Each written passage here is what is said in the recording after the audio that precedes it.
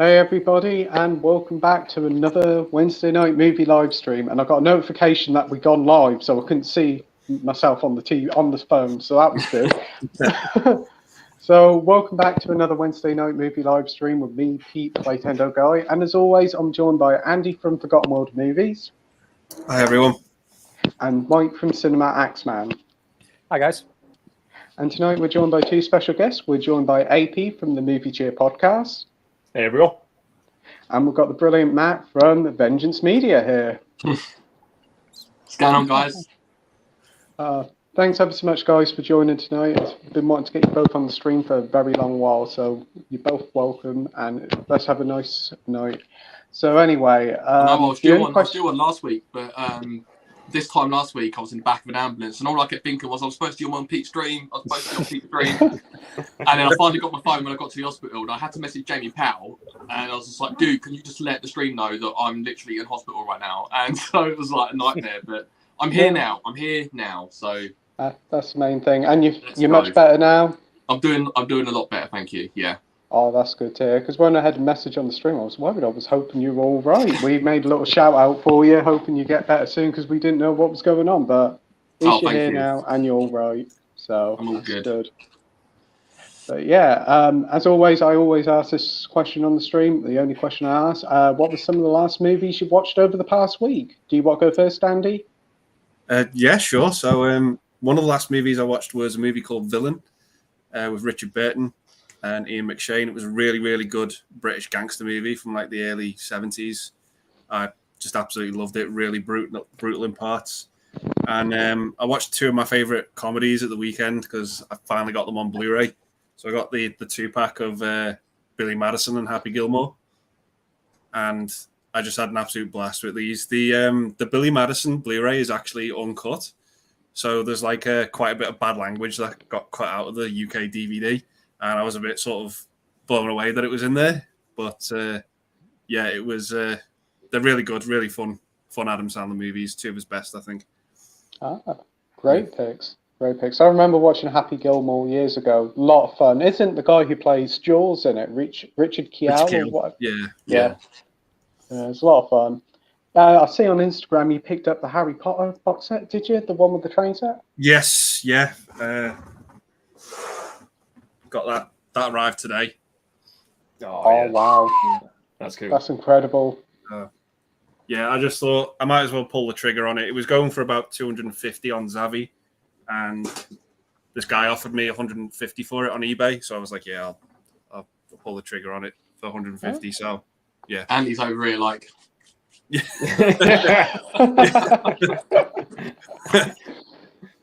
Oh wow, yeah. They're all 4Ks. All 4Ks, all Blu-rays, yeah. Oh, nice. Yeah, there's about 30 discs in the set, so it's like wow. Yeah, it's like there's like 8 discs on special features alone. That's cool. Yeah, so yeah, it's insane. You got about 3 versions of Philosopher's Stone on it, so 3 versions. Yeah, 4K Blu-ray and like there's like a magic edition of it. It's just, that's a recent one that they released, I think, last year. Very cool. What about you, Matt? What are some of the films you watched last? I picked up before everything went down. I picked up the special edition Second Sight Drive 4K. So this week I've mainly been laid up, so I've been able to catch up on So I did watch Drive on 4K and it looked phenomenal. Absolutely looked epic in 4K. And it's one of my favorite movies as well. I think the soundtrack as well is great. Ryan Gosling in that movie is just fantastic, and it looks really good in 4K. I've been waiting for that movie for a long time to drop on 4K. So when I finally got the chance to see it in HMV, because my HMV is quite a small one, so they don't really stock the big the box editions and stuff like the special editions. So when I saw the box edition, I snagged it straight away. So I picked up that. I did a watch along with Alex Thomas, and we watched Bad Boys 2, which made me go out and buy the 4K trilogy with slipcovers. So that was really fun. So Bad Boys, Drive. I did picked The Grey Man on Netflix. That was very good. So that's about. Other than that, I just watch a lot of YouTube. To be honest, I'm just Great selection of films there. I watched Drive for the first time a few weeks ago, and it's fantastic. The soundtrack, as you said, is superb. Yeah. I bet the 4K transfer is incredible with the neon lights and all the action Amazing, scenes. yeah. It Amazing. surprised me how good a cast is in that film. I thought it was just a small independent film, and it's like all these big names in it. Yeah, Surprised Bryan me. Cranston, and yeah. That's great. And that second Sight release, the box set you got a booklet in that and all sorts. It's a very nice set. They do a lovely set, those Second Sight is one of my favourite boutique labels. Yeah, definitely. Little bit pricey, but you definitely do get your money's worth. Yeah, definitely. There's a lot of love and passion that goes into those releases. Yeah, you can tell. What about you, AP? What are some of the films you watched last? Like Matt said, the Grey Man movie, watched that as well. That was really good with Ryan Gosling, and again, really, I mean, it's just like look at his movies over the past few years. I enjoyed the Blade Runner. Was it 2049? Was it with Ryan Gosling in as well?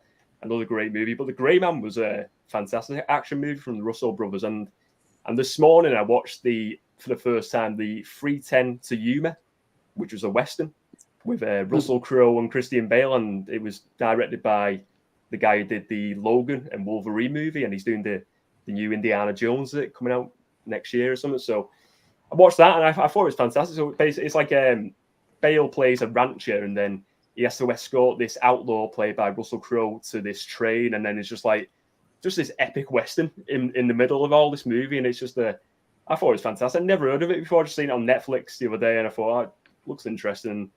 Really good movie, and I've been trying to catch up with the Studio Ghibli stuff recently. So I watched one called Porco Rosso a few weeks ago, and that was a highlight movie. I really enjoyed that. I like the Studio Ghibli stuff, and Spirited Away is one I really enjoy, and that one was definitely up there as the top 3 Studio Ghibli stuff. I really enjoyed that one, but the 3:10 to Yuma was really good. I really enjoyed that one.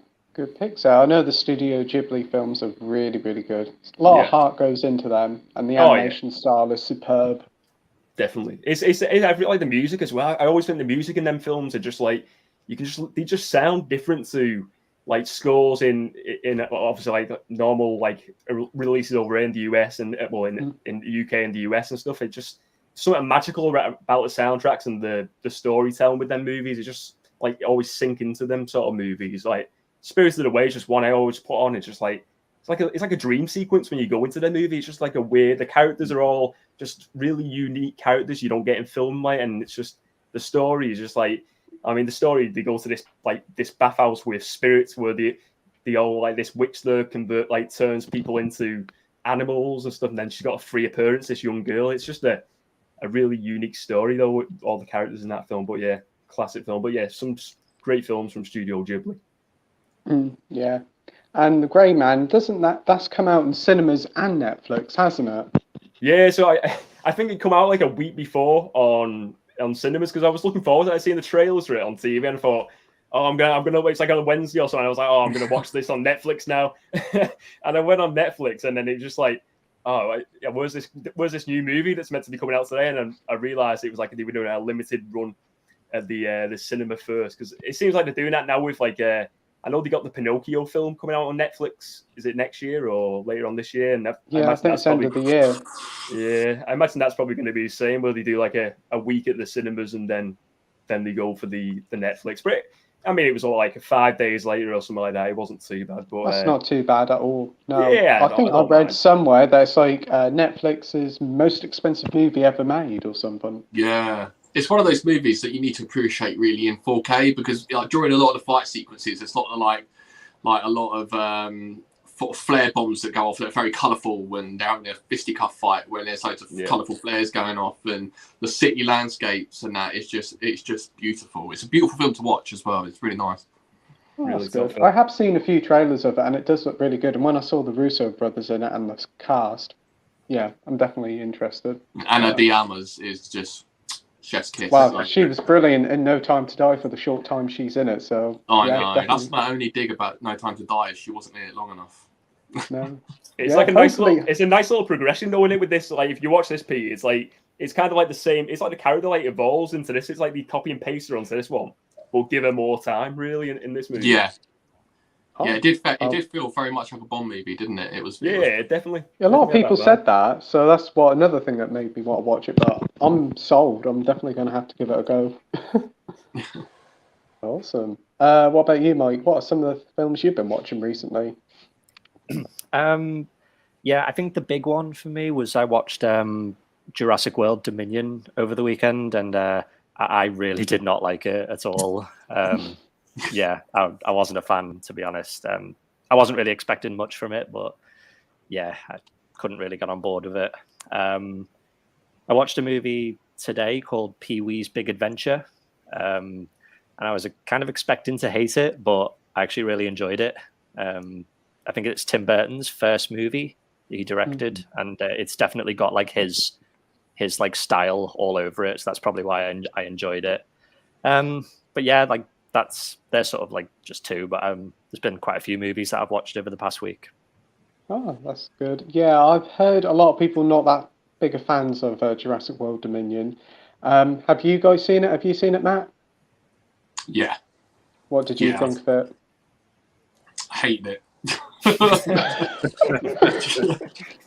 Yeah. I didn't have a choice. I had to go with my uncle because he's a huge Jurassic Park fan. I'm a huge Jurassic Park fan, but it was just not good. Yeah. I mean, I shouldn't have had my expectations so low with Fallen Kingdom, to be honest, but it was just, yeah. Fallen Kingdom was a big disappointment, but I thought the ending of that might have teased off a much more better like sequel, but unfortunately it didn't. It is a shame. What about you, AP? Have you seen Jurassic World Fallen Kingdom? No, Dominion? I've not seen the new one yet. I'll definitely check it out. I didn't, you know what? I didn't mind the last one. I actually thought the last one was better than the first Jurassic World one, but they're all the same. I enjoy them. I find them entertaining movies, but they're all, I mean, it's the same premise in it every time. It's just, dinosaurs escape somehow and then cause havoc, and then people have just got to survive the movie. It's the same one, but they've not really like took it to a different level really with any of the movies, have they? With the Jurassic Park, No. but they'll keep on making them up. I imagine over the for years to come. It'll be Jurassic Universe after that, or Jurassic Galaxy, some sort of. It'll be something. They'll do a crossover with Fast and Furious. I keep saying it. I'm down for that. That's what I want to see. I mean, I would like to have seen it done. I'd like to see like a Jurassic Park trilogy done in a similar style to the recent Planet of the Apes movies. Like, that would be awesome. But no. I agree. Definitely. Yeah. That would be before a good you way jump to it, take the series. I want to get all of your opinions really quickly on the artwork of the Lost Boys. For what do you guys think of that? Is that the one where they're like hanging from the bridge? It's like a digital clock version of the Lost Boys, isn't it? Yeah, I find it really lazy artwork from Warner Brothers. It's an odd sort of artwork, should I say? Not the artwork I would have picked, but I think the other one is probably slightly better. It's like it's Jason Patrick, like a close up of him, isn't it? I think that one's probably a little bit better, but I'd rather they just use the original artwork. Yeah. Yeah, definitely. Or like the fun fair with the guy at the back of it with the saxophone. That would have been awesome. Tim Cabello. Yeah. That would have been fantastic. Yeah. Because they've done Poltergeist as well with like different artwork, which surprised me. That artwork's horrible on the Poltergeist one. Oh. I'll be doing it's just special the guy edition of standing that outside one. a house, isn't it, with a big bright light. It's just like, who's given the green light? Whoever in like head office is giving the green light to put these artworks out is bonkers to me. It might have been the same one who done Ghostbusters Afterlife for 4K. Yeah. Oh God, no. Too much black. Yeah, it wasn't a good one, but for me, some of the most recent films I watched. What did I watch? I watched Live, Die, Repeat, Edge of Tomorrow with Tom Cruise at the weekend. Rewatched that. A lot of fun, very underrated sci-fi film. And I also watched Mallrats for the first time. I just watched it on a whim, didn't expect it, and honestly really enjoyed it. It was a nice surprise. But apart from that, nothing much else I've been watching. I've been picking up a few bits. I picked up The Mask today and AI, Artificial Intelligence. Haven't seen AI before, but I've seen Mask many years ago, so I'm looking forward to watching them too. But I noticed HMV's got a nice big sale on now, and a lot of titles are going for like £4. Very good sale. Yeah, they've got a big reduction on the because I'm friends with the manager at my local HMV. So he messaged me on Facebook the other day and said we've got a huge reduction on Arrow titles. So, which is a heads up to you guys, yeah. So yeah, it starts tomorrow, I think. Yeah. They were pricing them up today. I said, "Are they going on offer?" He said, "Yeah, they are." I was like, "Well, keep a couple behind for me." Yeah, but hopefully I'll be a good. Hopefully there'll be some good titles on the sale. You going to pick up some in the RSL, Matt? Yeah, I'm gonna go wild. Hopefully, yeah. Just Yeah. What titles are taking your eyes? What titles are you thinking about getting? I want to pick up Phantom of the Mall, Eric's Revenge, Death Screams. I had to rebuy that one, and I want to pick up the RoboCop 4K. 100%. Nice. So That's good picks. Are you thinking about picking up anything in the RSL, Andy? I'm not too sure, to be honest. I've recently picked up, it arrived today, Pulse. I've not seen that before. I'm looking forward to it. It's like sort of Japanese horror, because I think they're probably like the best for horror. I think scare me shitless, some of them.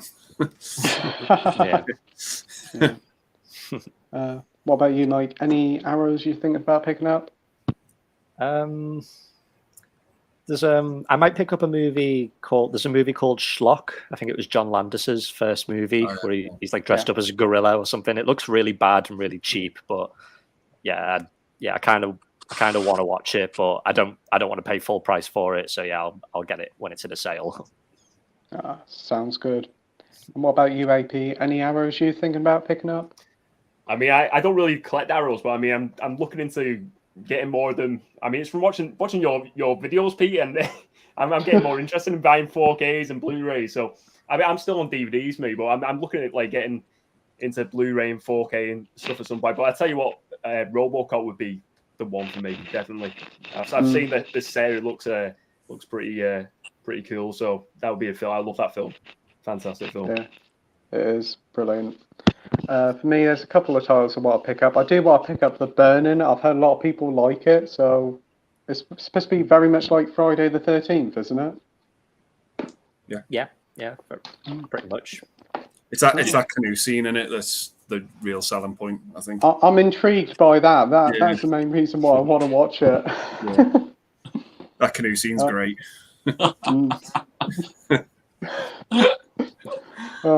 I bought Under Siege for the birthday cake scene and buying this for the raft scene, so I'm intrigued. Right. Before we get on to the comments, AP, is this your first time on the stream for a little while? Do you want to promote your channel to everybody who's watching at home? Oh, cheers, Pete. So I have the Movie Cheer podcast. Do weekly podcasts on Saturdays, just discussing different movie topics, and usually do a video on Thursdays as well. And so you find it on podcast apps or on YouTube, Movie Cheer podcast.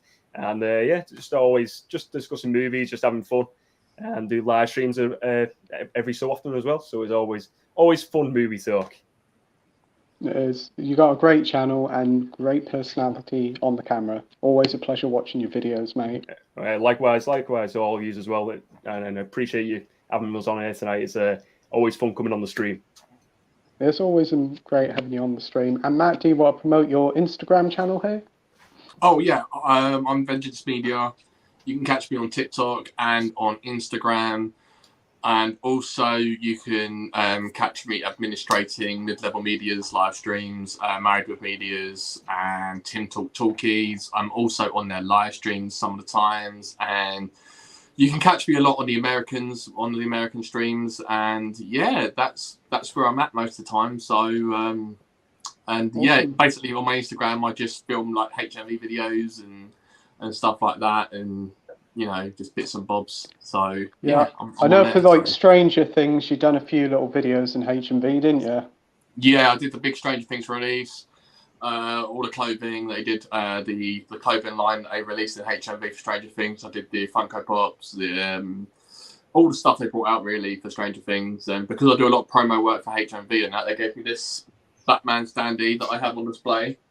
So that's wonderful.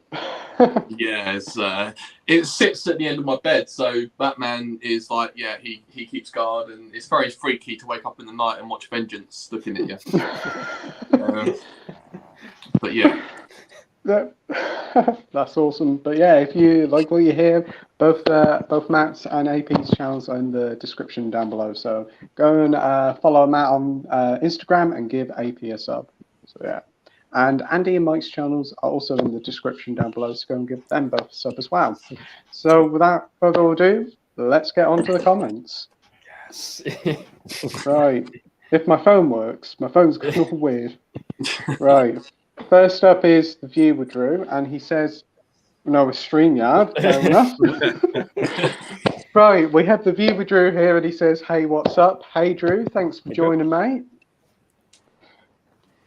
We have the viewer Drew again saying, "Good news. Some early reviews for the new Predator movie Prey came out, and the early reviews are amazing. Yeah, I've heard some very positive buzz about it. Coming straight to Disney Plus. Very looking forward to it. What about you, Matt? Are you looking forward to it?" Oh yeah, 100%. Yeah.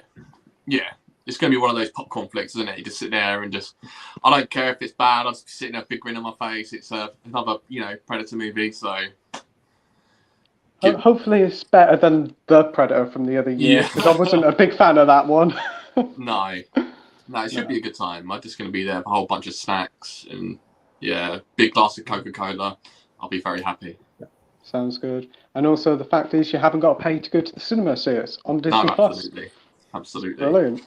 Talking about that, I'm finding now I'm getting older. I appreciate being at home more, and because I've got like a bladder of an 80-year-old, so I've got to get up and pause it, and I just like being at the comfort of my own home with my snacks, my drink. I can have a vape if I want to. I can just sit there and just be I can zone out, and I prefer that over going to the cinema. So. Yeah, and with like 4K setup, surround sound TV, 100%. You've got the home experience at home, haven't you? So absolutely, yeah. What about you, Andy? Are you looking forward to Prey? I mean, yeah, I'll give it a go if it's getting good reviews. I mean, I was probably lucky enough to dodge the last Predator movie. I've still not seen it yet because I heard terrible things about it, so I didn't I'm bother. jealous of you there.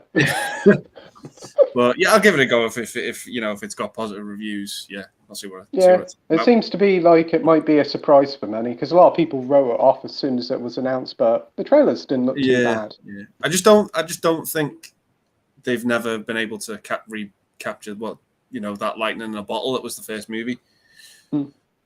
Yeah, I think you're right there. What about you, AP? Will you be watching Prey when it comes out? Yeah, I think I've not seen the last two because there was, what was it, Predators, and was it The Predator or the last two movie? I've not seen either of them ones, but so this one's like a prequel to the first movie, isn't it? It's this Prey, is it? Yeah, I agree with Andy. It's like lightning in a bottle. I think it's one of those where it's like kind of like Terminator. The first two Terminators were fantastic, brilliant, just 10 out of 10 movies, and same with the first Predator movie. The second one was okay, but it was nowhere near as good as the other one. But I'll definitely check out. And I think what's interesting, they've filmed like two different versions of it. Like, is it one where they're speaking in like an alternative, a different language? I don't know what language it is they're speaking in, but and then they're doing one in English as well, which I think is really cool. So it'll be interesting just to see that. Yeah, definitely. I think they're throwing it back to what I don't understand about it is they're throwing it back to like Native Americans. Right, so, yeah. And there's going to be like spears and swords, but how are they going to compare to like superpowered predators? I don't.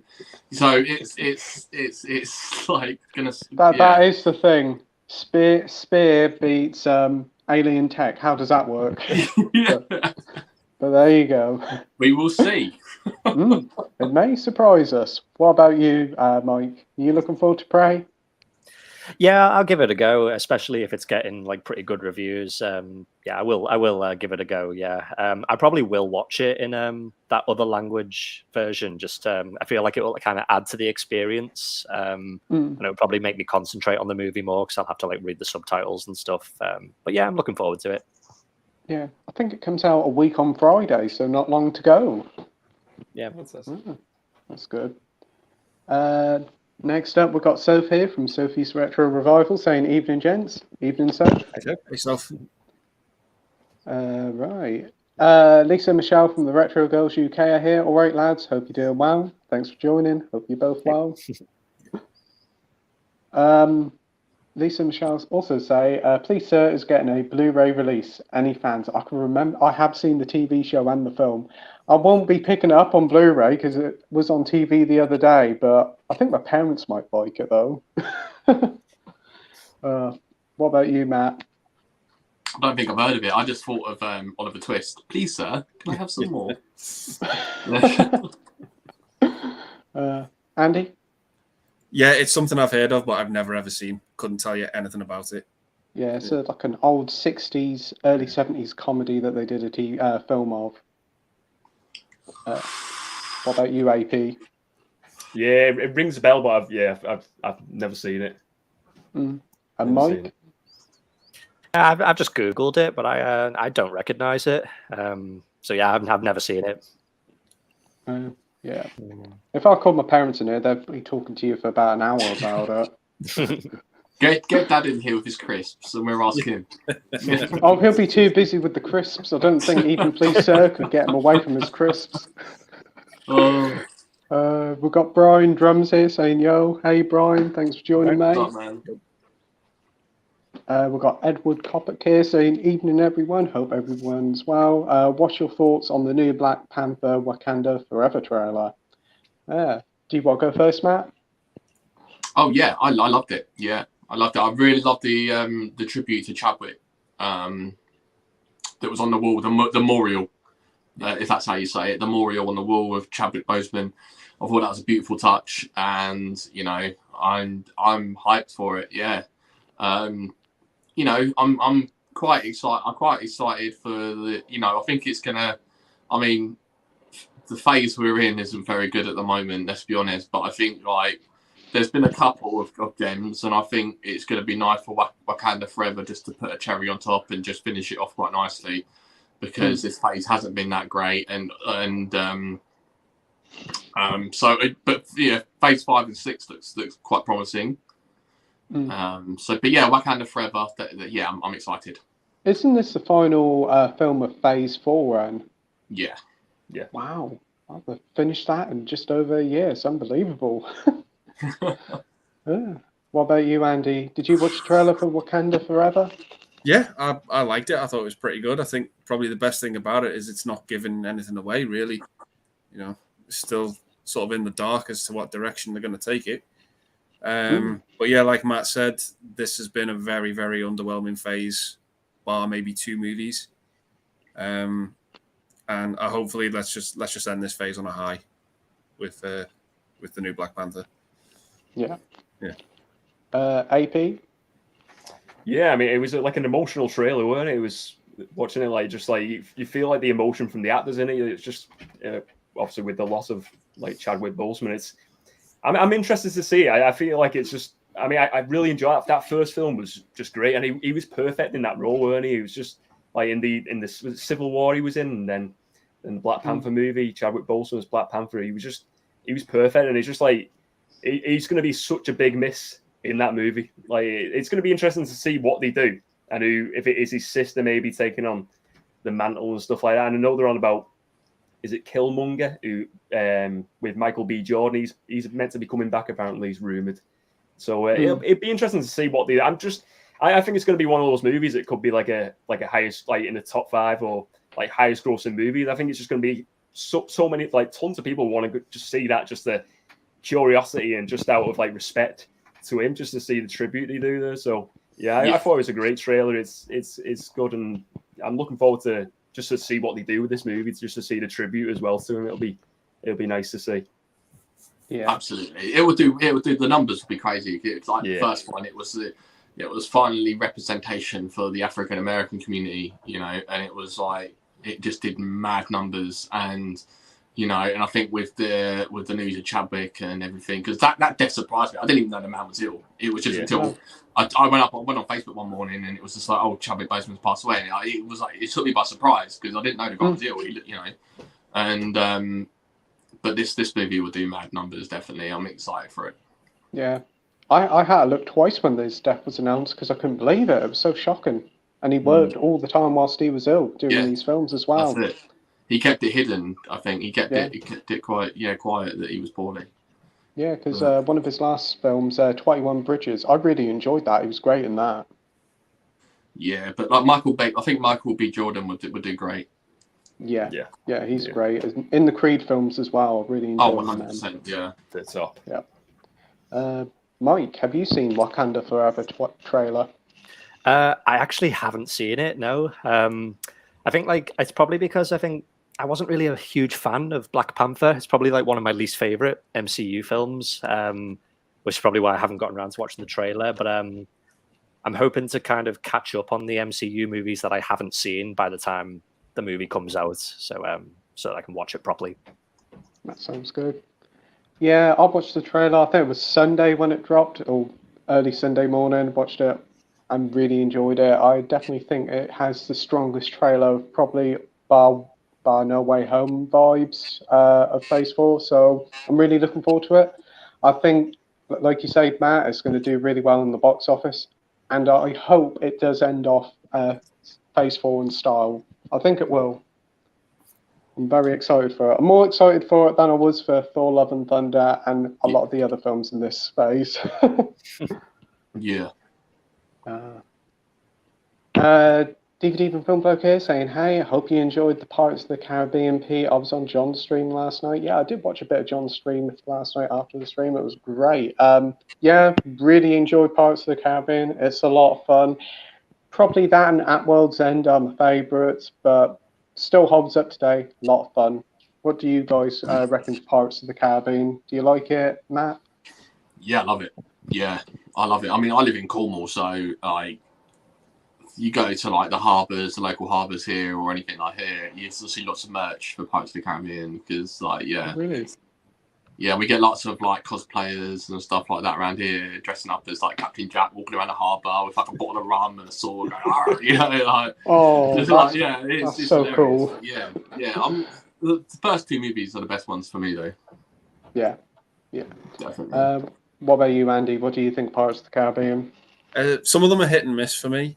I'm not a big fan of the first movie, but I absolutely love the second one. That sort of gave me, as close to Indiana Jones vibes as I've ever sort of had with another movie. Because that feels like a proper adventure movie to me. I love the designs of Davy Jones's crew. They just look awesome. Those pirates. They, you can just tell how creative the work the team put into designing those guys, because I think they just look awesome. The motion capture still holds up today. Yeah, I have a lot of fun with that movie. With like its practical effects towards the end, where they're fighting in that wheel that's just going around. I have a lot of fun with that movie. Yeah, that's good. What about you, AP? Oh yeah, I'd love it. I've not seen the last one, but I mean, all the rest of the other ones, I've enjoyed them all. I thought they're just really fun adventure movies, just really entertaining. The first one is the best, definitely. It's just a standout movie. That was it 2003 now, was it? Or 2003. Yeah. Nearly 20 years old. That's crazy. That's crazy. But it's just.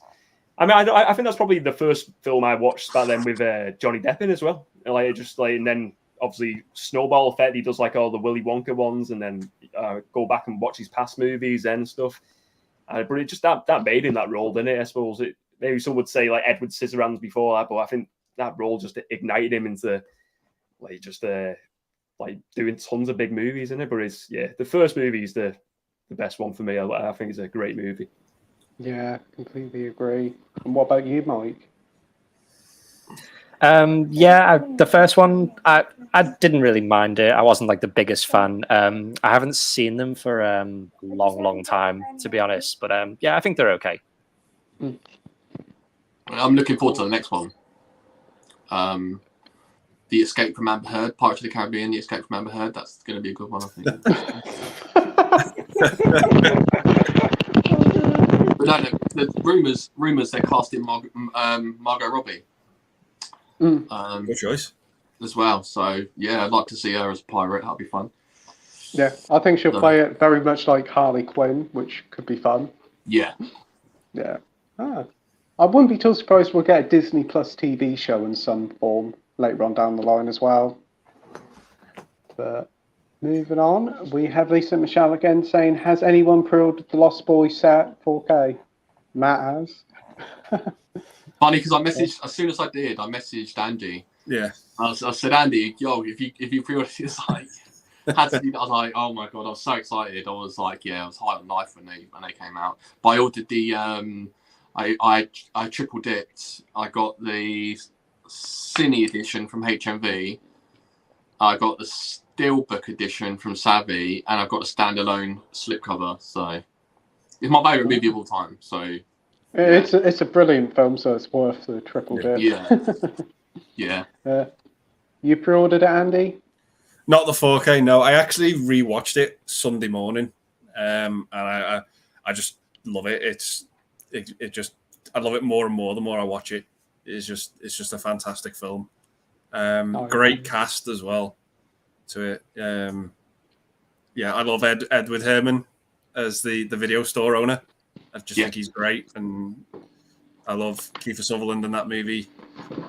I actually watched The Lost Boys because I watched Stand By Me, and I was like, I want to see more of Kiefer Sutherland. So the next film I watched was The Lost Boys, and he blew me away in that as well. I love the scene with the Chinese food when he's like, "You're eating maggots." He's like, "How are you maggots?" And he's like, "Oh, they're only noodles, Michael. Yeah, it's so good. Yeah. You pre-ordered it, Mike? No, I do want to get it, but I'm kind of hoping that maybe I can wait and it'll go a bit cheaper. That could be a risk because it could obviously sell out, but I have noticed there have been a few of those box sets like that haven't sold out yet, and they've gone a bit cheaper, so I might try my luck with that, but it might be a mistake. Yeah, because I noticed the Godzilla one's still about, and that's been out a couple of years, hasn't it? Yeah. And AP, you going to be picking it up, or are you keeping with your DVD version? Well, for now, I'll definitely stick with the DVD for now. But it's a great movie, Lost Boys, and the soundtrack, the score. Well, the soundtrack is a brilliant soundtrack. Some really cracking songs from like start to finish with that movie. But yeah, really a good film. They've done like a sequel. I think they're meant to be doing another one. Are they a reboot of it or a remake or something? Talks of it, yeah. Yeah, I don't think I'd be interested in watching that. The original's perfect.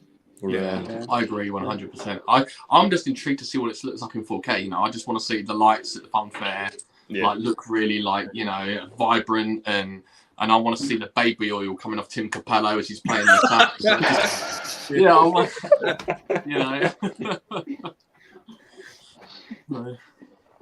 Oh, brilliant. I've got that image in my head now, which I shouldn't have, but there you go.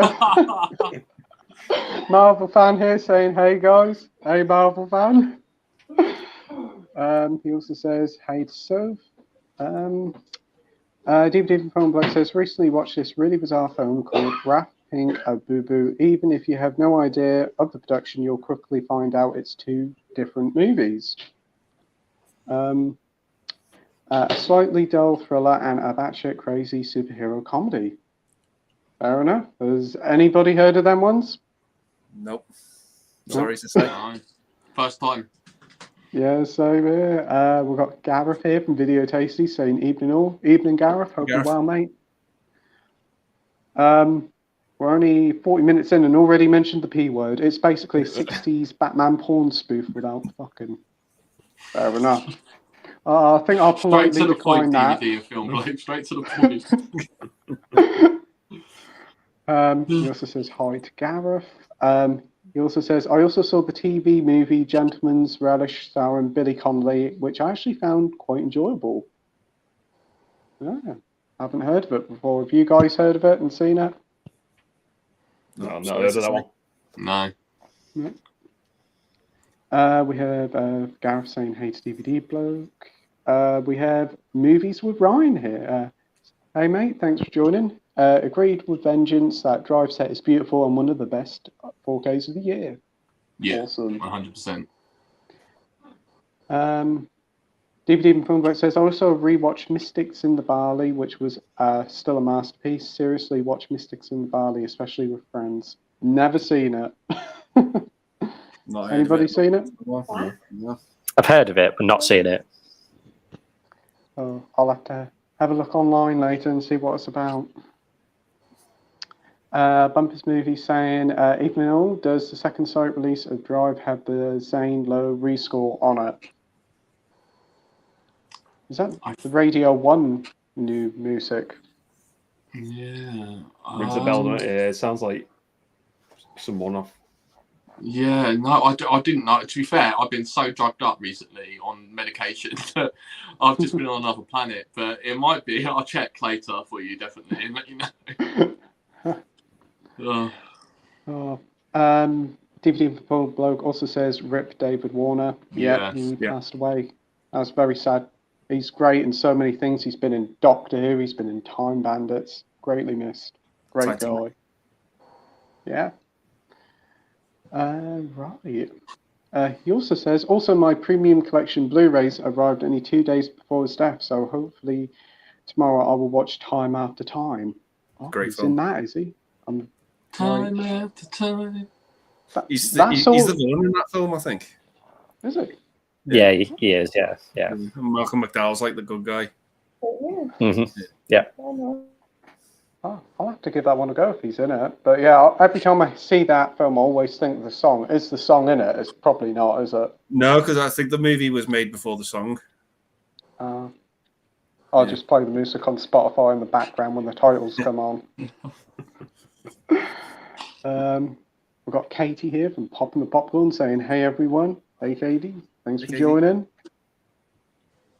We have Mike Jacobs here saying, hey, how you can house the same people each week when you have extra guests. It's never women and always men. Well, everybody's welcome on the stream, mate. Everybody's welcome. Definitely, I have been trying to ask more women on the stream, but unfortunately, there's not so many in the community. But I definitely will be asking about. And Katie, I'll be asking Katie to come on later this month from Popping the Popcorn. We have the Cheese of the Most saying hi. Oh, no, sorry about this. No worries, Pete. Right. Right. Katie's back saying The Grey Man was okay. I definitely do want to give it a go as it's on Netflix. So it looks like a fun action film with a lot of Bond elements into it. So I'm sold. Pete, I can always go get my drag outfit out and be one of the girls if you want. Because my name's Matt, but I can come out as Matilda. That's problem solved, Matt. We're all good through that. Yeah, we're solved. There we go. I was not expecting. Oh. Marvel fan says, what's your thoughts on MCU Phase 5 and 6 announcements? I really can't wait for Avengers 5 Secret Wars. I wonder who'll be coming back and who'll play the variants of the characters. So what's your guys' opinion on the announcements for Phase 5 and 6? Do you want to go first, Matt? Yeah, I'm excited. It certainly sounds a lot better than Phase 4. But I'm interested to see what they do with Blade. I hope that it's R-rated. I hope that it's, I hope it's R-rated. Definitely. I just feel like it needs to be a proper vampire movie rather than what Morbius tried to be. So I just hope that it's bloody. I hope we get a cool cameo from Wesley Snipes. I'm looking forward to Daredevil as well, the new series of Daredevil. That'll be interesting. Interested to see what they do with the Avengers. Yeah, I'm excited. Let's go. I saw the trailer for She-Hulk today, and I was just like, okay, is this supposed to be a comedy? Like, I don't know. Yeah, it kind of gives me live action Shrek vibes or something. Yeah, with PS2 graphics. Yeah. About right, yeah. Yeah. That's coming out next month, isn't it? I think I might actually skip that one. That doesn't really look that great to me, but it might be all right. It's like a mix of Better Call Saul, because it's like She-Hulk, attorney at law. Yeah. And it was like, Better Call Saul. What about you, Andy? Yeah, I mean, yeah, I'm excited for them. I hope they're going to be better than the ones we've had. But yeah, I think probably the one I'm most looking forward to is the new Captain America. Because I think those previous movies, I think bar the first one, 2 and 3, were some of the best MCU movies we got. So I'm looking forward to seeing this fourth one. Obviously, I don't think Chris Evans is going to be about for it, but yeah, I'm still looking forward to it. Yeah, this sounds really good. Isn't it Sam that's going to be Captain America in that one? I think if anything, if Falcon and Winter Soldier told us anything, probably yeah. Right. AP, what's your thoughts of the Phase 5 and 6 announcements? Oh, man, I mean, it's what they showed the other day was amazing, wasn't it? I mean, Phase 60 teased 2 or 3 films from it. There was the 2 Avengers movies and the Fantastic Four, and there's I think it was 5 spots where they're going to announce at D23 next month, or in September it is. But yeah, I think the Secret Wars one, that's going to be. I think Phase 6 looks more like. Well, I say that you got Blade and Quantumania, Ant-Man Quantumania in Phase 5. They'll be really good movies. But Secret Wars and Fantastic Four, I think Fantastic Four is the big one. I just want to see a good Fantastic Four movie at last, because the past they've had 2 with the first set of actors, and then they had that fantastic reboot with Miles Teller. I mean, the cast on that one was okay, but the film while I watched it wasn't that good. So I hope they just get a decent cast, and I think now it's under the MCU banner, it's going to hopefully be a good movie. It was like that with the Spider-Mans for a bit. It felt like the Spider-Man movies were going a bit off course, and then obviously they started it under the MCU, and it feels like the decent movies now. And I think they can definitely do that with a Fantastic Four. Well, I hope they do anyway. Hope we get a good movie out of that one. Yeah, I agree. What about you, Mike? Yeah, I think similar to AP, probably Fantastic Four. I've always had a bit of a soft spot for Fantastic Four, so it'll be interesting to see what they do with that. And yeah, probably the 2 Avengers films as well. Yeah. Yeah, I agree. Some of the announcements of Phase 5 looks great. Blade is definitely the highlight. I really do hope it goes R-rated and be like the traditional ones with Wesley Snipes. Don't really want a 12A version of Blade, but I think the guy who's going to be in, Mahershala Ali, I think he's a perfect choice, and I really think he's going to do a great job.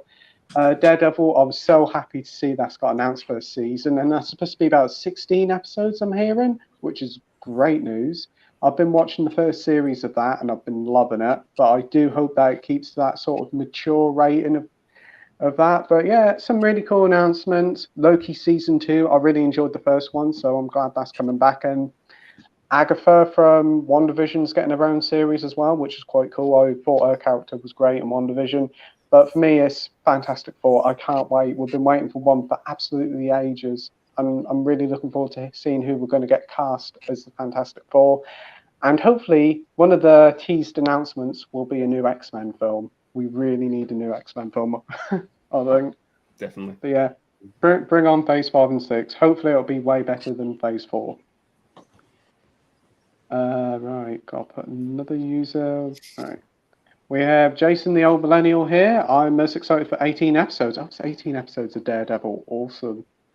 It's 2 or 3 series in one series. So hopefully it's going to be 2 or 3 episodes a week, not 1 episode every week for 18 weeks. That'd drive me crazy. Oh, it would do. Yeah. Give us the 18 episodes over a course of a month. That'd be better. Jason also says Pee-wee Big's Adventure freaked me out as a kid. Does it hold up anymore?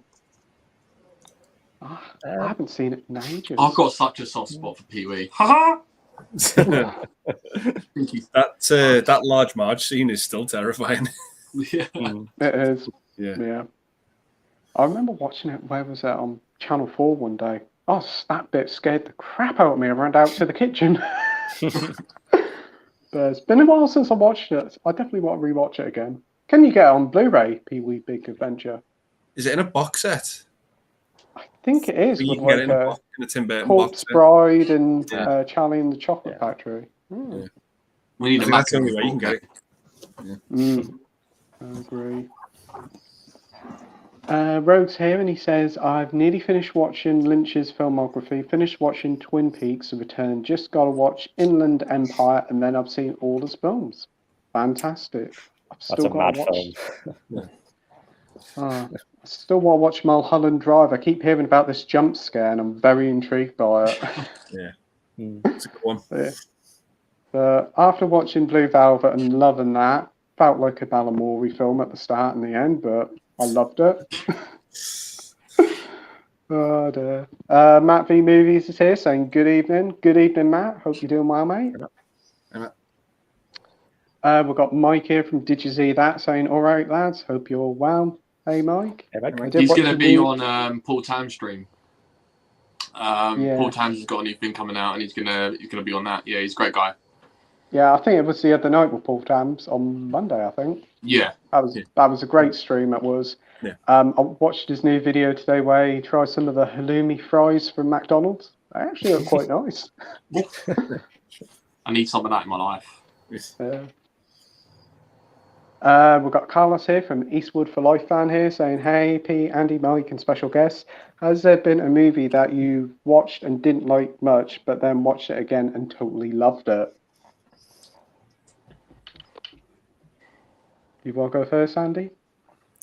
Yeah, there's been a few for me, and this is a big one. This is a movie I hated when I first watched it, and it's one of my favorite movies of all time now.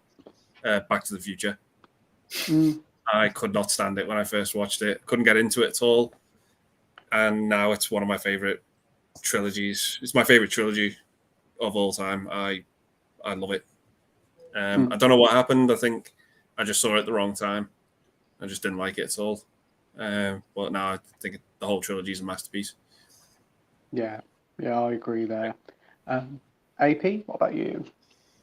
I think, Logan is definitely the first one comes to mind, because I watched that first and then I just didn't really enjoy it, and then watched the second watch and thought it was great. But there was another one there, Last Action Hero. I remember watching that as a kid and just thinking, I used to love Arnie movies, and I watched that. It was so different as a kid watching it. It didn't click with me, and I didn't really kind of grasp it as a kid. And then watched it maybe like last year or two, and then I thought it was amazing. It's just such a different movie, just a unique concept. This kid's going into, he gets this cinema ticket, magic cinema ticket, and he goes into an Arnie movie, and then it's like they all think they're like real life people, and then the movie comes into the real world, and it's just it's a wild movie. That's one where, like I said, I watched it as a kid, didn't get it, didn't grasp it, and then watched it as an adult and thought it was a really 10 out of 10 movie.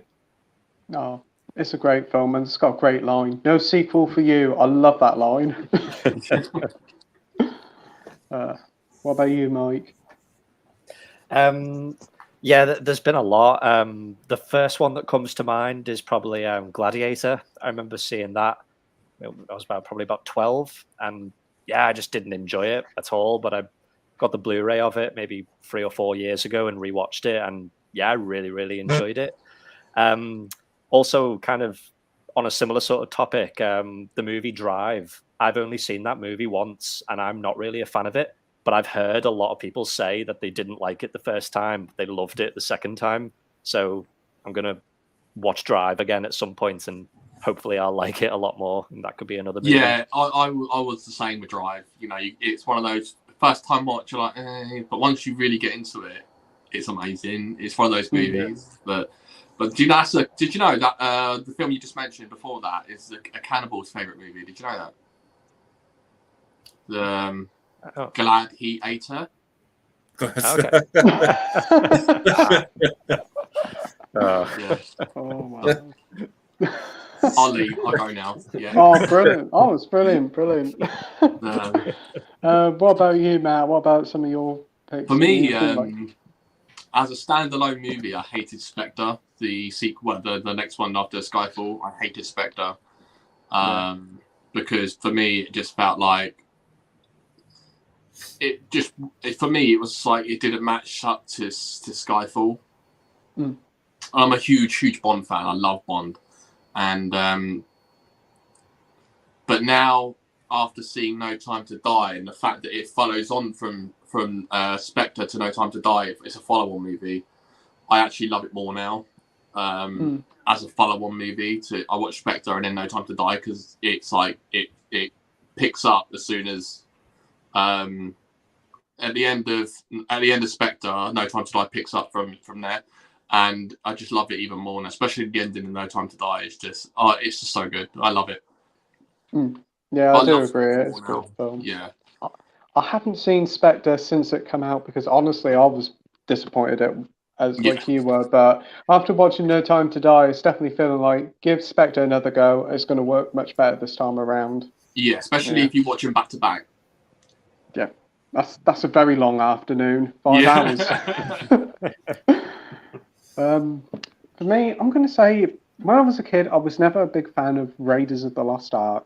It was always the one out the Indiana Jones trilogy that I just could not get into. Always loved Temple of Doom and Last Crusade, but this one just was always a struggle. But obviously, watching it as I've got older, I do really enjoy it. Whilst it isn't my favourite Indiana Jones, it is still a quality film and fantastic fun. Right. Mike says, say your dream is to make YouTube full time, but that wasn't the case. What would be your dream job?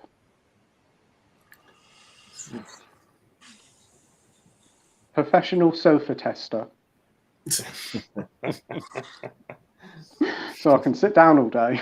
I think I would just love to watch movies and get paid for it.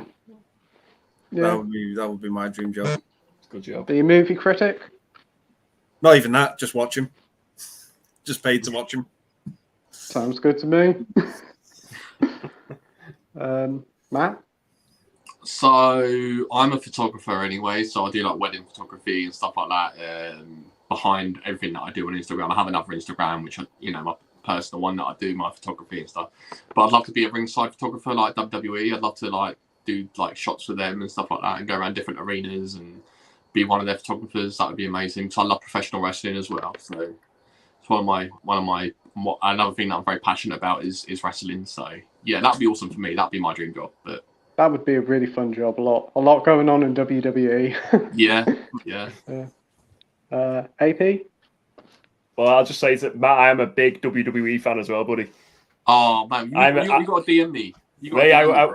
I love wrestling. I've loved wrestling for AEW as well. It's AEW's my jam. I've looked since I was a kid, but I used to always want to be a professional wrestler as a kid, and then that was I realized that I'm scared of heights, so jumping off a top rope wouldn't be that good for me probably. But I don't know, something to do with I always think radio would be quite something fun to do in radio. So that would be quite interesting to do. I've done music in the past and been in bands and stuff, and when I've always done stuff where been doing radio interviews or been in radio stations, that always seems like a really fun job. And I just enjoy talking to people, to be honest with you. Just communicating is always fun, learning stories and listening to music as well. I always enjoy. So something in radio would be quite fun. Yeah, that'd be awesome. Cool. That would. What about you, Mike?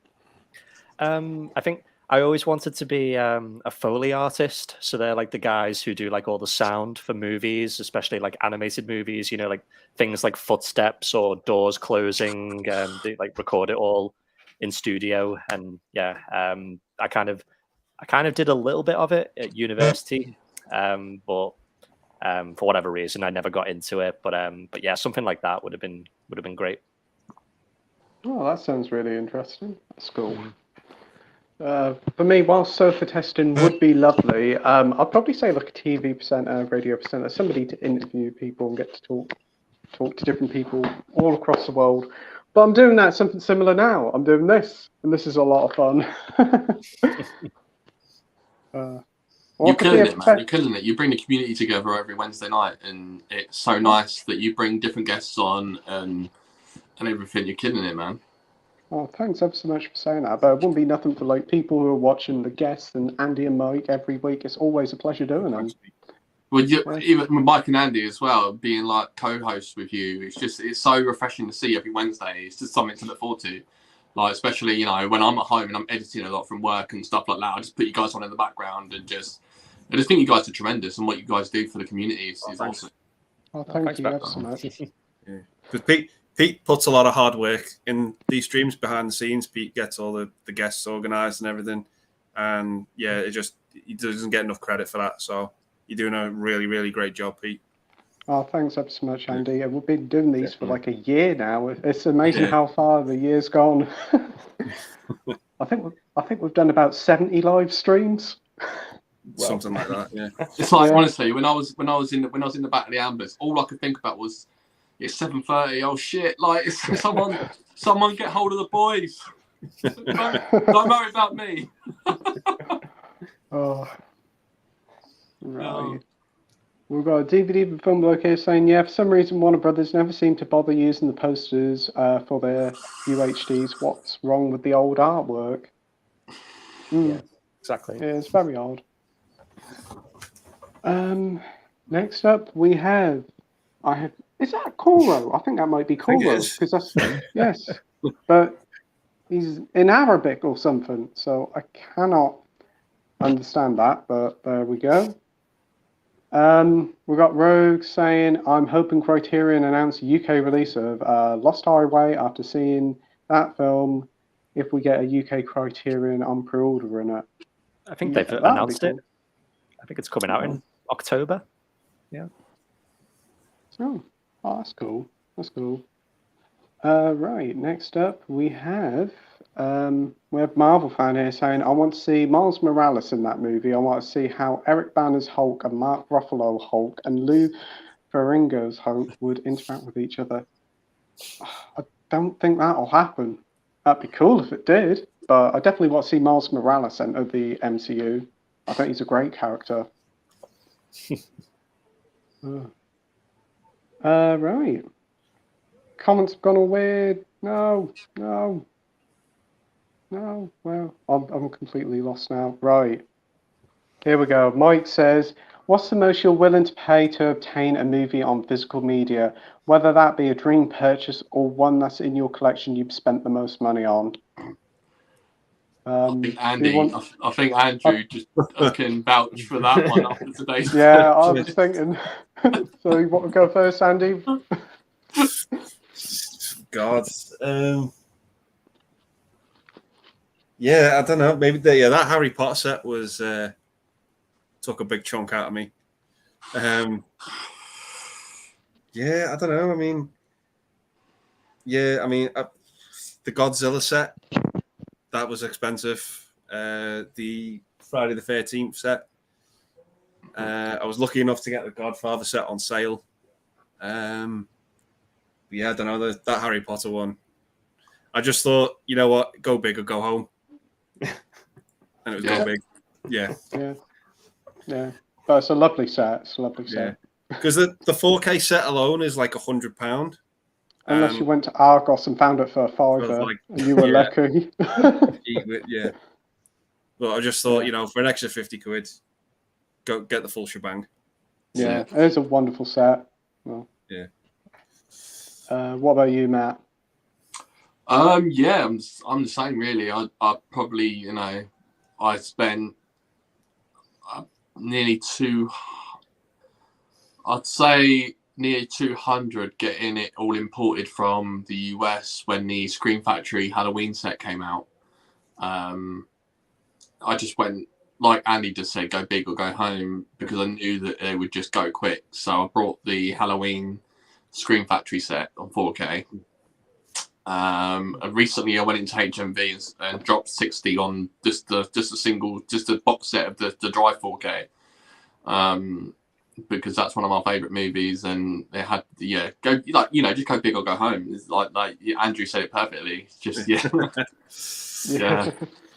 Will you be getting the other Halloween ones and the Chucky ones from Scream Factory when they come out later this year? Yeah, absolutely. Or they are lovely sets from Scream Factory, I must admit. I know. I wish we got them here, to be honest, but it's just imports. It's a shame. Isn't Second Sight releasing Dog Soldiers later this month or next month? Yeah. You'll be getting that one as well? Yep. Awesome. I do like that film. they're doing a release of Monster, I think, as well. I think that's coming out soon. Second Sight. I love that movie. I just think Second Sight are just such a beautiful boutique label. You know, they released The Guest as well, which is another beautiful box set from Second Sight, and they just released The Witch, which is another beautiful box set. That's really the artwork. That's lovely. They just put so much love and passion into physical media releases, and it's just it's a shame that, you know, a lot of people like Warner Brothers, Universal, and you know other mainstream media outlets don't put that much love and passion into physical anymore. But yeah, Second Sight are killing it. So along with Arrow do a good job as well. So yeah, they do. Some really nice box sets with them. I know, like a lot of normal releases, like with The Last Night in Soho, they had the Cine edition. All it was a slipcase with a few art cards for £5 more. That film could have done really with a nice collector's edition, something like what Second Sight could do. Yeah, absolutely. What about you, AP?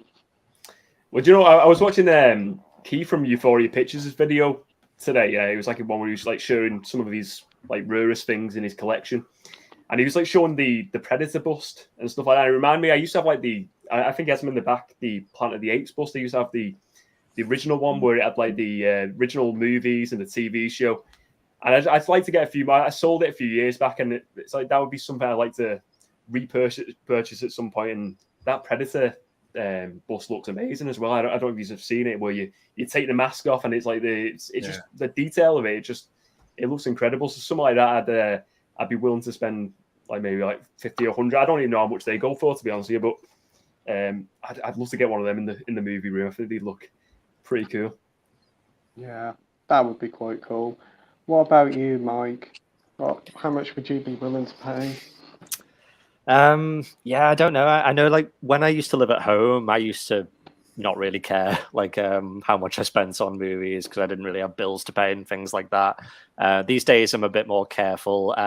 But I've noticed HMV, they've introduced Klarna, so you can like pay in parts. So a lot of the big releases I've kind of started doing that because I just don't like spending huge chunks of money in one go. Klarna is a godsend, brother. Yeah, it's great. It really is. Yeah. I'm so glad they introduced it. But I will say that when Second Sight announce that Hitcher 4K, I don't care how much that is. I will definitely get that. If it's £100, then fine, I'll still get it. Yeah, I agree, man. I agree. And you know, things like Klarna is definitely, especially I'm obviously a homeowner, so I know how it is to when you got bills, and there's been weeks where I've spent so much on physical media that my shopping has just been pot noodles and bread. Just like the things you sacrifice for physical media.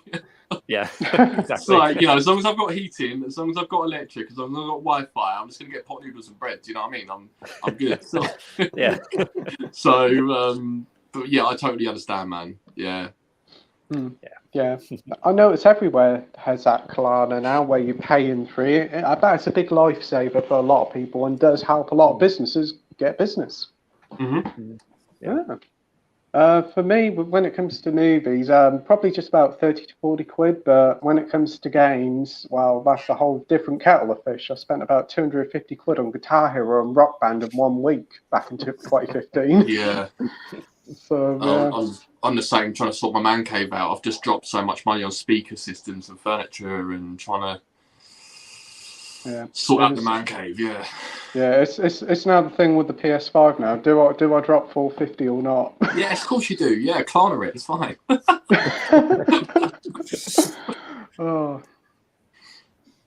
We have Coro saying, Pete, Andy, Mike, AP, Vengeance Media. I'm going to gather saying hey. Hey, Coro. Hope you're well, mate. Hey, Coro. We have Soph saying, what would your pirate name be? Yeah, that is a good question. You did ask me this last night, and I gave an absolutely rubbish answer of Captain Ross Poldark. I don't know. Do you want to go first, Andy? Long John's Andy. I don't know. That's terrible, but yeah, I don't know. Yeah. Matt? Matilda.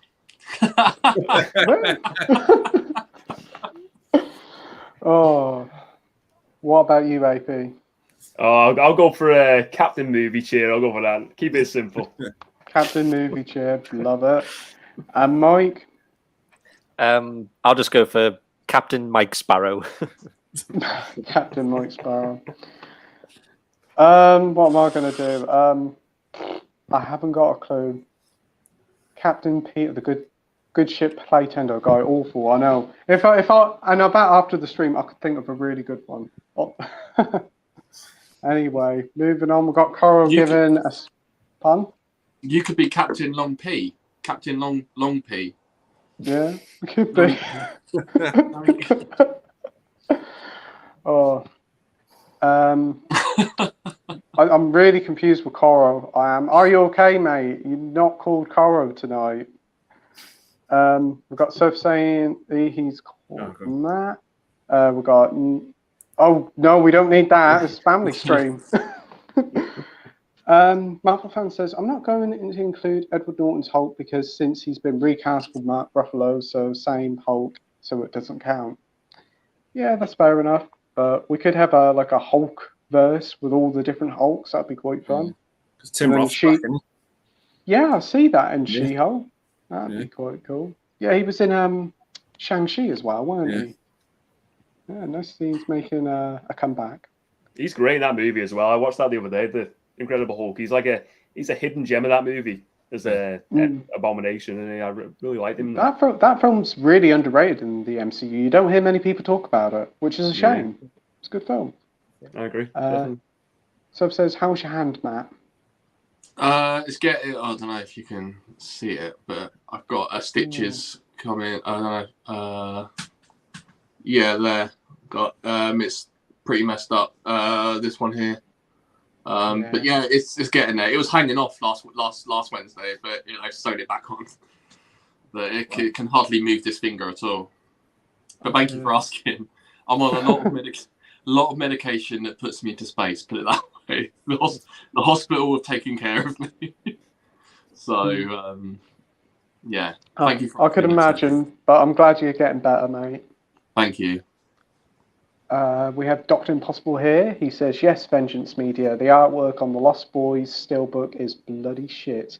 If we go back in time to the original artwork on the UK Warner Home Video rental release, then things would have been fine. Absolutely. Yeah. Edward says, what's your thoughts on Marvel Phase 5 and what's you most excited about? We did talk about this earlier. We'll look forward to both the Avengers and Fantastic Four. Isn't the guy who directed Shang-Chi going to direct one of the Avengers films, I heard? Yeah, he's doing Kang Dynasty, the first one. Oh. Yeah, I don't think they've announced who's directing the second one yet, but I think it's a good director. He was great doing the Shang-Chi. I thought it was well directed movie. The fight scenes were incredible. Oh, yeah. Very well choreographed. Excellent. But aren't we getting both the Avengers films in the spate of 6 months? That is amazing. I'm not complaining. No. It was brilliant. He won a year, but within 2 in a year, that's unbelievable. I'm loving that. Imagine if they'd have took 3 years for Endgame to come out after Infinity War, that would have just killed everyone. That wait would have been unbearable. That wait would have been painful. Yeah. We've got Carlos here saying, guys, have you heard that James Cameron is going to alter and touch up certain releases for the 4K release of Titanic and Avatar? So I'm guessing he's going to do a George Lucas. Annoying. Yeah, I've heard he's going to be altering the frame rate or something. Yeah, so I heard about that. Yeah, don't know how that's going to work. Is the iceberg going to get a touch-up in 4K from James Cameron for Titanic? Could be the drawing scene. The drawing scene could get a touch-up. Oh, yeah, could do. Long overdue, both of them films on 4K. And True Lies, James Cameron. True Lies. Mm-hmm. And The Abyss. The Abyss. Just release everything on 4K, James Cameron. Stop playing with Avatar. I do. It's one of my favourites. It's a fantastic film. Yeah. Mike says, what is your favourite anime movie and favourite anime series? Mine, the movie is Your Name and the series is Death Note. Awesome. Do you want to go first, Andy? Sure, yeah. Favourite movie? I absolutely loved, and it's been such a long time since I've seen it, Ninja Scroll. I thought that movie was awesome. Favorite anime series? The one I've recently finished is probably the first run of Dragon Ball. I just fell in love with that show from start to finish. I thought it was fantastic. I've taken a break from Z at the minute, but I'm going to get back into it soon. But those first 5 seasons of Dragon Ball, yeah, fantastic. Fantastic. What about you, Matt? I've never been into anime myself. I've never really gotten into that genre, so I wouldn't really know where to start. I'd love to start. I've heard so many good things about anime as well, and I do want to watch. I probably need someone to let me know their top 5 so I can find them and then watch them and see what they're like, because I've never really got into it. So it's a great genre to go in. There's a lot in there to like. Yeah, I bet there is. I can imagine there is loads, but I just haven't really sat down and watched any. So I'd like, someone could send me a list. Yeah. That'd be awesome. Especially with Dragon Ball and One Piece, there's a lot to watch for that. I mean, I used to watch Pokemon when I was a child, so I did enjoy that. That's count as an anime as well. Yeah. So you could say Pokemon. That's what I'm going to say. There we go, Pokemon. What about you, AP? So like on the film front, I'd say Spirited Away. Like I said, that's a really good movie. But I think on the TV shows, Pokemon's a great one. But Cowboy Bebop, that's one I watched. Admittedly, I've not watched all of it yet, but the first, I've watched half of the season. That's a really good show. What I watched there, that's a really fun watch. But Pokemon, you can't go wrong with Pokemon, can you? It's just like watching that back now. It doesn't get old, that show. That's just a timeless show. I love that. I really love the games as well, the Pokemon games. But many hours have been spent trying to catch them all. Too many I'd like to mention. But I put about 500 hours in one Pokemon game. Yes, too much time on my hands when I was a kid. They're great games. Yeah, mine always used to be a Raw versus SmackDown on the PS2. Like me and my mate would just multiplayer that all the time. Some of them WWE games were fantastic back in the day. Have you played the new one?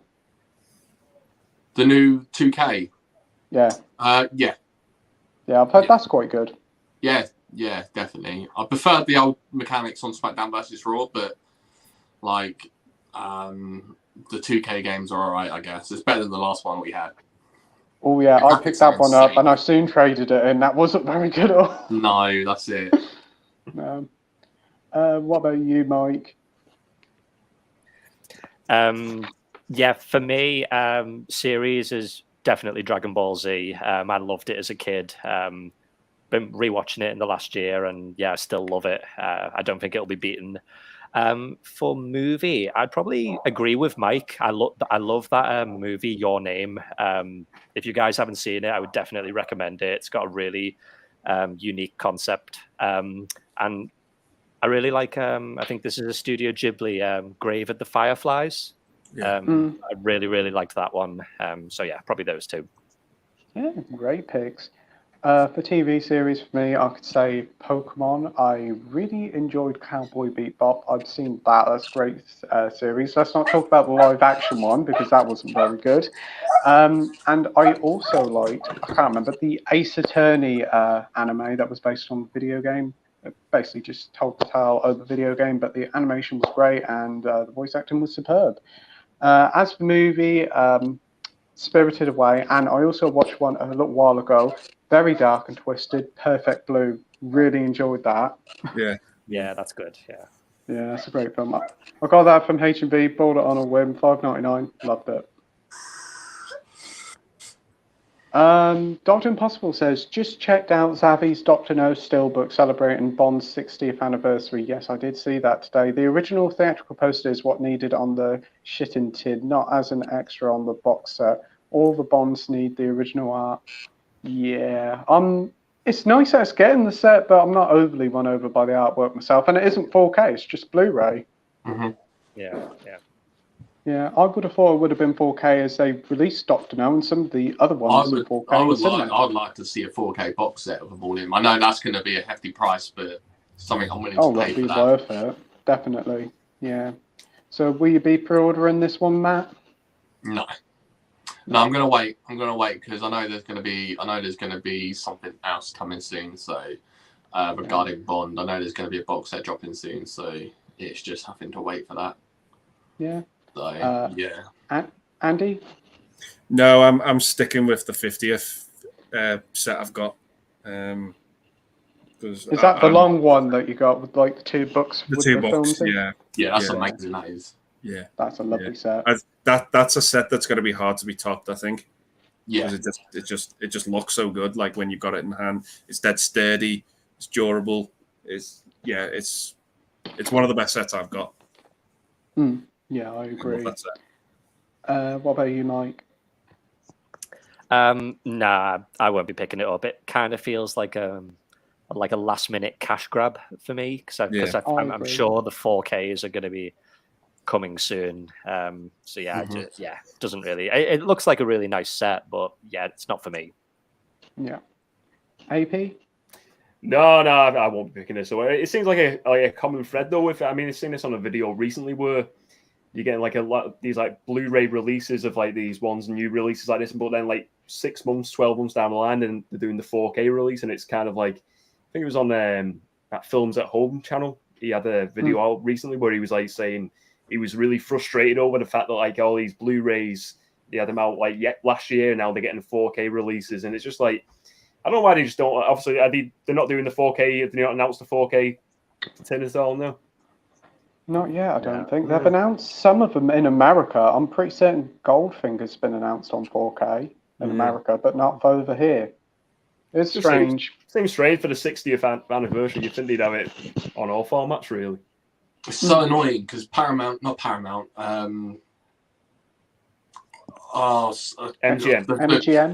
No, they put out steelbooks in Best Buy at the moment. Really nice ones. It's escaped me, but they put out some really nice steelbooks, like exclusive steelbooks at Best Buy, and they look amazing. And it winds me up that we don't get that treatment. It will come to me in the stream sometime. I'll shout out a studio name, and you'd be like, "What?" I'll be like, "Don't worry, that's just me remembering like what it was." I can remember the steelbook Durant picked up was a Total Recall and Terminator 2. Oh, incredible steelbook. Love that. Oh, they're beautiful. Yeah. Bring it over here, please, movie studios. Think about the UK for a change. You need to get Durant on here. Yeah, that'd be brilliant. I'll have to get in contact with him. I'll mention it on the stream with him tomorrow night. I'll get him on it with you. Oh, thanks. Really appreciate that. Yeah. For me, it's a nice looking set, but it's not worth paying 30 quid for. 4K is going to come, and if there is a 4K box set later on down the line, I'd rather go for that. Definitely be more of a better investment, I think. We've got Radley here saying, "Hey guys, hope you're all well. We seem to have one extra guest. Not sure who. Guilty pleasure movies, anyone? Amityville spin-offs for me. Yes, I know how utterly awful they are, though." Right. So, what's your guilty pleasure movie, Andy? Yeah, it's a movie I watched Monday night. It's terrible. We all know it's terrible, but I love it. There's not a thing I'd change about it. Batman and Robin. Oh, a lot of fun that is. Yeah. It's just childhood nostalgia. Yeah, for me, I love that movie because I saw it at the cinema and I thought it was the best thing since sliced bread when I was a kid. Yep. It was like, oh, this movie's awesome. Like, yeah, and you rewatch it back now and you think, but it's one of those movies that it takes you back to your childhood, Oh yeah, and plus Uma Thurman and Alicia Silverstone. I mean, don't need to say no more. No, but it was awesome, man. Yeah, it is. Yeah, I just love it. Everything about it. The cast, like you say, it's phenomenal. Schwarzenegger's just great in it. The 4K of it looks amazing. It really does. It just looks stellar. I love that movie. As awful as it is. Yeah. Definition of a guilty pleasure. Oh, definitely is. Definitely is. Arnie's superb in it as well. He steals the film, definitely. Yeah. Oh, he's great. He looks great. Like his skin in it, just the 4K, it just looks fantastic. Yeah, it's awesome. I can imagine. Before I continue, on the bottom next to Mike, we have AP from the Movie Cheer podcast, Radley, and on the top with the Batman standing behind him is Matt from Vengeance Media. I'll just wait a minute. Boom, there's the names. The guilty pleasure film, Matt. What would yours be? So difficult because there's so many crap movies that I enjoy. But I know I know Michael Bay gets a lot of hate, but I love Armageddon. Armageddon probably is one of my favourite. Yeah, I love Armageddon. So yeah, it's a lot of fun. That is, and also the Aerosmith soundtrack. Yeah, I love that movie. So I want that to get a nice 4K release. Yeah, So. yeah. I recently got it in a Blu-ray box set, and I can't wait to rewatch it. And then just turn the TV speakers up when that music starts playing. Yeah, it's so good, so good. And Billy Bob Thornton in that movie is incredible as well. It's a good time, you know. Yeah, it's a lot of fun. Yeah. What about you, AP? Oh man, it's a hard one, that, isn't it? Guilty pleasure. I mean, I'd probably say I don't feel guilty watching it, but Footloose is one I maybe like a guilty pleasure movie. It's not one I'd probably highlight on the channel that much, but it's one I always enjoy watching. It's just, the story's just so silly when you think about it. It's like this guy, Kevin Bacon, he moves to a new town, and then it's like the town, they can't play music, or it's all music's banned, and then it's just these bunch of teens who just want to just dance and enjoy music and stuff like that. And it's the music in that is just, it reminded me of that. I was watching that Umbrella Academy. I don't know if any of you have watched that, but they had the Footloose song. They had this dance scene at the start of season 3. And it was an amazing scene, but then I thought, that Footloose is just such a fun movie to watch. It's just every time I watch it, it's just the songs in it are amazing. Just always make me smile. It just makes me it's a fun movie. So yeah, I'd definitely go with Footloose. Kevin Bacon. Kevin Bacon's awesome too. Yeah. I've got the song in my head now. He's always popping up on those EE adverts. It's so funny. Yes. I try and say that every time Kevin Bacon gets brought up. I try and mention that to my American friends. They're like, "What? You guys get Kevin Bacon in commercials?" I'm like, yeah, we do. Yeah, we've had him for 10 years promoting EE. It's just I know him just as the EE guy, but seeing him in Death Sentence and in Tremors, he's just a great actor. I really liked him in X-Men First Class as well. Yeah, he's the guy that gets the sort of spear through the neck and out the other side in Friday the 13th as well, the original. Yeah, he's great in that one as well. I didn't even know he was in it until I turned my Blu-ray to the other side and it shows his death, which is a bit of a spoiler. Yeah, I was like, oh, thanks for spoiling it for me, Blu-ray case, but yeah. What about you, Mike? I think similar sort of comment to AP. I mean, I don't even feel guilty about watching this movie. I love it, and I think it's a great movie, but everyone I know seems to hate it. But the Super Mario Brothers movie from the early 90s, I love it. But on a similar note, video game movies, I was in CEX today, and I saw the Blu-ray for Mortal Kombat Annihilation, the second one, and I was kind of like, I fancy rewatching that just to see how it holds up.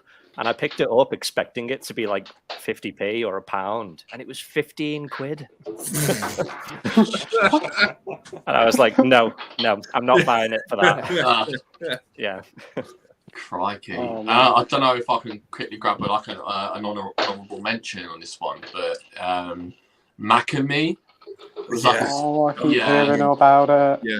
I'm going to have to watch it. You're going to have to watch it. It's so good. It's so cheesy, but so good. It's so bad, but good. It's it was trying to compete on the success of ET, but it was based around McDonald's and the 80s nostalgia. It was so good. You got to watch it. Don't they have a dance sequence in that? Yeah, it's that dance sequence that makes the movie. It just goes on for ages. Yeah.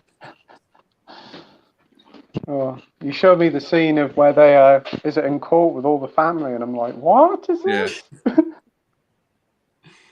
Yeah, it's good. Yeah, there's a Blu-ray of it as well, didn't you say? It's hard to find. I think it's out of print, but if you find it, it? yeah, it's good. I know in my local H&V they got like posters of all sort of movies, and in the midst is Mac and Me. I'm like, wow. Great. For me, some of the films that are guilty pleasure, I'd probably say X-Men Origins Wolverine. I have a lot of fun with that one. Yeah, some of the characters are a bit ho-hum, but it's a lot of fun, and quite a few of the 90s Steven Seagal films are just so much fun. Under Siege 2, I love it. It's so fun.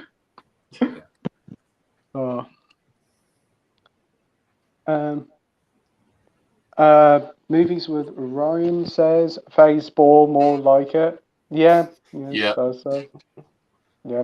What is your least favourite film or project in Phase 4 so far? You know, I go with the Eternals. Yeah. Yeah, Eternals. That was bad. Yeah. What about you, Mike? Maybe.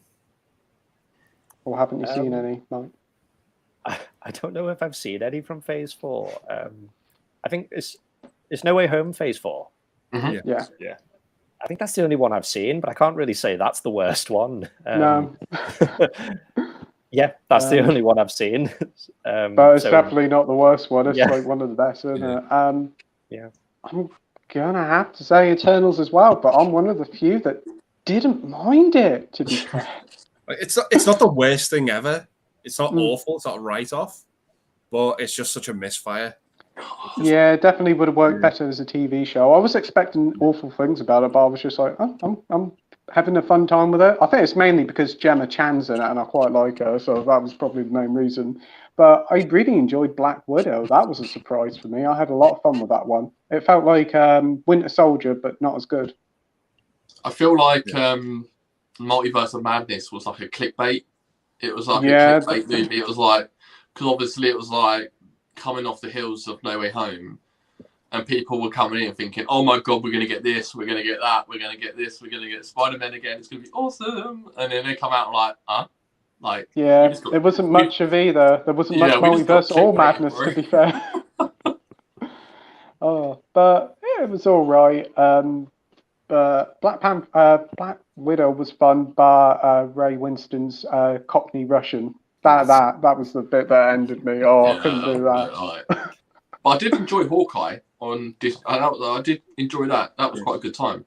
I haven't seen that one yet. That's the only one I haven't seen. And Miss Marvel, have you seen that one? I haven't seen Miss Marvel yet. No. We've got Mike here saying, give us a story of your worst cinema experience. Ooh. You want to go first, Matt? Yeah, and it was recent as well, so it's very fresh in my mind. I was pissed. So I took my nan. My nan's a huge Elvis fan, so took her to see Elvis. And this woman come in with 3 kids, and they come and sat next to us. And obviously, kids aren't going to be massively into Elvis, and they're not going to be into that sort of part of time, like, you know. And so they were bored. They were like getting up every 5 minutes, and then they were using their phones, and they were just like scrolling. And the light at the side of at the corner of my eye, I could see the light of the phone. And I just said, "Excuse me, like, can you like control your kids? Like, just you know, control your kids."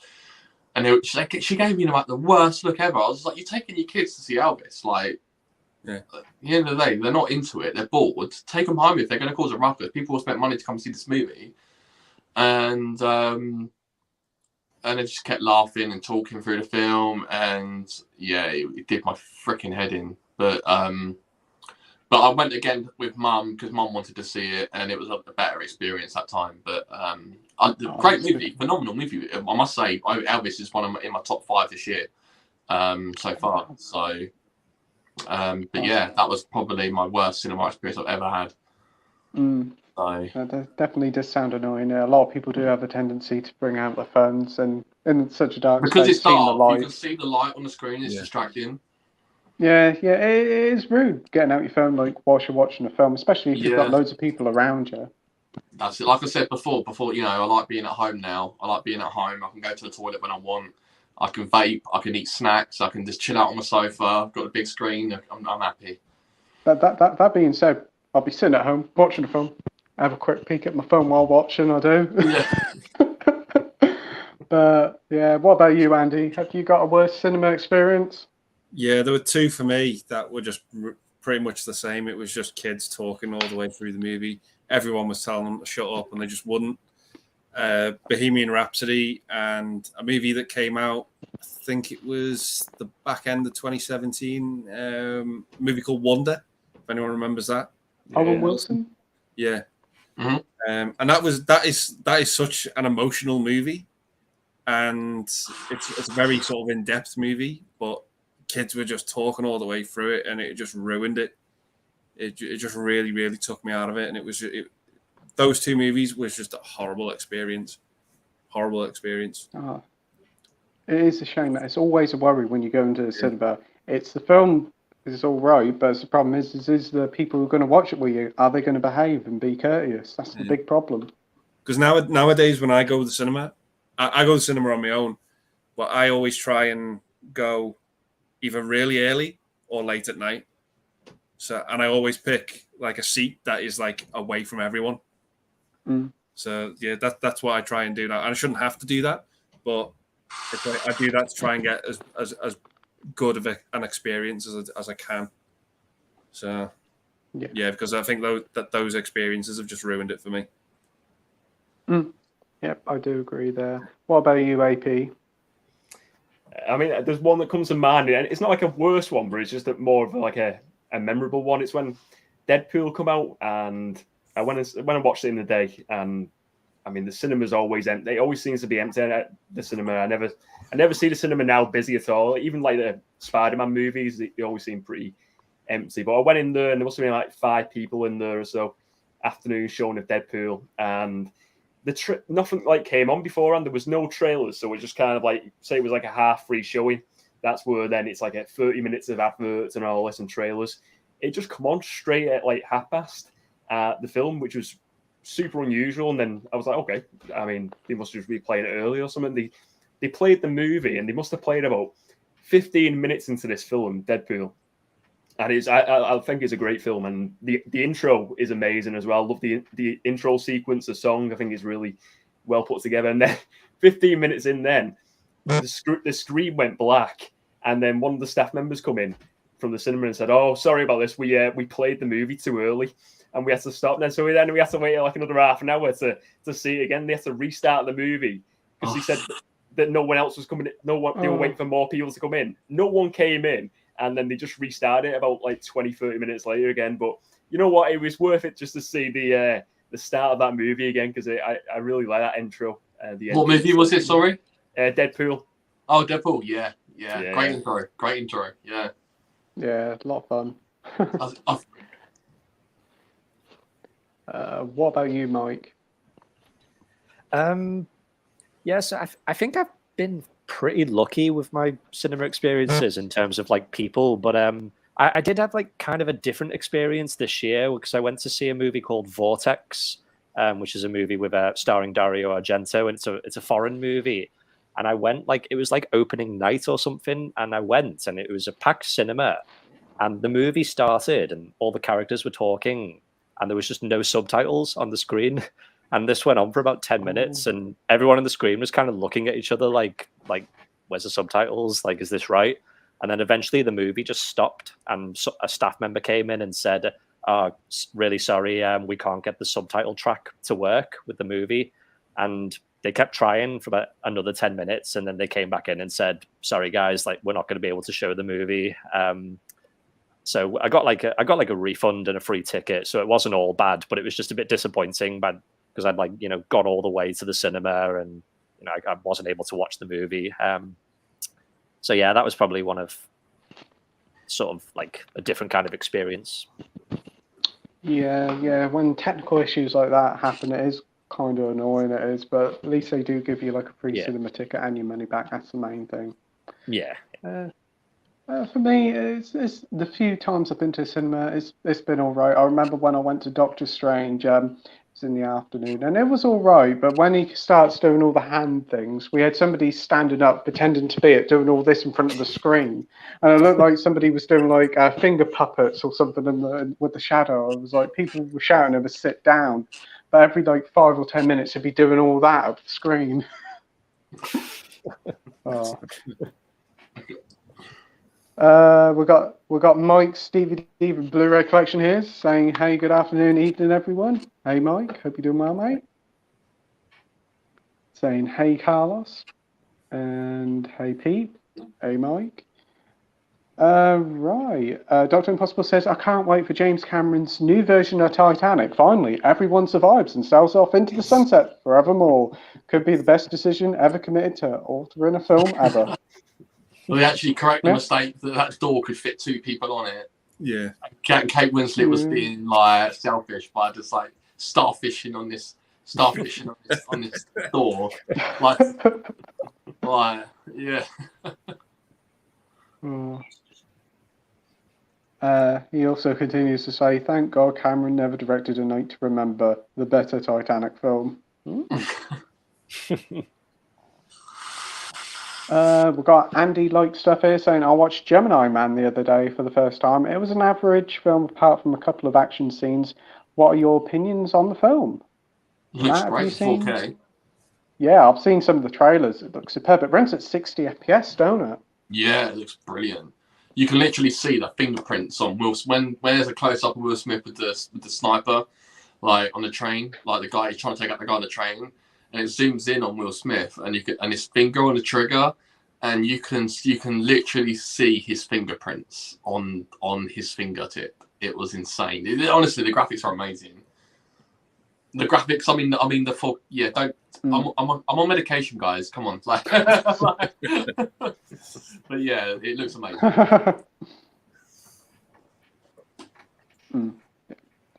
What did you think of the film, Andy?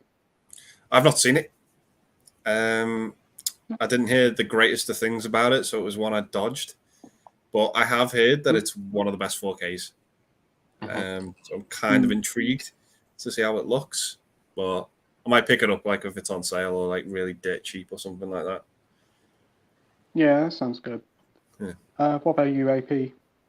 Yeah, I've not seen this one. It's just one I didn't really fancy at the time from the trailers. It didn't look amazing. I think he's had a few over the past few years, Will Smith, where they kind of feel like a movie you can skip and not check out. But I've heard about like I said, the 60 frames per second.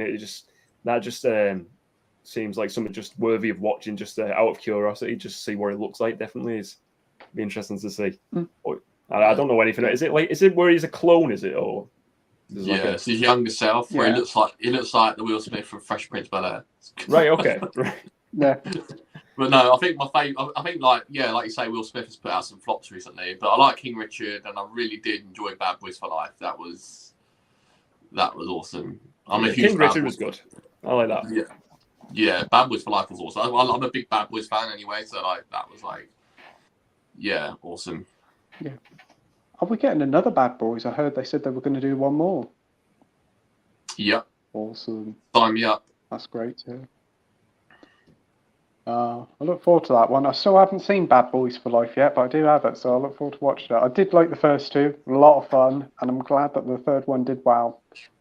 Yeah, you'll love it. Yeah, definitely give it a watch. I think if you like the combo of Martin Lawrence and Will Smith, the way they work together is just, I think the duo is just incredible. They can just make you laugh so much, and they've just got that dynamic duo that's just fun. They just bounce off each other so well. Yeah, they do. What about you, Mike? Have you seen Gemini Man? Yeah, no, I haven't seen it either. But I have heard a lot about the 4K and the 60 frames per second. So I think, like the other guys have said, I'll probably watch it like out of curiosity just to see how it looks. Yeah, sounds good. For me, I picked up real cheap like $5 in Sainsbury's last year. Watched it, give it a go, and I honestly enjoyed it. I thought it was a solid enough action thriller with a pretty good cast. You had Mary Elizabeth Winstead in it and Benedict Wong, isn't it, from Doctor Strange. I really enjoyed it. The CGI with de-aging Will Smith looked pretty good, and the action scenes were superb. And that 4K sequence, the tester sequence they show in Curry's is incredible. I'll put that same tester on my TV, and I'm just like, oh, I want a 4K player now. Yeah.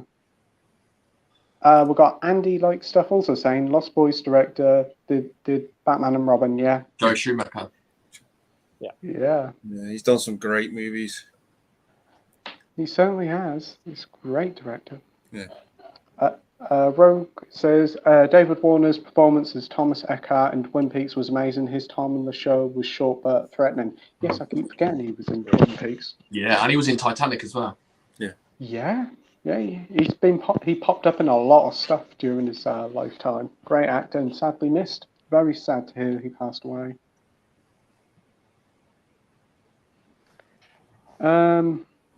Right, we have Mike Jacobs saying, you say there's not many women, but there's loads of media and gaming YouTubers in the community, especially in the UK, as I've seen previous content streams. That's just a bad excuse.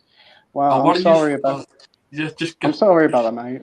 But, we don't talk about gaming here anyway.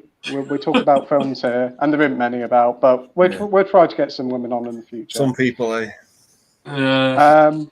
Marvel fan says, what's your thoughts on Amazon putting up their subscription prices on the 15th of September? It used to be £79 a year, now it's £95 monthly. It used to be $7.99, now it's $8.99. Yes, I had the email yesterday morning. Yeah, I thought you said for a minute then it was £95 monthly. Oh yeah, I was going to think. Yeah. My Amazon Prime bill was really expensive because I get the add-ons like the Shudder and Paramount, and it's like it's one of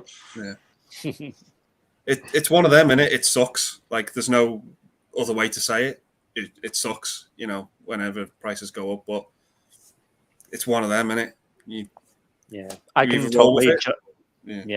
I this can is why justify honestly, I will using the give subscription. you a quick brief on my local HMV manager. I'm really good friends with, and he said that obviously movie sales have gone up recently, and I said to him, "Oh, that's brilliant news. Why do you think that is?" He said, "Because there's so many streaming sites now. You've got Disney Plus, Amazon, Hulu out in America. You've got Peacock, loads and loads on Netflix, Apple TV. It's just never ending. Now we've got Paramount Plus, and people are getting fed up of having to subscribe to loads of different streaming services. Pay the £7 a month. It all adds up. They might as well go to the shop, buy the DVD or the Blu-ray.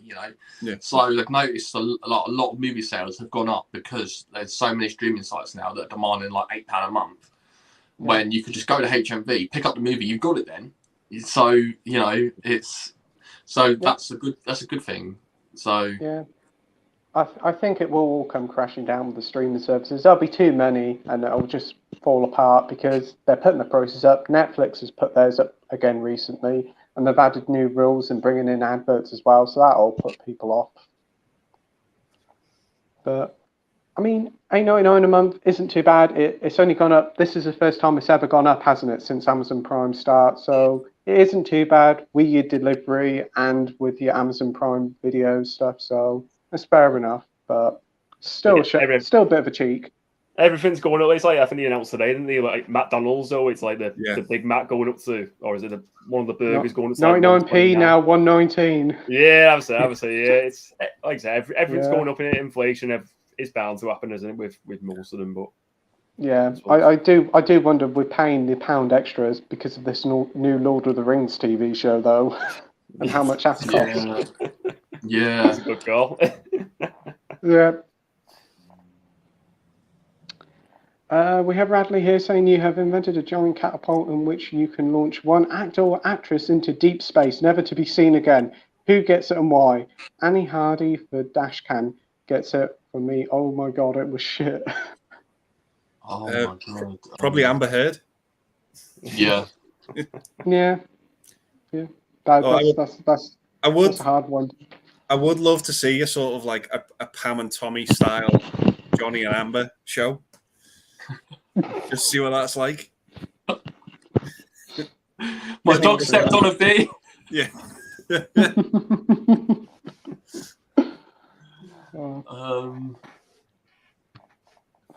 Can't think of any. What about you, Matt?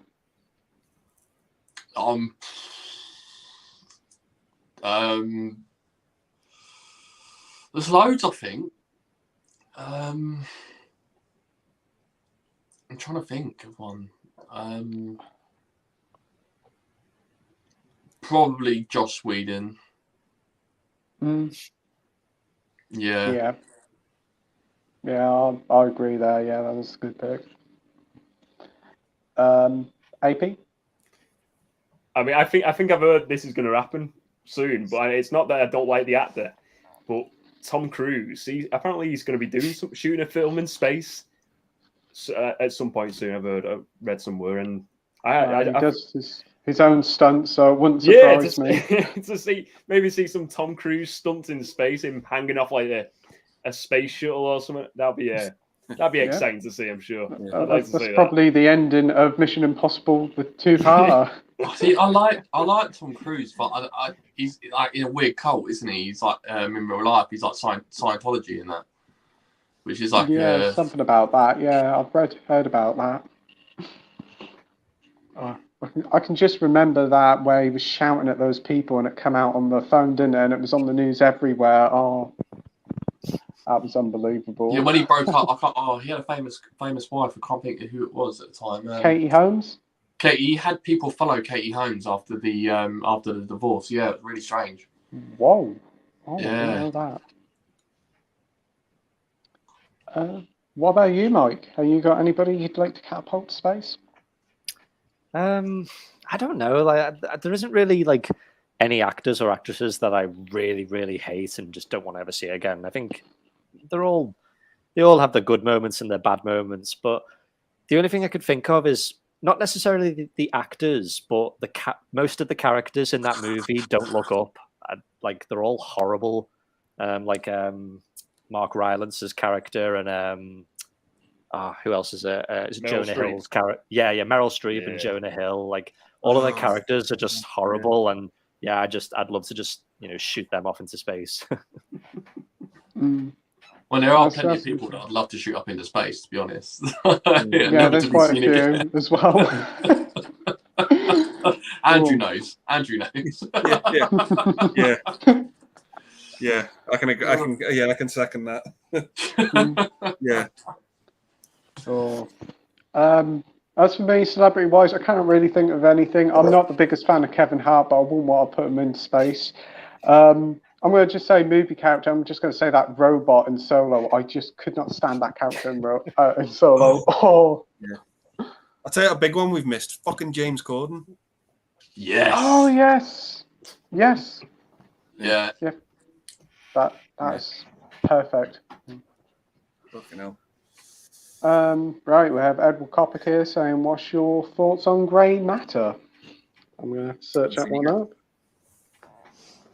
Does he mean the show? I think he means Grey Man. I'm thinking because. Oh right, okay. I think he might be thinking that because nothing's come up.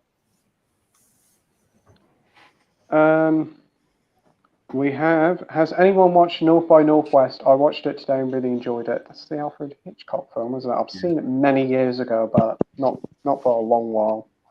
Classic. Yeah, it's classic. It's a good film. I've seen it on BBC Two. Never seen it. DVD and Film Book agrees, saying it is great. You seen it, Mike? Yeah. It's not one of my favorite Hitchcock movies, but I still really like it.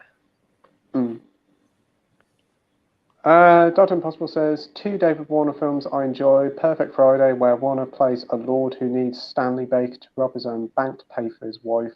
Lifestyle, also Morgan, an unsuitable case for treatment. Great film.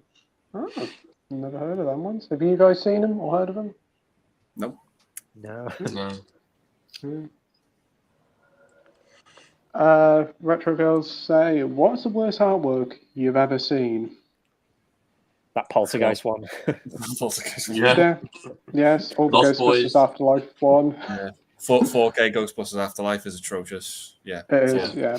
It just feels like work in progress. When it was first announced, I was like, yeah, this is temporary. And then the day of release, I was like, who let this through? Really, Sony?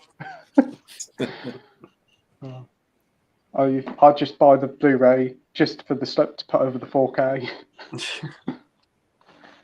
We have Cara saying Perfect Friday with Ursula Anders. Andress, yeah, Ursula Andress was the Bond girl in Doctor No. Yeah. Oh yeah, yeah, I can remember that. We've got Carlos saying, Pete, I'm concerned with Disney's involvement with the Daredevil series. Loved the first two, got the third one to watch, hoping they keep with the dark, violent formula and not family friendly. Yeah, that is the worry. I'm unsure about it, whether they will do or not. What do you guys think, Andy? Yeah, I mean, it started off. I've never watched the Daredevil series, so I can't comment on its quality or anything like that. But I've heard it starts off great, particularly the first two seasons. And then I think people wanted to see more of it, and then it got cancelled because was it on Netflix to start with? Mhm. Yeah. And then that's all I really know about it. Yeah, like I say, I can't comment on it because I've never watched it. Yeah. Sorry, but yeah. Yeah, that's all right. What about you, Matt? Yeah, I think a lot of diehard fans are going to kick off if it's family friendly because they're passionate about what Netflix brought out. The first two seasons, same with the Punisher. I think the Punisher and Daredevil were the best Marvel shows. Period. I think they were brutal. They didn't hold back. It was R-rated. It was bloody. It was just everything you wanted it to be. And I think that if Daredevil doesn't live up to that standard on Disney Plus, I think there's going to be a lot of upset fans. Yeah, I think you're right there. Definitely. AP? Well, I mean, they've announced it saying it's called Daredevil Born Again, and that the comic. I mean, if they base it upon the comic, the graphic novel that is the Born Again graphic novel, that's very dark and violent. There's a lot of like drug abuse in that as well. So it's not like if they go off that sort of material, hopefully it'll keep in with what they were doing in the other stuff. But they've not really done anything like Deadpool at the moment. We still don't know whether what's that going to be like. If that's going to be R-rated, and like we were saying before with like the Blade movie, whether they're going to kind of stretch into them grounds of the more violent and edgier content. I hope they do, because it'll be a shame if they don't do it like the way they've done it in the previous series. But yeah, if they go family friendly, I think maybe the fight scenes, if they can still show the fight scenes, that would be great, because they were a big part of the show. The amazing fight scenes. Yeah, I agree. I'm just going to fill up the water. I'll be back. Oh, you're okay. What about you, Mike? Yeah, I think similar to Andy, really. I've not seen the series, so and I don't really have much knowledge on the character, to be quite honest. So yeah, I can't really comment, I'm afraid. Yeah, I only really watched the first, shall I say, half of the first season just recently on Netflix, and it's straight away from the get-go. You can tell it's a much more dark and more brooding sort of show. There's definitely elements of like Batman there, a bit with how dark it is. And it does have a warning up there before you watch it. It says like, this is an adult Marvel film, not TV series, not suitable for kids. So hopefully it will mean that they'll go that sort of route, because I know that if they don't, there will be a lot of upset fans, because a lot of people hold this series in high regard out of all the Netflix stuff. But here's hoping it's good. I've heard he's supposed to be appearing in multiple projects, Daredevil is, so it's good to see him in the MCU. Have you seen the She-Hulk trailer, Pete? Have you seen the She-Hulk trailer where he's in that at the end? Yeah, I see that, yes. And I think he's rumoured to be in another film as well, I'm not sure, but it's great to see him popping up in more places. Hopefully we can get the Punisher and Jessica Jones, and is it Luke Cage as well come in as well? Yeah. I think that would be good. I've heard the Punisher one is brilliant, but quite brutal, am I right? Mm-hmm. Oh, it's awesome. It's fantastic. Yeah, it's the guy from The Walking Dead, John Bethel-Rowe. That's right. Yeah. Oh. We have Jules here saying, evening, gents. How are you all doing? Hey, Jules. Hope you're doing well. Hi, Jules. I hope you're feeling a lot better. Yeah. Been in my thoughts and prayers. Absolutely, yeah. Hope you're doing well, Jules. Marvel fan says, have you guys watched I Am Groot trailer? If so, what's your thoughts on it? I think it will drop on Disney Plus the same day as She-Hulk, so there'll be 5 episodes and 5 other episodes on a later date. That's them short little animated shorts, aren't they?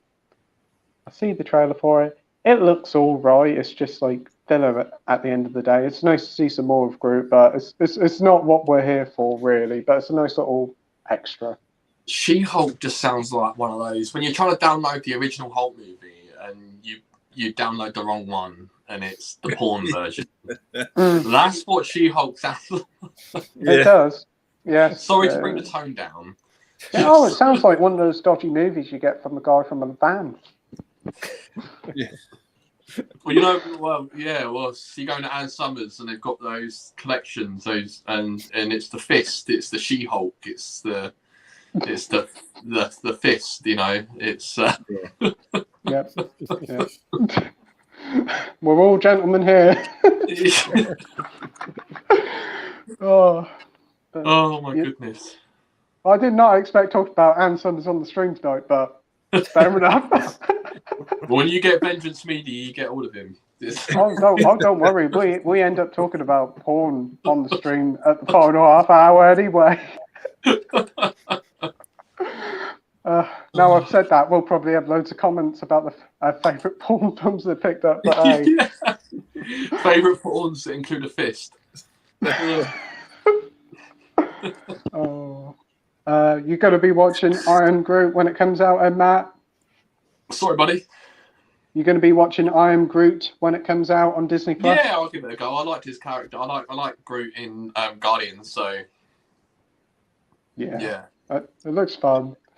Vin Diesel gets paid a lot of money just to say I am Groot. Yeah, absolutely. Yeah. What he about gets a you, lot of money Andy? to say family in Fast and Furious. That's true. Very true. You going to be watching it, Andy? I'll definitely watch She-Hulk, but I'll probably give the I Am Groot a miss. If it's animated, I only really like my MCU if it's live action, to be honest. Yeah, I can get that. Yeah. AP? Yeah, I don't think I'll watch the I Am Groot show. It just doesn't really interest me. But the She-Hulk, I'm just looking forward to seeing what it is. Like, I can't really suss it out from the trailer. Is it a comedy? Is it a drama? I don't really know what Yeah. Maybe that's a new venture for Disney Plus, maybe. But I'm looking forward to seeing what She-Hulk's got to offer.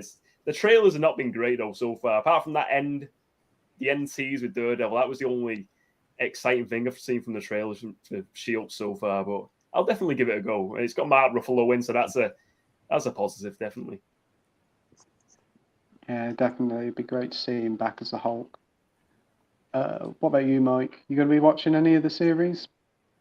Probably not. No. As you guys probably know, I'm more of like a casual MCU fan. I think there's a little bit too much of it for me. Like there's just too many things to watch. So I'll probably just stick to the movies for now. Yeah, it does seem very overkill at the moment with superheroes. So it's refreshing to see Top Gun Maverick get such a high box office score because it wasn't a superhero movie. So it did over $1 billion, didn't it, in box office? And it's like one of the highest grossing films in America as well. Yeah, brilliant movie. Yeah, great so to see because that. the quality matches up to the quantity of it. It's so good. And that's what I'm fearing, that I've got the 4K on pre-order and I'm just worried that I'm not going to get the same experience from it that I did at the cinema, because it's one of those movies that you have to see. It's like for me, it's like Avatar. Like I loved Avatar at the cinema, but when I'm watching it at home, it wasn't like as good because like Avatar was like amazing in cinema. So like, but then like Top Gun Maverick was amazing at cinema. So I'm really worried that watching it at home, not going to get the same effect. But awesome. I'll give them both a go, but I do think we are getting a bit oversaturation with Marvel. Aren't we supposed to be getting a Guardians of the Galaxy holiday special at Christmas time? Yeah. You've known that already? Yeah, I think this Christmas, is it? Yeah, I kept hearing about it, so that's another one to look forward to, I suppose. Right, we've got Bradley Stark here saying most underrated movie. For him is Fractured with Anthony Hopkins and Ryan Gosling is a masterpiece in my opinion, and nobody ever talks about it. What's your hidden gems? Do you want to go first, Andy? Sure. Everyone knows mine. It's Last American Virgin. I adore that movie, and it just never gets talked about. It's wonderful. Yep. Get the tissues at the end though, because it's a heartbreaker. Yeah, that ending's rough. But it's a quality film though, and thanks for introducing us all to it. Yeah, no, everyone who's watched it has said they've loved it, and Jason and Soph have loved it, and I know Mike's enjoyed it, and you've liked it, Pete. But yeah, if anyone is interested in that movie, please check it out because it needs more love. What's it called, Andy? Last American Virgin. Last American Virgin. Okay. Yeah. The ending it'll pull the rug from under your feet. And it's so real, that movie. Yeah. Needs more love. Yeah. I do agree there. When did that one come out, Andy? What about 1982? 1982. It is on Arrow, but it is out of print now. That's the only bad thing about it. It's on YouTube, isn't it? But the quality isn't the quality so good. Is not great. I wouldn't watch it on YouTube. Yeah. No. What about you, Matt? What are some of your underrated hidden gems? Maccabee. Brilliant pick. There we go. Yeah. No What about you, caption AP? needed.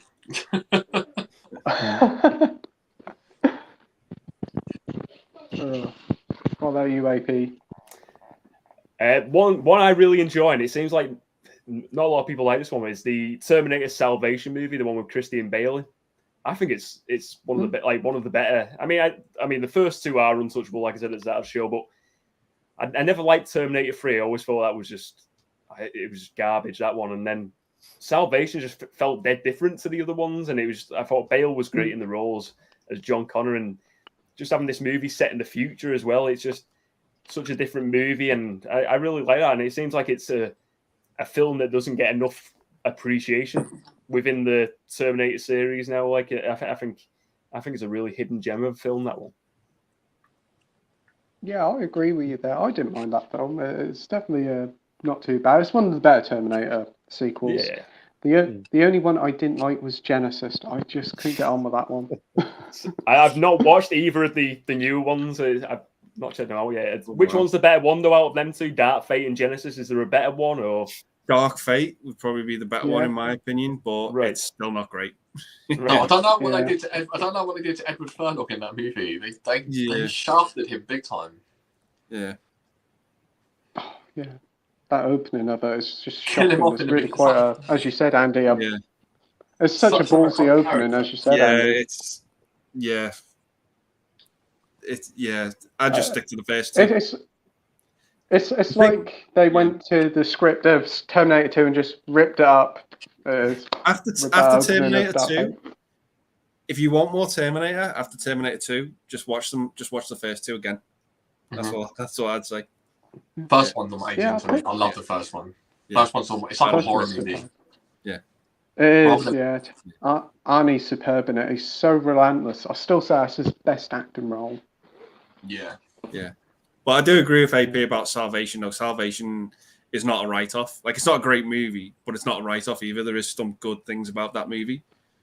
I think Bale's one of them, actually. Yeah. He makes pretty good John Connor. Yeah.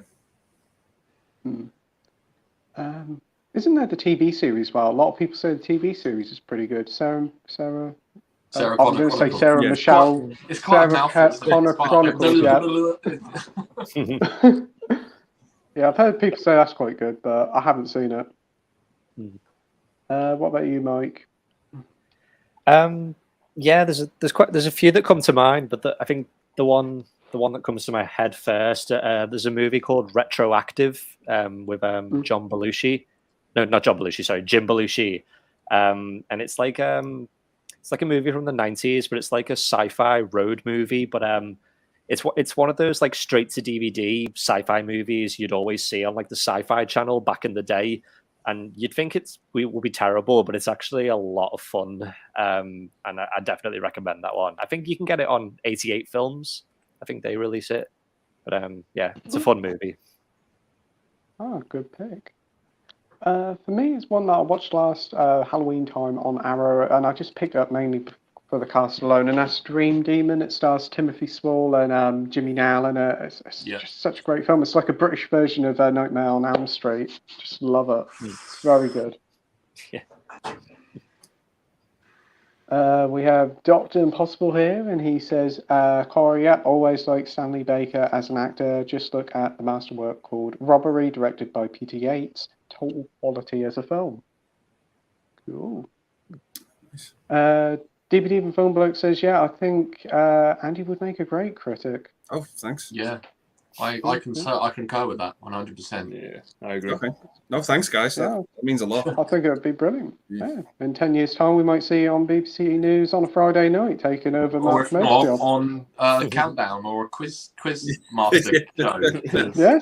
Yes. This is why I put his name forward. I put Andy's name forward for Hutch Trivia Night. He always puts on every fortnight, and it's a really good way of bringing a community together and do a quiz about movies and stuff like that. And he gets a good panel of guests on. And I was just like, Andy would just kill it on this. So I was just like, I'll put his name. Matt. Oh, that sounds brilliant. Yeah. Thanks, Matt. Yeah. We've got Edward Coppock here saying, who's picked up this week's new release, The Lost City? That's the one with Sandra Bullock, isn't it?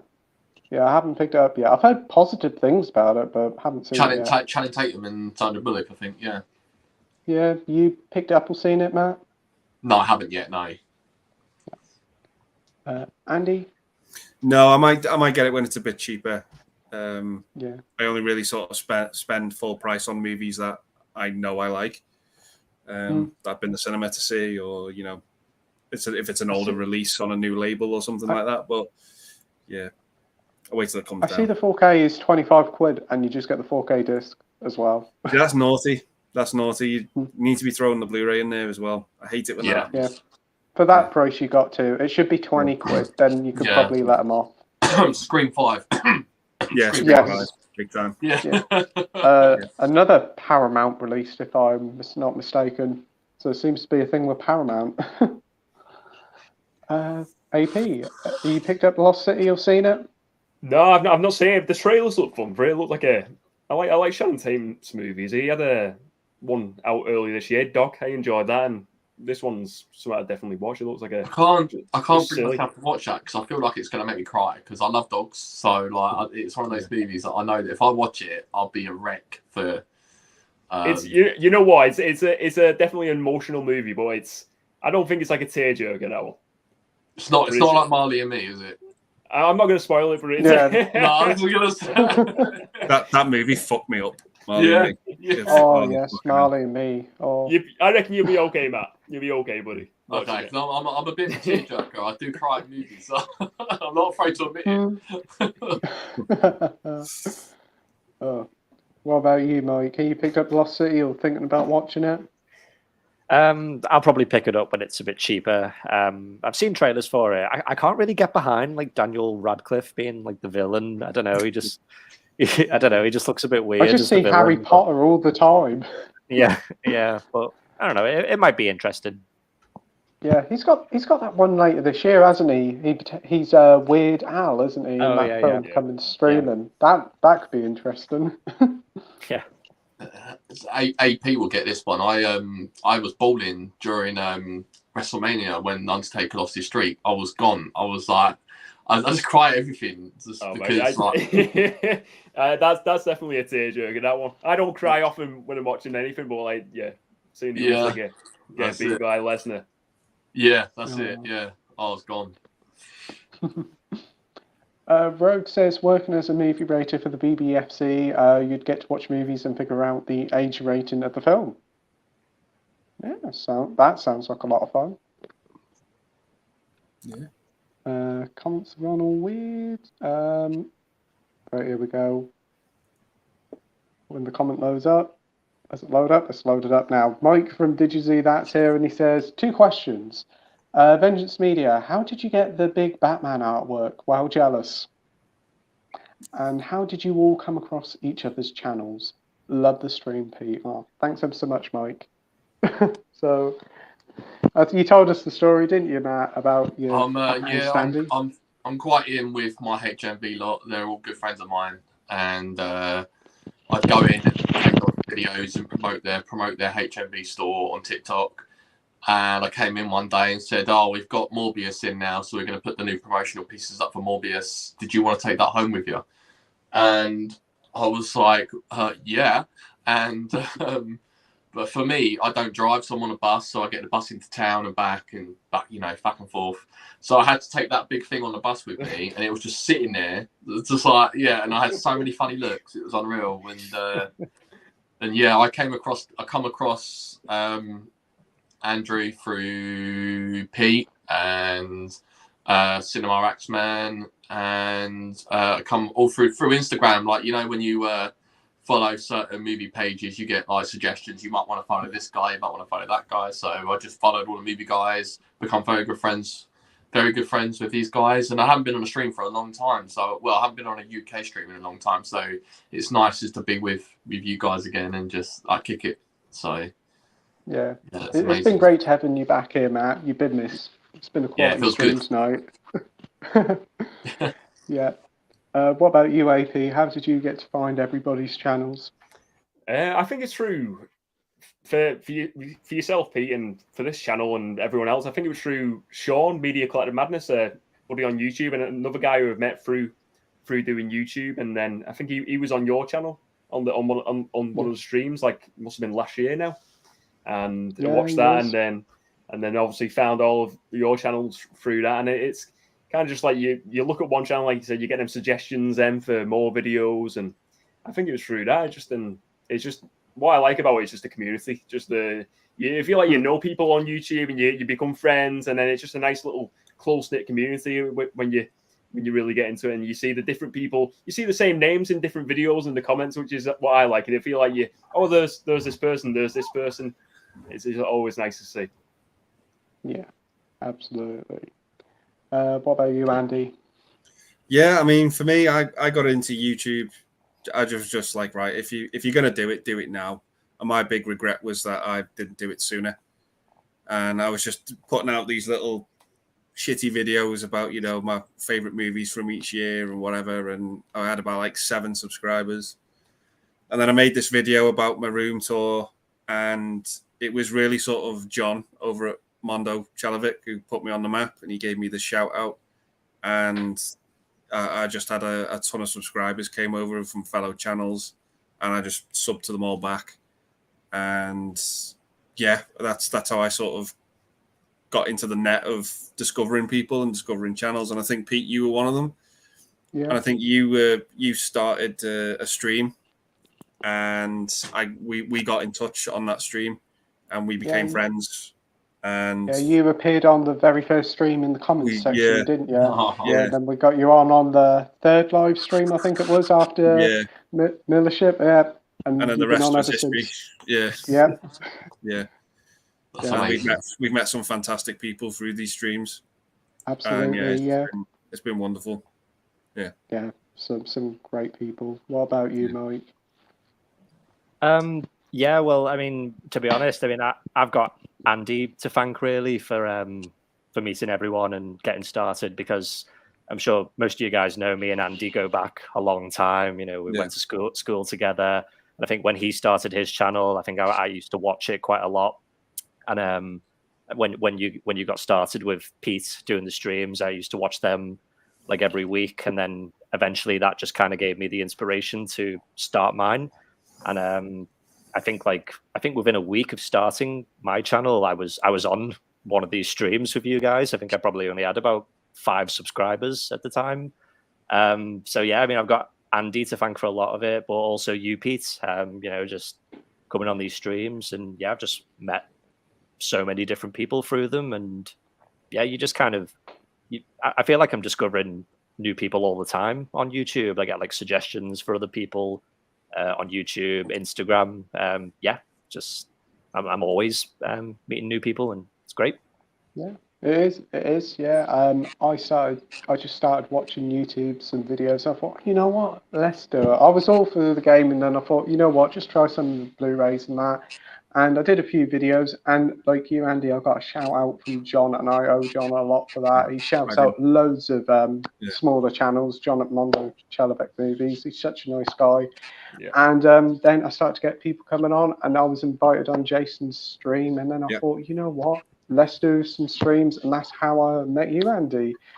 I met Matt through Instagram, all your pickups and posts you've had and your H&V videos.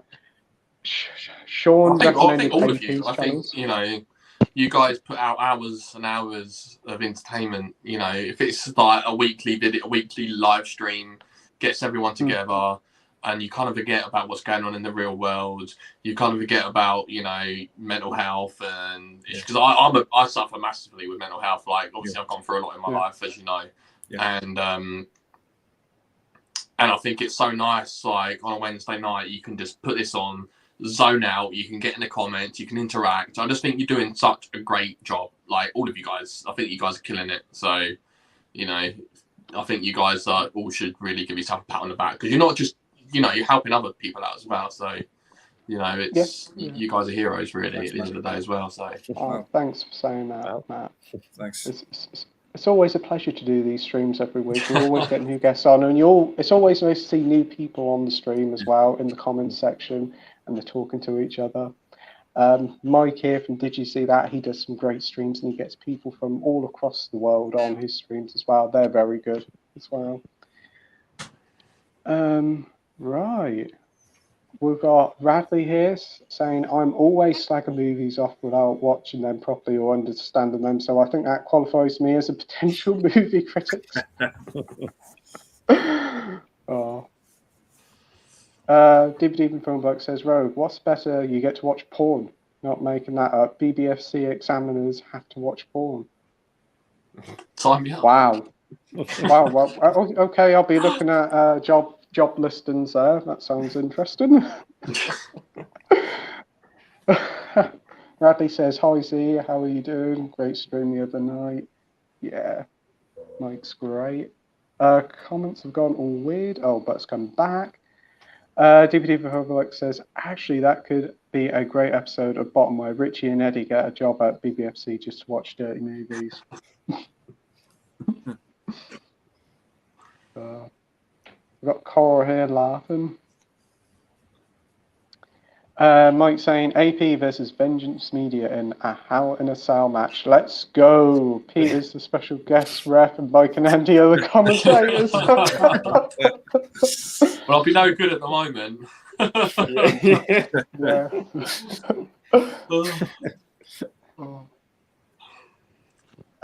Rogue says, Lost Highway is currently a US exclusive on Criterion. We haven't had a UK release announcement yet. This is normal. Pink Flamingos was announced for release 3 weeks before the UK release were. Yeah, because that released this week. That's one film I think I'm going to keep on the shelf. It has definitely been announced for UK, because the UK Criterion Instagram has posted it. But the only thing is, I don't think it's 4K. I think it's just standard Blu-ray. I think the US one's 4K. Oh, cool. Bit annoying. Yes, I see a few people on Instagram putting it up, and I'm sure it was like UK announcement, so that'll be cool. But I do think Criterion's new pricing is a bit too high. Some prices are 23 and 26 quid. Way too much. Like the standard releases are $22.99 now, aren't they?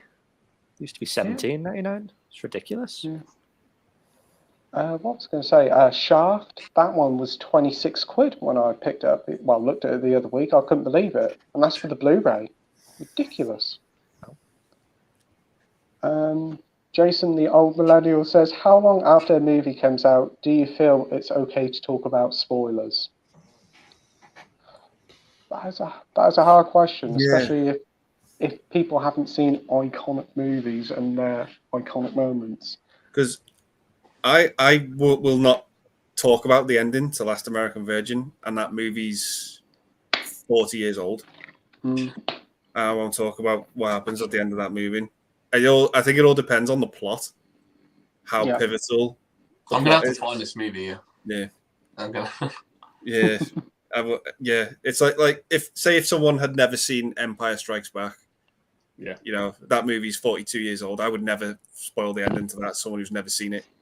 It's a bit like this season of Stranger Things. I haven't seen anyone talk about what actually happened. So although I felt a bit let down, I feel like something else could have happened. But but that's all I'm going to say. But yeah, I just think it's down to the actual plot and content of the movie. Depends how big of an impact the storyline has. Yeah. I mean, like with No Way Home, I know quite a few people who still haven't seen it yet and don't know nothing about it, and they are very, very lucky people. Yeah, they are very lucky. They're in for a treat. That's so like with Marvel stuff. You've got to be careful with spoilers with that. It's best to try and steer clear of spoilers as much as you can. Yeah, I think whatever film, because there's always people discovering new films every day. I mean, there's always going to be somebody new watching Empire Strikes Back for the first time and being shocked by that ending. So I wish I could go back in time and watch that first time. Yeah. Oh, that would have been that is like one of the best movie moments ever. And whoever gets to see that for the first time, or so envious. But I was saying to my dad the other day, I wish I could go back in time and watch Breaking Bad for the first time. Because yeah. So, what do you think, Matt, about how long after a movie comes out do you think it's okay to spoil it or talk about it? I don't really mention it at all. I don't, I praise the movie if I've seen it or whatever and be like, this was good. I really enjoyed this bit, but I won't actually bring up a spoiler. And then just leave it as that. And if people else want to do it, then crack on. But I'm not gonna do it. No. To myself, because I know how upset I'd be if I saw that something happened in this, and what really pissed me off was No Time to Die got spoiled for me in my YouTube algorithm. Some swag filmed the ending and was just like, this is what happens at the end, and I was just like, fuck you bastard. And that was the day of me going to go see it as well. So yeah, I just rather just keep my mouth shut. Yeah. The biggest problem I find is like YouTube algorithms and also Facebook. You'll get loads of people on Facebook just posting stills from the film, and I'm just like, don't do that, please don't. Yeah. So, to be fair, I miss the days where we didn't have social media, so we didn't get filmed sports so much. If I really want to go see something, if I'm really like dead keen on seeing something, like I try and stay away from social media until I've seen it. Because I know that for me, I know that I wouldn't have seen anything. So, yeah, I agree there. What about you, AP? I think like Andy said, I mean, it depends on the movie. I always try and do, if I'm doing like talking about it on the podcast, I always try and do like a spoiler warning, like 5, 4, 3, 2, 1. Just to be respectful to anyone who's not seen the movies. I think like Spider-Man No Way Home was a big example. Like you said, not a lot of people watched that for months on end, and maybe like because of the pandemic and stuff, maybe couldn't get to the cinema or just didn't want to see it at the time. But that was one where people were trying to avoid the spoilers. But I mean, I've not seen the new Thor movie, but I've seen like one of the post-credit scenes on YouTube just like come up randomly, the video, and I'm like, it's frustrating, but it's just one of those where you can't. It's so hard to avoid it now. You have to like just do a social media, like just turn it all off completely. But it's hard to do that. You can't just avoid the internet. Someone's going to mention something, or you're going to see something somewhere. It's just hard to avoid. But I think it's just about just being respectful and just trying. Some films, like Andy said, with this Last American Virgin, I've never seen it, but I suppose like Fight Club's another one where if you spoil that ending, the plot of Fight Club to someone, which is a movie that was out in was it 99 or early 2000s? Something like that. Yeah, like if you spoil that for someone even now and they've never seen it, it would be really disappointing to spoil that for someone. So I think it's always like read the room, isn't it, with any movie, I think. Yeah. What do you think, Mike? Yeah, I can only really agree with what everyone said. It doesn't really matter how old a movie is. There's always going to be someone who's not seen it. So, like, if someone was to sit down and watch a movie for the first time, you're not just going to spoil the ending for them, are you? You're gonna you kind of you want them to watch it, and you want to see what their reaction is to the ending. If it's a good ending. But yeah, I guess there's always going to be a point where people just start posting stuff on social media, and all you can really do is just try your best to avoid it.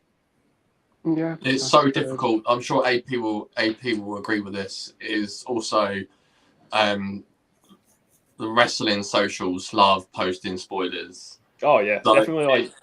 Yeah, if you haven't seen the pay-per-view or anything that's why I try and watch everything live now, because I know that it'll just You get like you said, Matt. You get like the wrestle talk and Cultaholic, and you just it's spoilers. It's it's frustrating. crazy. You want to watch it.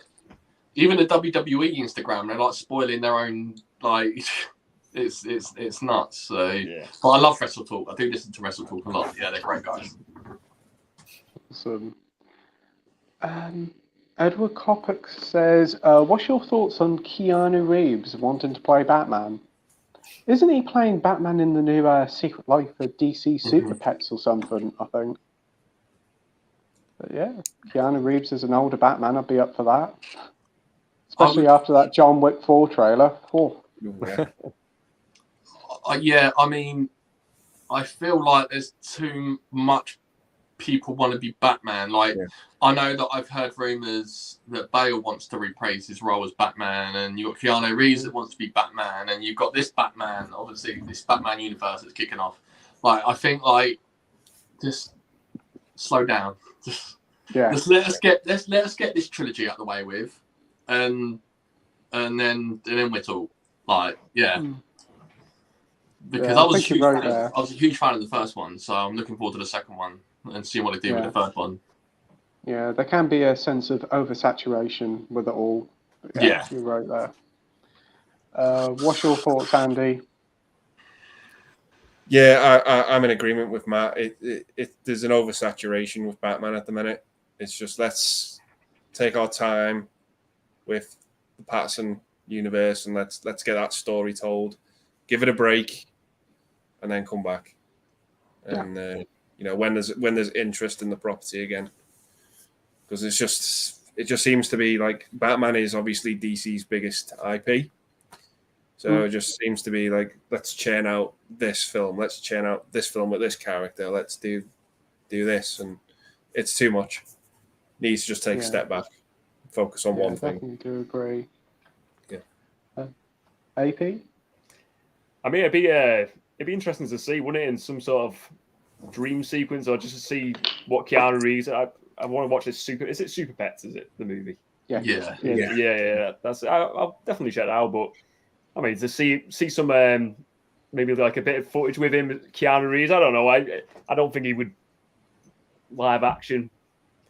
I don't know whether he would suit that role. But I like Patterson. I think he's a good Batman. Oh, Patterson's superb. He is at the moment. So he did a great job. I'll skip on Keanu Reeves as Batman. I'll stick with Patterson for now. Yeah. What about you, Mike? Yeah, I mean, Keanu Reeves, he's not the first person I think of when I think who could play Batman, but I do really like Keanu Reeves. So I'd be up for seeing how he does it. I mean, when they announced Robert Pattinson, I wasn't keen on the idea of him playing Batman at all, but he's been really good so far. So yeah, Keanu Reeves might work. Awesome. I could see him dressed up as the Batman. I'm thinking I'm back. Yeah. I'm back. Yeah.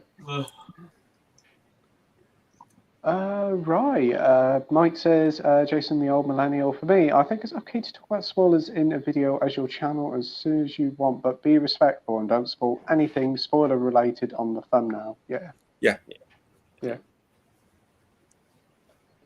Dr. Impossible says, so will you be buying the obscure DIY amateur film director Michael J. Murphy's indicator box set of films released for October? Time to Google. Probably not. Not for me. No. No. DVD and Film Bloke says bogus. Right. Carlos is here with his movie face-offs. Preferred and why? Face-Off versus Heat. Reservoir Dogs versus Donnie Brasco. The Bourne Identity versus True Lies. Ooh, some good picks there. Who wants to go first? Do you want to go first, Mike? Yeah, sure. So I would go for Heat. Why? Because it's just one of my favorite movies. I like Face Off, but definitely Heat wins every day. Reservoir Dogs, definitely over Donnie Brasco, but I love both movies. And True Lies. Yeah. Andy? Yeah, exactly the same as Mike. Heat, Reservoir Dogs, True Lies. Yeah. Right. Why? Heat is one of the best movies ever.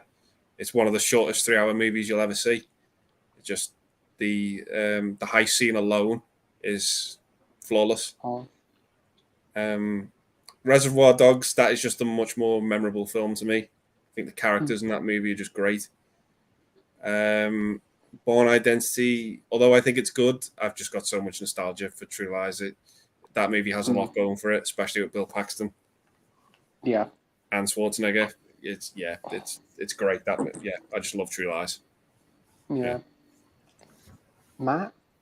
I'm just going to echo what you guys both said. And the reasons, just make it short and sweet. To be honest, I agree 100% on everything that Andy and Axeman just said. So, yeah. Great choices. AP? I go with Heat over Face Off. Face Off is a good movie, but Heat is just an unreal movie. Like Andy said, the heist scenes are just fantastic. Great cast. Like Val Kilmer's probably one of my favorite parts of that movie as well. I think he's another great actor in that movie. But I've never seen Donnie Brasco, so it would have to be Reservoir Dogs and it'd be Bourne Identity, I think, for me. Oh. Over True Lies. Yeah. Even though I do like True Lies though. Yeah, I do like Bourne Identity, but for me, I'd probably say, I'd say Heat, loved Heat, but Face Off's a lot of fun, but Heat is just a superb film. That shootout is incredible, and I bet that will look superb in 4K and sound it, especially if there's a Dolby Atmos soundtrack in it. Oh. Yeah, I think as well, Heat wins automatically because of John Voight's mullet. Yeah, 100%. I agree. Yeah. Heat was incredible. But that heist scene, like you guys said, all said, nuts. So good. The way that those guns sound, Jesus.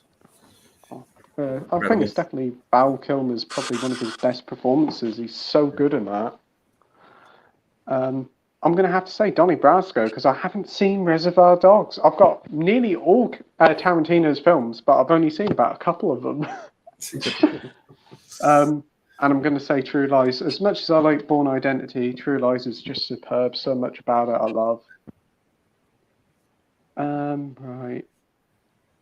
DVD and Film Bloke says, my pirate name will probably be Captain Ben Big Bollock Stover. Fair enough. But I wish I could come up with a ruder name. Was it Pete Long Pete? Captain Long Pete. No comment.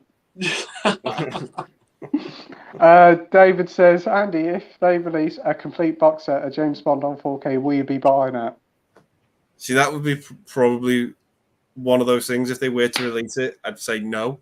And then about a week later, it would be on the shelf. Yeah. Yeah. Temptation would just cook. Yeah. Yeah. Yeah. I would probably put on 4K as well. Just to have them all. It'd be great, but the price. Well, that's what Klarna's for. Yeah, that's true. That's true. Actually, probably the PS5 would be cheaper than the 4K box set. Yeah. That's the thing about James Bond, though. It's such a fun franchise. Yeah. It's just a good time. Yeah. Absolutely. Have you guys got a favourite Bond? Dalton, hands down for me. Yeah. License to Kill is my favourite Bond movie. So good. So good. Yeah. Dalton or Sean Connery. I just really do like Sean Connery in the earlier ones. But George Lazenby was very good. I love On Her Majesty's Secret Service. Yeah. 100%. I love the homage, the homage to On Her Majesty's Secret Service that was brought into No Time to Die. Oh, there were so many references to that film. All the time in the world. Love. Huge love letter to that. Yeah. DVD Before Bullock says, yeah, family stream. According to IMDb, the streams are rated 15. Wow. Really? Oh, Still wow. got to 18 with me on it. Wow. Wow, fuck me. There we go. We've raised it to 18. Yeah. DVD Before Bullock says, my name isn't even Ben. Oh. No, we do not need to have all that. Wow, we're having a lot of them tonight. Right. We've got Edward here saying, which character do you think will return for the new Avengers movies? So what, of the old school Avengers from Infinity War? Ooh. Who would we like back in, Matt? Chris Evans. I'd like to see Chris Evans back. That'd be awesome. I'd like to see, I'd like to see Thor back in the Avengers. That'd be really cool. Like I said, I'm interested. Like we said, we're interested to see what they do with Black Panther now. So I'd be interested to see what they do with him in the new one. And there's a lot of questions and answers going through my head when it comes to the new Avengers and what they're going to do and who are going to be the new Avengers. But keep the Eternals out of it, please. Yeah, probably for the best. Sincerely, everyone. Yeah. Let's just hope one of those Phase 6 announcements in Eternals 2. I can imagine him standing on stage and everybody's going, boo! Yeah, that's it. Oh, no. What about you, Andy? Yeah, I'd like to see, it probably won't happen, but I'd like to see Evans and Downey Jr. return. I just don't think, I can't really see an Avengers movie without them, if I'm honest. You know, that lineup we had in Endgame was just so good. Even though I think it was missing Vision, I was just like, this is as good as it's gonna get. I think for Avengers, to be honest. Well, we'll see what happens. Yeah, absolutely. I'd like to see. Sorry, carry on. No, you're okay. Who would you like to see again, Matt? You're okay. Oh, just Hawkeye's assistant in Hawkeye, the TV series. Haley Steinfeld. She was great in Hawkeye. I'd like to see her in Kate Bishop. Is it Kate Bishop? And plus she's chef's kiss. So.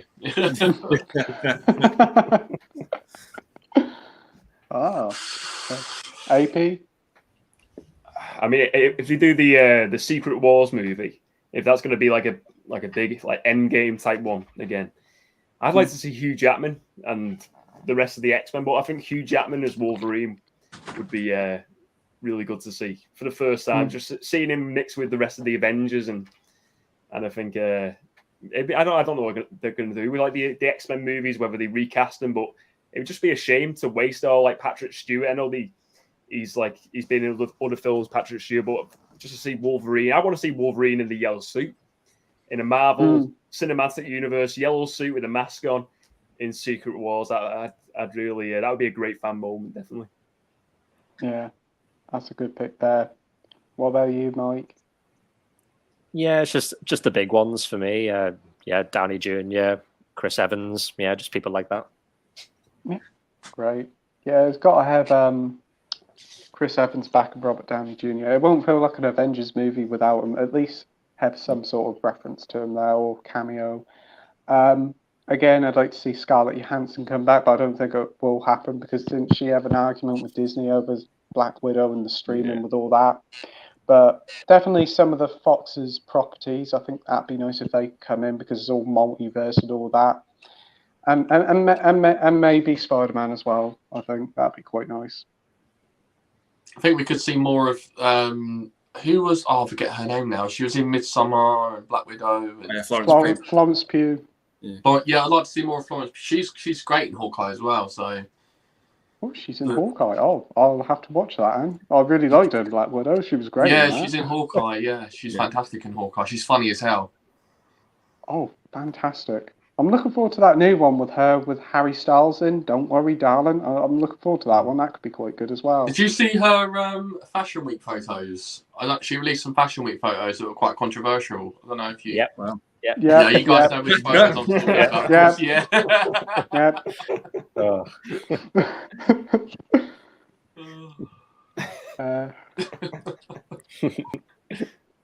DVD with Phil Bloke says also, yeah, the VHS artwork for both rentals sell through as well as the Screen Classic edition of The Lost Boys are completely different to the DVD and the Blu-ray artwork.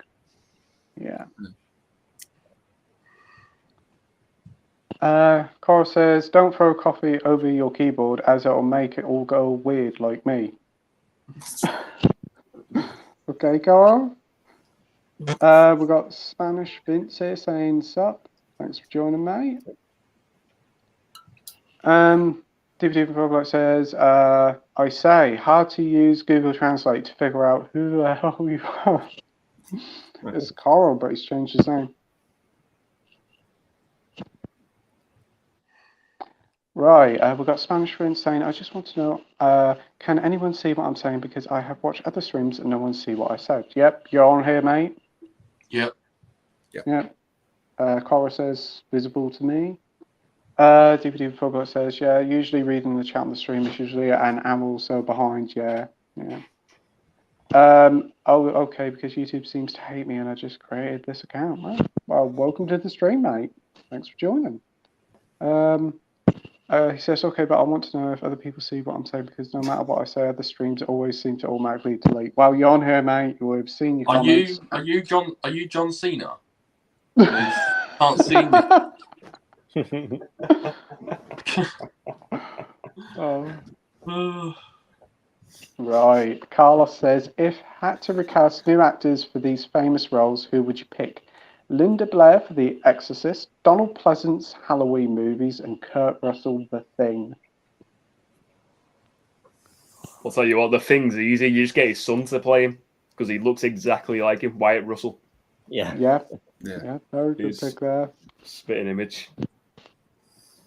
What about for Donald Pleasance and Linda Blair, AP?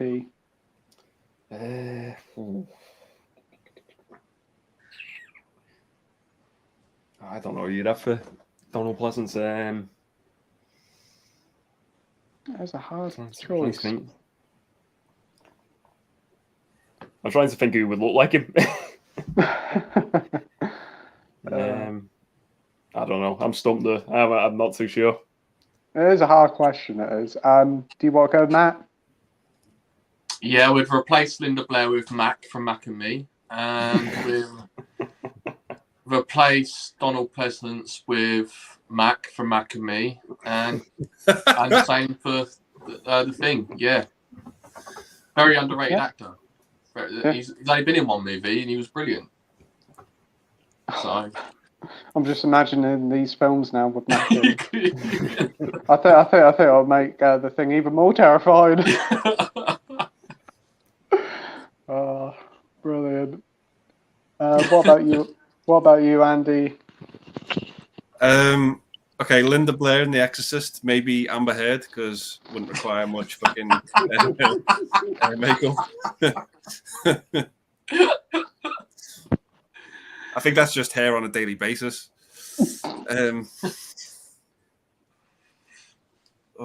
Donald Pleasance, that's a tough one. Tommy Wiseau from The Room. Kurt Russell from The Thing. I always swap these two actors out. Harrison Ford. I think we've fucking great. Yeah. And see it as a serious answer. Yeah. Yeah, Harrison Ford would be a good pick. Yeah. And what about you, Mike? Yeah, I can't really think for Linda Blair, so I probably just have to say the same as Andy, like Amber Heard, just because it would be funny. Donald Pleasance, I think. Well, I read that John Carpenter's original choice was Christopher Lee for that role, so yeah, I could probably imagine Christopher Lee or maybe like Peter Cushing's, like that. Peter Cushing, those Hammer horror type actors, or maybe someone like Roddy McDowall. That might be quite interesting. Kurt Russell and another actor who think similar to Harrison Ford, but the guy who was in They Live, Roddy Piper, I sometimes think he looks quite like Kurt Russell, so I'd probably say him. Yeah, that's a very good pick. For me, Linda Blair, I think Amber Heard is probably perfect for it. Yeah, perfect choice there, Andy. Donald Pleasance, I'm going to say Peter Cushing. I think Peter Cushing would have been wonderful. Kurt Russell for the thing. I'm just going to put it out there, Steven Seagal. I just want to see Steven Seagal in more better films. A good one to replace Donald Pleasance would be the guy that was in Halloween 3. I can't think of his name right now because I can't remember a lot right now. But the guy, he was in Halloween Season of the Witch. Is he in RoboCop as well? Yes. Yeah. The Irish dude. Yeah. Ooh. DVD Phone Bloke says, who's that guy? So retro revival? Don't know. Edward says, apparently Star Trek motion picture director's cut 4K is coming out in cinemas on 19th of August. Awesome. I see they're releasing all the Star Trek films again in 4K after doing a box set last year, and they're also releasing them separately as well. They're certainly getting their money's worth here. What's really pissed me right off was the fact that E.T. in August is coming in America to IMAX for the anniversary. It's being redone in 4K IMAX, but we're not getting it here. I'd love to have seen that. I just would have died to see that. I think that is coming to 4K this year, isn't it, E.T.? I did see a couple of teasers, so that'd be good. All we need is Mac and Me now, 4K. Yes, I concur. Yeah. Your best 4K ever made. Yeah. Put Gemini Man to shame.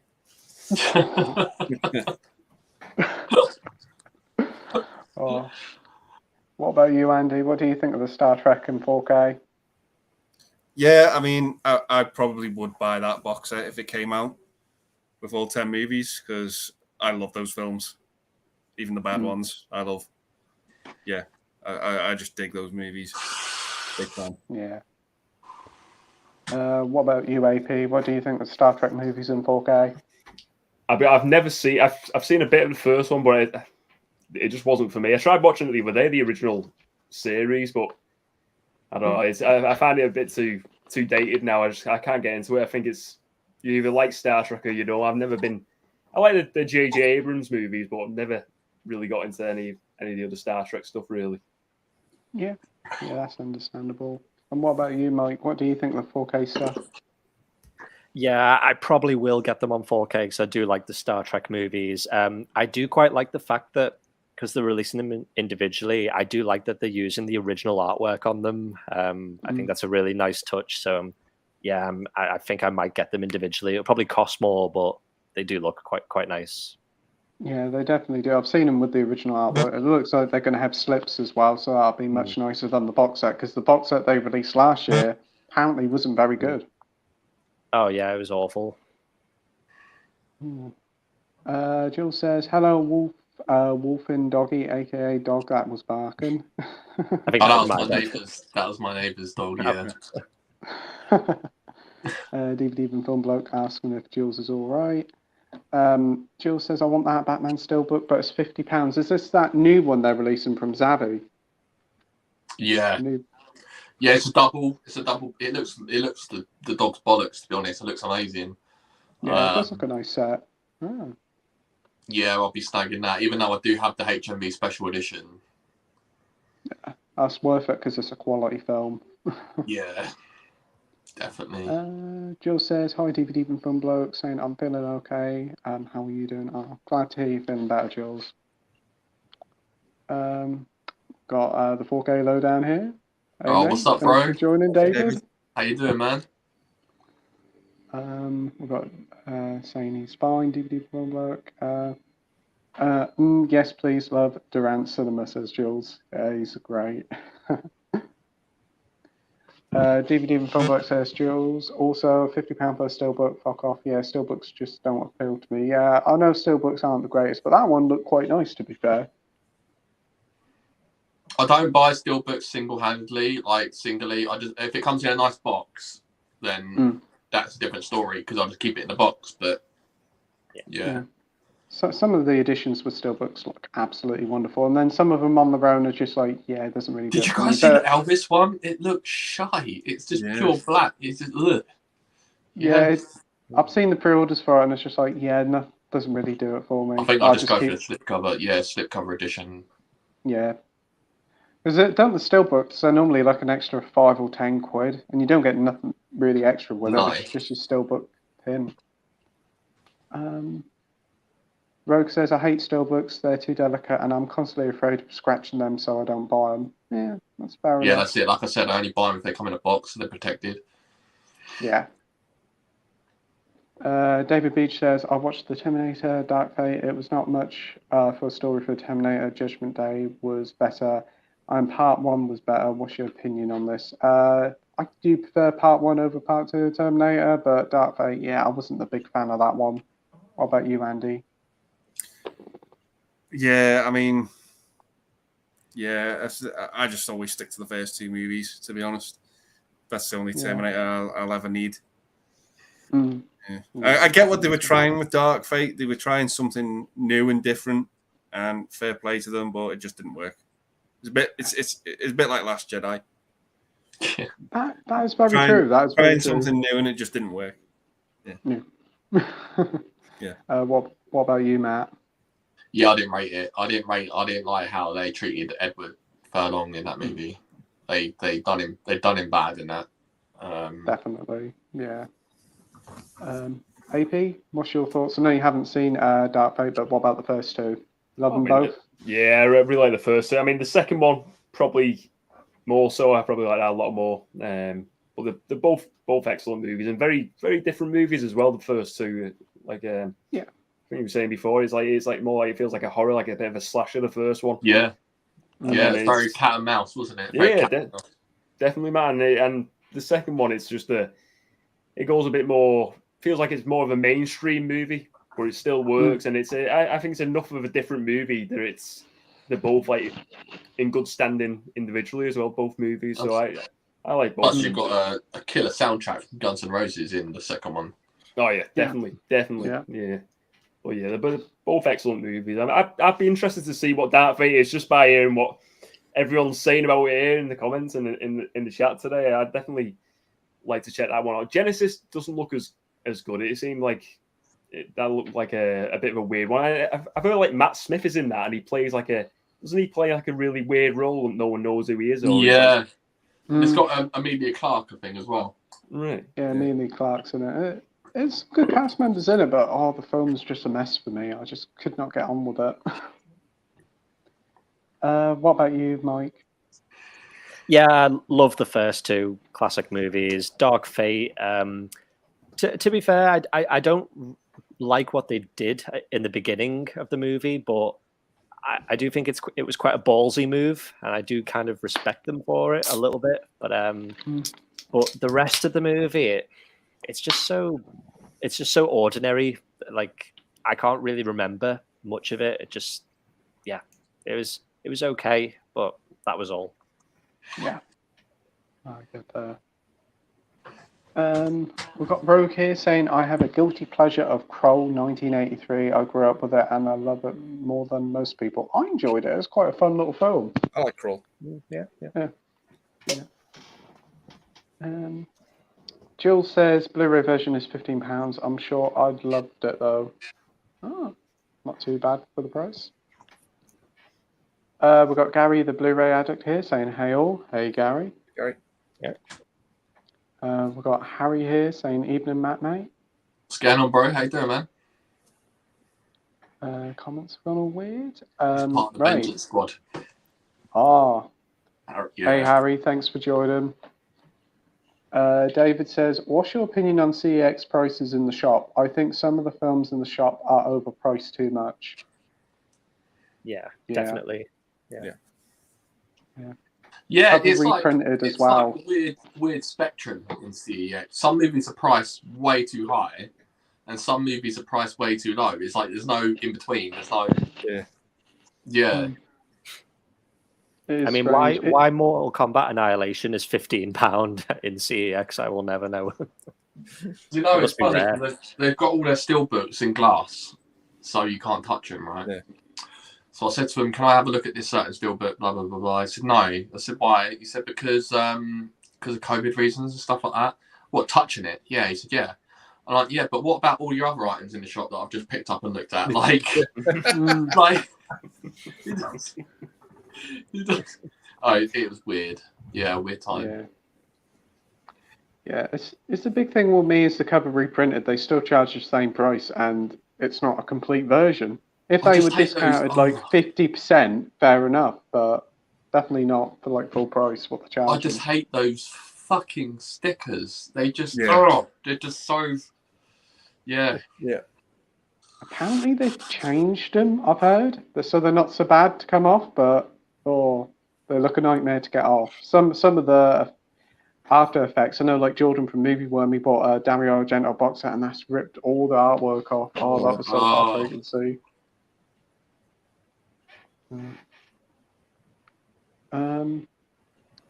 Dr. Impossible says, just a question for Mike. Mike, is there any Russian film directors you've seen via TV or DVD? I think the big one is Andrei Tarkovsky.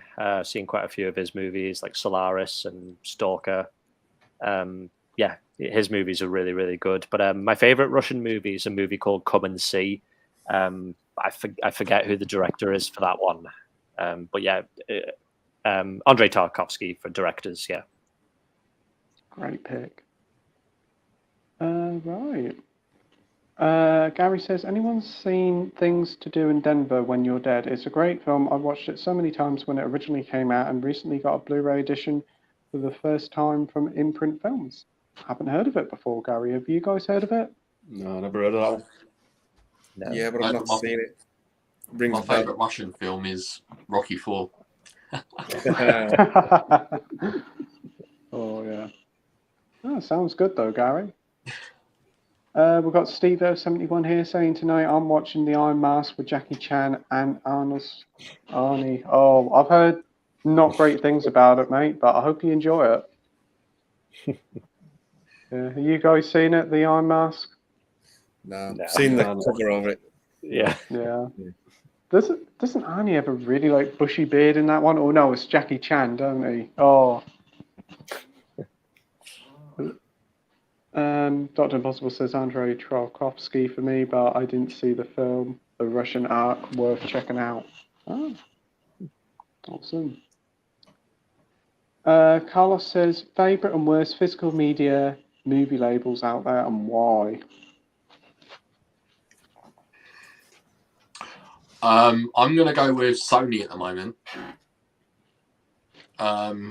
Purely because they just don't give a shit. And it's the same with Disney. It's just you know, they don't bother putting slip covers out. I mean, what pissed me off was Sony put,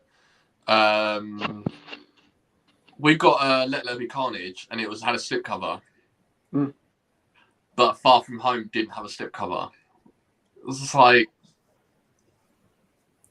that is so annoying. You know, so Sony literally can, get wrecked. Yeah. Andy? But my favorite would be Second Sight. Yeah, very good pick with Second Sight. They really do, as you said, some wonderful auditions like that Drive one you picked up. Yeah. Awesome. Andy? Yeah, I am in agreement with Matt about Disney and Sony. Just don't give a toss to them. It's awful. That Ghostbusters Afterlife 4K was atrocious. The artwork on it was awful, and No Way Home without a slip is, criminal. Favorites for me. I'm really, really digging at the minute a label called, is it Mubi? Or Mubi? Yeah. They're putting out some fantastic stuff. I'm really enjoying the films I've seen so far from them. Arrow is always a favorite. I owe a lot to Arrow because Arrow have introduced me to so many great movies I don't think I would have discovered if it hadn't have been for them.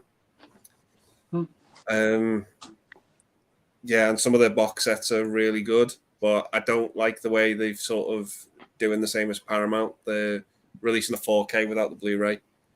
Yeah. Because Wild Things came out on 4K and that didn't come with the Blu-ray, and that's naughty to me. That's a no-no. Yeah. Yeah, 88 films, really good. Second Sight, the work they did with Dawn of the Dead was second to none. Phenomenal. There's too many. There's too many to mention, really. But yeah, those are some of the highlights. Really good there. What about you, AP? I mean, I'll echo what Matt and Andy was saying with Disney. For me, Disney would be just for the worst one for the lack of releases with the Disney Plus stuff like the Mandalorian and the Star Wars shows and the MCU stuff. It's just because I'm a big fan of like collecting that sort of stuff, and I get why they don't release it now because they want to get more people watching Disney Plus and the streaming service. But it's just frustrating because you never know whether they're going to have physical releases of the likes of them shows, the Mandalorian. Like maybe like once the shows are finished, they'll put out a release. But just a lack of stuff.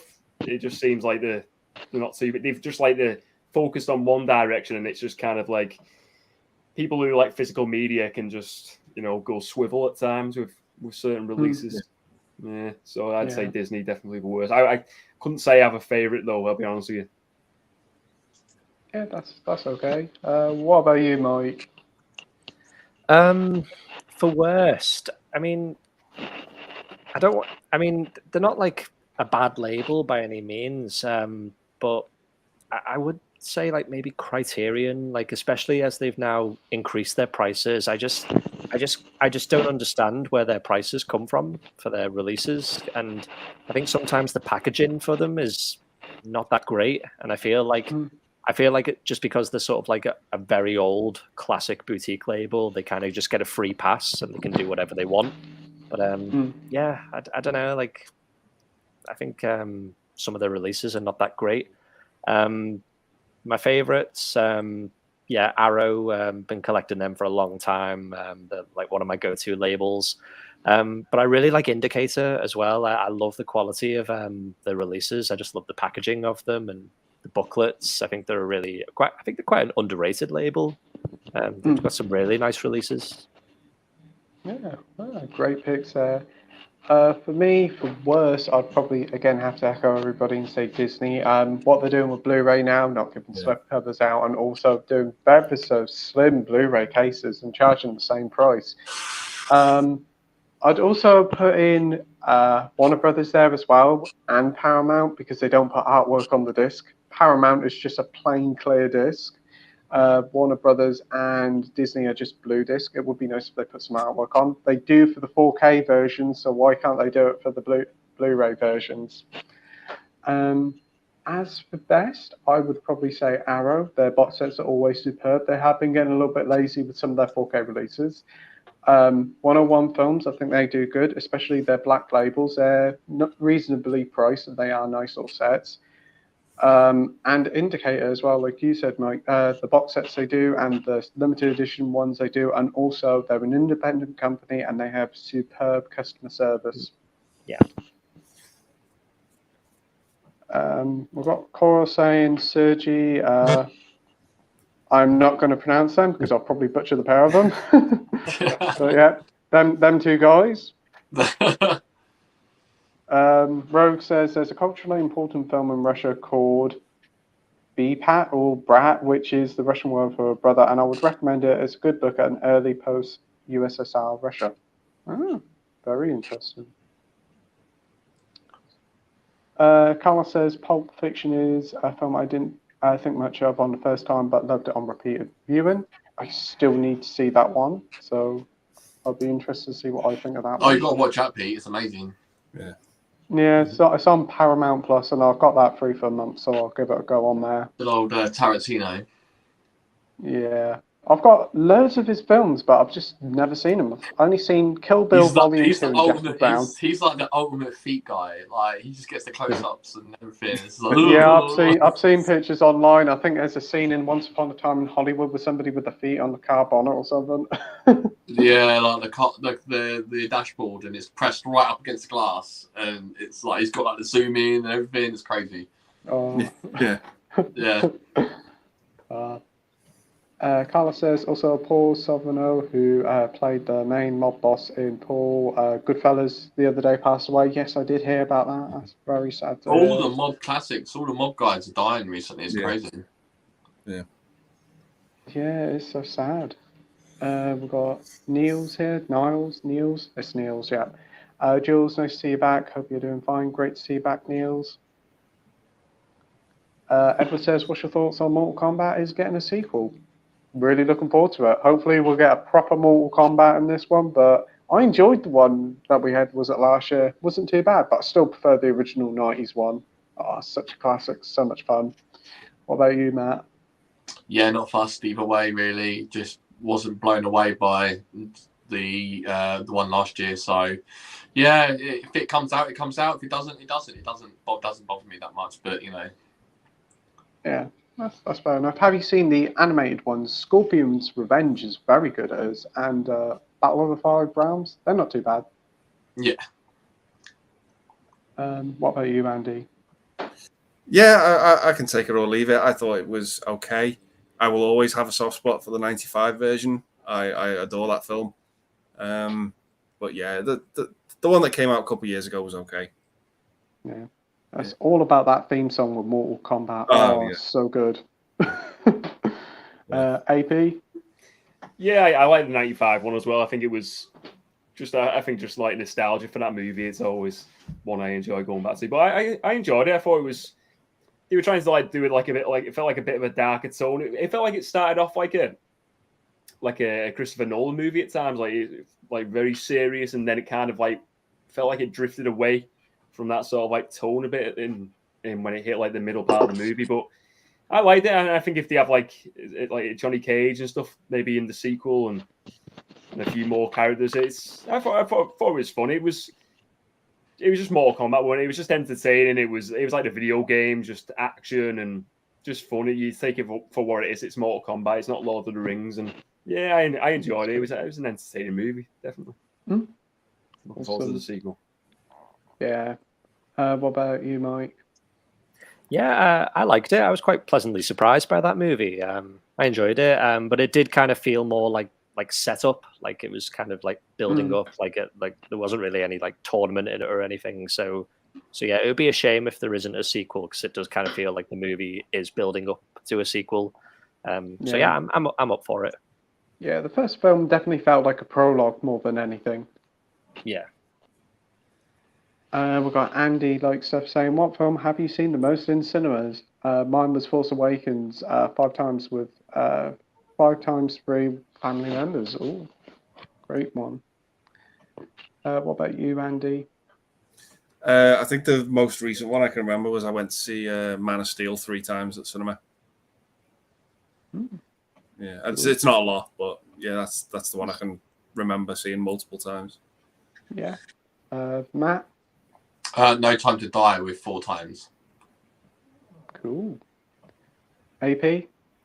I'd probably say Force Awakens. I think I've seen it about 3 times at the cinema. I love seeing that at the cinema. The hype for that movie, and then just the excitement in it was an awesome experience seeing that after not seeing Star Wars for so long, and yeah, I really enjoyed that movie. Awesome. And Mike? Yeah, I think the most I've seen a movie in the cinema is 2 times, and the last movie was Scream 5. I actually saw it 2 days in a row. Don't ask me why, but yeah, I did. Me, I've only seen films once in the cinema, so I can't really say. But if we had Evander here from Slayer Reviews, he'd say Spider-Man No Way Home. He's seen that about 25 times. Yeah. Total commitment there. He's such a cool guy, Evander, bless him. Yeah, he's awesome. Yeah. He's brilliant. DVD and Film Book says, I would launch Kevin Spacey into space. Yeah. Andy says he's looking forward to another Mortal Kombat. Yeah. There's also a few directors, says DVD and Film Bloke, he put into space, like Victor Salva, John Landis, Roman Polanski, and Sia. Okay. Edward Kopic says, I mean, what's your thoughts on the new movie, The Grey Man, with Ryan Gosling? Yeah, we did talk about this earlier. I know AP and Matt's seen it, but we haven't seen it yet. But you both liked it. Yeah. Yeah, both. Definitely. Yeah, me and AP both enjoyed it. DVD and Film Bloke says, in case wondering why I included John Landis, is because his law-breaking recklessness caused the death of Vic Morrow and two children on the set of Twilight Zone, the movie. Yeah. Edward says, what's your favourite Mission Impossible movie? Fallout. Yeah, I'd have to say Fallout. Yeah, I'm going to have to say Fallout as well. That's such a fantastic film. I don't mind, is it Rogue Nation as well? I think 4, 5, and 6 have all been fantastic. They've gotten better, haven't they, as they've gone on? They've just gotten stronger, yeah. I remember watching the first one a few years ago, and it was like such a shock how completely different it is to these newer ones. It's very slow pace, it is, compared to these newer ones. What about you, Mike? Mine's the first one. I absolutely love it. I have a lot of nostalgia for it, so that's probably the reason why. But I love 4, 5, and 6 as well. I think 5, Rogue Nation, I think that's probably my second favourite. But yeah, pretty much all of them are really good. Isn't the fifth one the one with Leia Sadu, the one from No Time to Die? Yeah, she's in either 4 or 5, but I can't remember which one. Yeah, I think it's 5. Yeah. I've got a soft spot for the second one, just for the pure fact of like I grew up listening to new metal, and like Limp Bizkit did the soundtracks as the second one, and yeah, so I was like, really into my new metal back in the day. So yeah, it's a quality series. It is. All the films are a lot of fun, but definitely 4, 5, and 6 are the best. But I did enjoy 3. When you got someone like Limp Bizkit doing the soundtrack, you're like, yes, let's go. Yeah. And what about you, AP? I mean, I get lost with which ones are which now. I like the one where he goes to I think they go to like the Russian embassy or something. And they put like the fake walls. Is that Ghost Protocol or is that Rogue Nation? I really like that one. I can't even think which one was which. Ghost Protocol. Is it that one? Yeah, it is Protocol. Yeah. I like that. That was a good one. I really enjoyed that. But Fallout was excellent. It felt a bit different than the other ones, and but I like them all. I think they're all quality movies, the Mission Impossible ones. Carlos says, I'd launch Buster Rhymes in space with that shocking and piss poor performance in Halloween Resurrection. Oh, brilliant. We've got Vin Gameplay saying, oi. Yeah. Hey, mate, thanks for joining. And Rogue says, what's your favourite David Lynch movie? Mine is Lost Highway. What do you think, Mike? Because I know you're a big David Lynch fan. Yeah, mine's Mulholland Drive. I love that film, and Eraserhead is very close second. Yeah. Andy? I think the two for me are probably Blue Velvet and The Elephant Man. Yeah. Great picks there. Matt? Didn't David Lynch do the Planet of the Apes? No. No. I think so, no. Maybe there's someone else. I don't know. I at the top of my head, I can't tell you then because without using Google.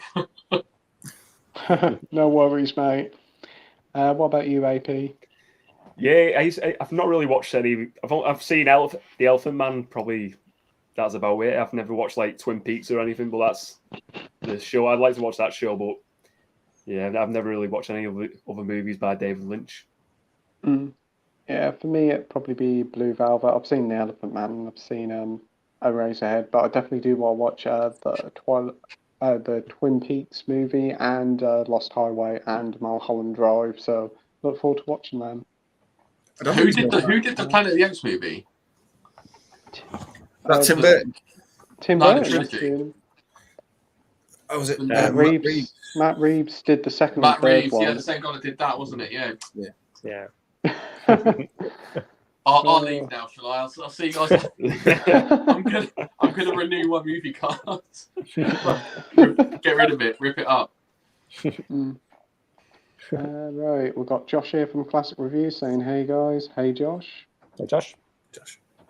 We've got Carlos saying, "Pete, the Punisher comes into Daredevil season 2, and man, he's brutal with his skills." Oh wow, I'm looking forward to watching that. Yeah, especially that prison scene.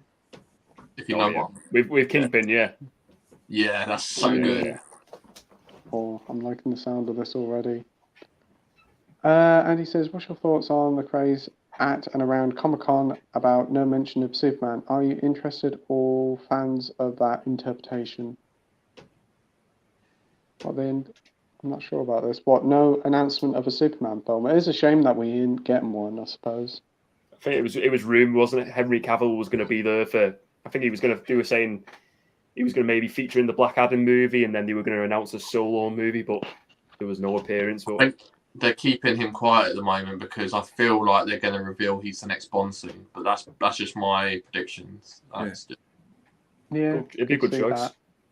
Yeah, he would be.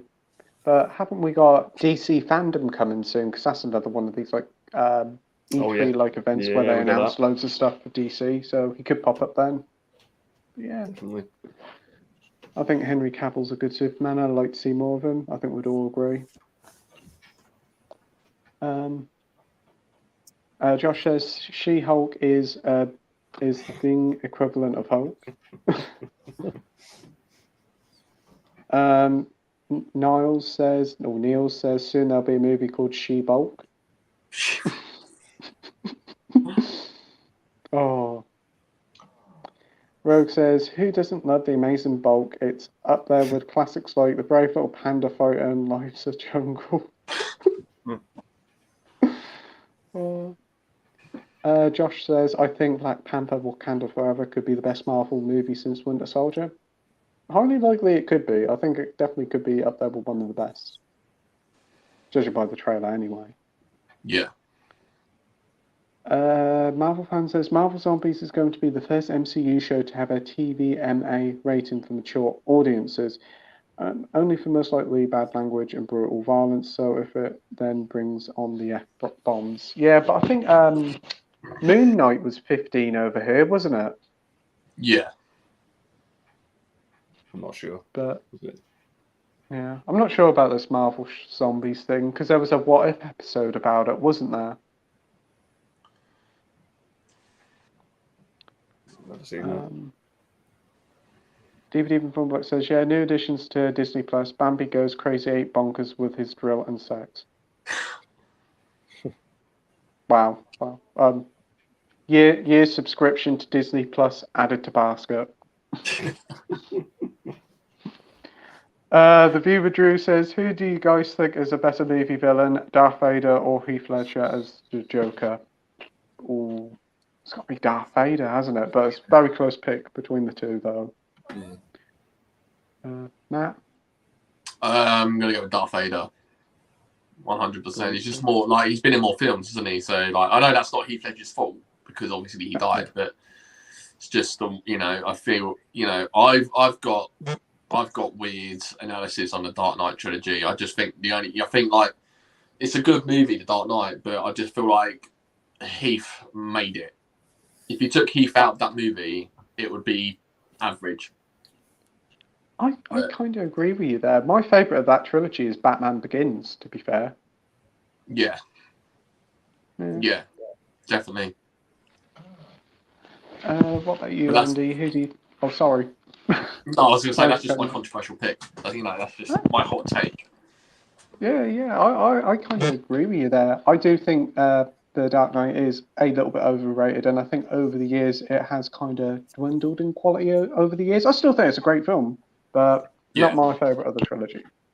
No, I noticed Andrew did pick up some really nice slips recently. He put up on Instagram. I saw they looked amazing. Yeah, they're the real nice chunky sets. Like they're nice. So many like special features packed in them. The steelbooks in them look amazing. I think I've got to I've got to sort of say give a big thanks to Keith because he did the videos on them individually and he really sold them to me. So I was just like, yeah, I've got to pick those up. Add to basket. Yeah, them new ones that just got recently released. Yeah, they're stellar. And I watched the opening yesterday of Dark Knight on 4K, and fucking hell, it's never looked better. Oh, wow! It looks so good. Yeah. Oh, that's great to hear.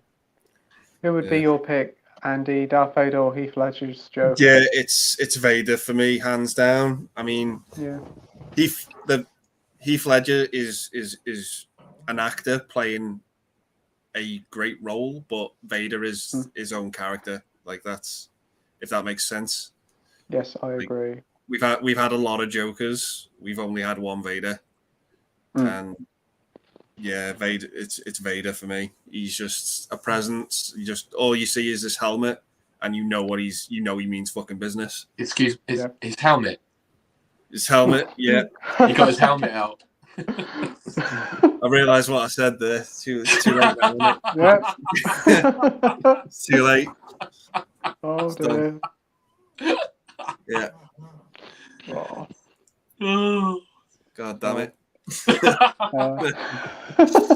He whipped out his helmet and you know he means business. Yeah. He certainly did. Fucking hell. Oh, that's brilliant. That's made my night. Yeah. Love it.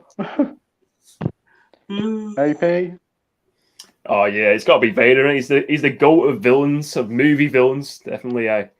I've even enjoyed what he did in the Obi-Wan show with the sort of bringing him into that show as well. I thought he was really good in that with Hayden Christensen returning as well.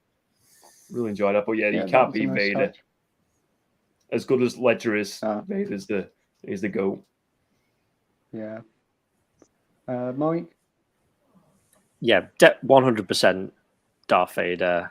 Heath Ledger's, his performance is great as the Joker, but yeah, Vader is just a classic villain. He can't be beat. Yeah, I agree there.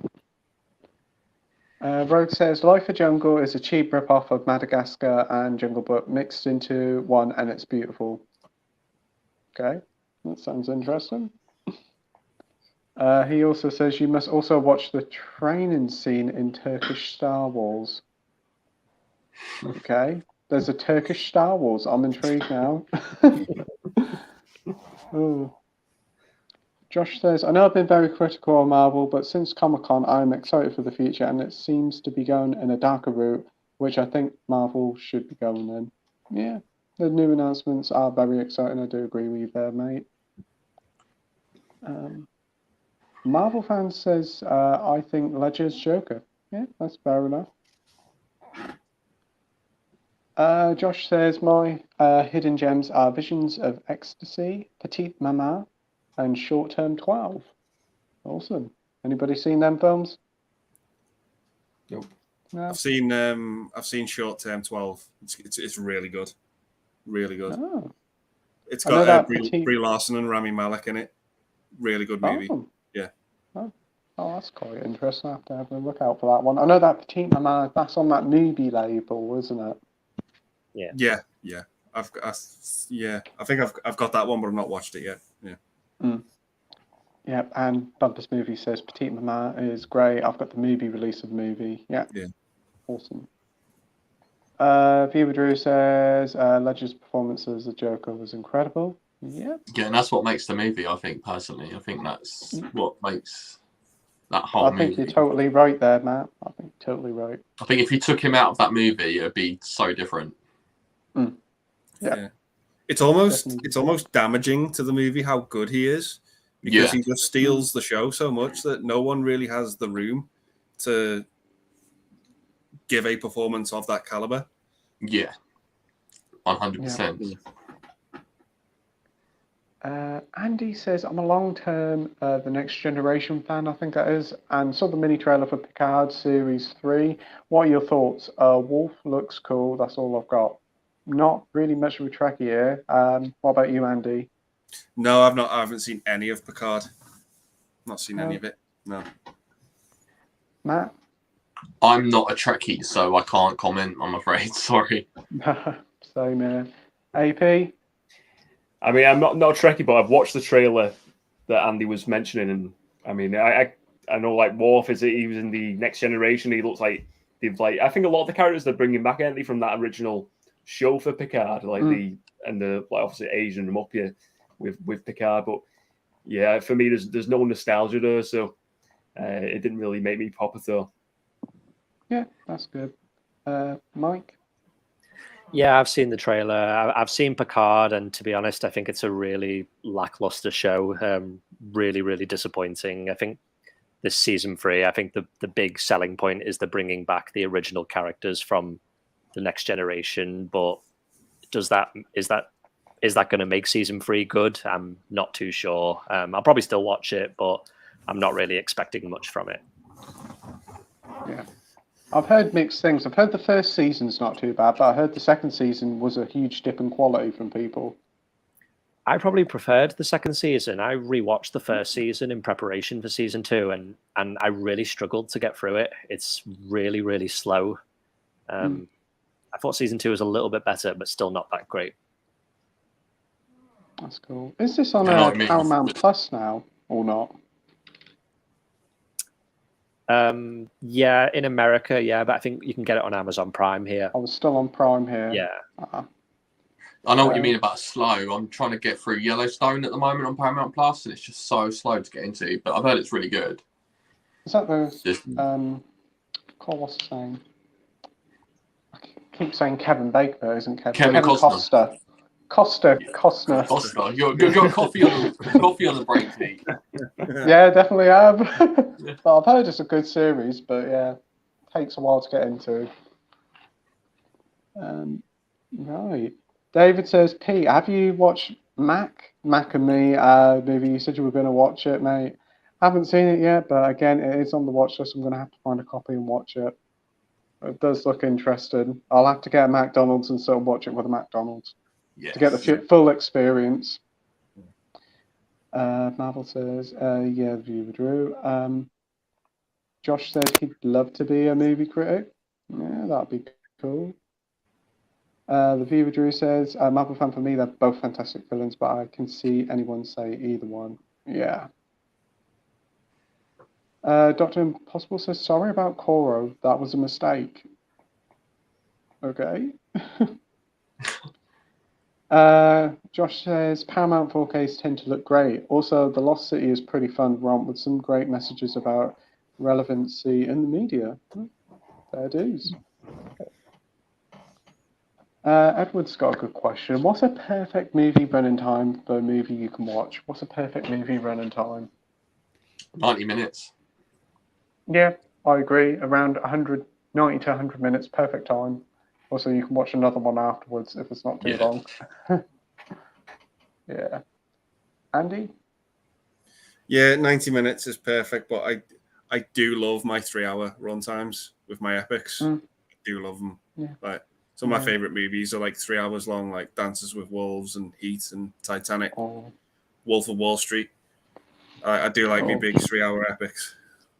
But yeah, 90 minutes is like you don't want it to overstay its welcome if you're not enjoying it. So yeah, 90 minutes is suitable. Got it in one there. Mike?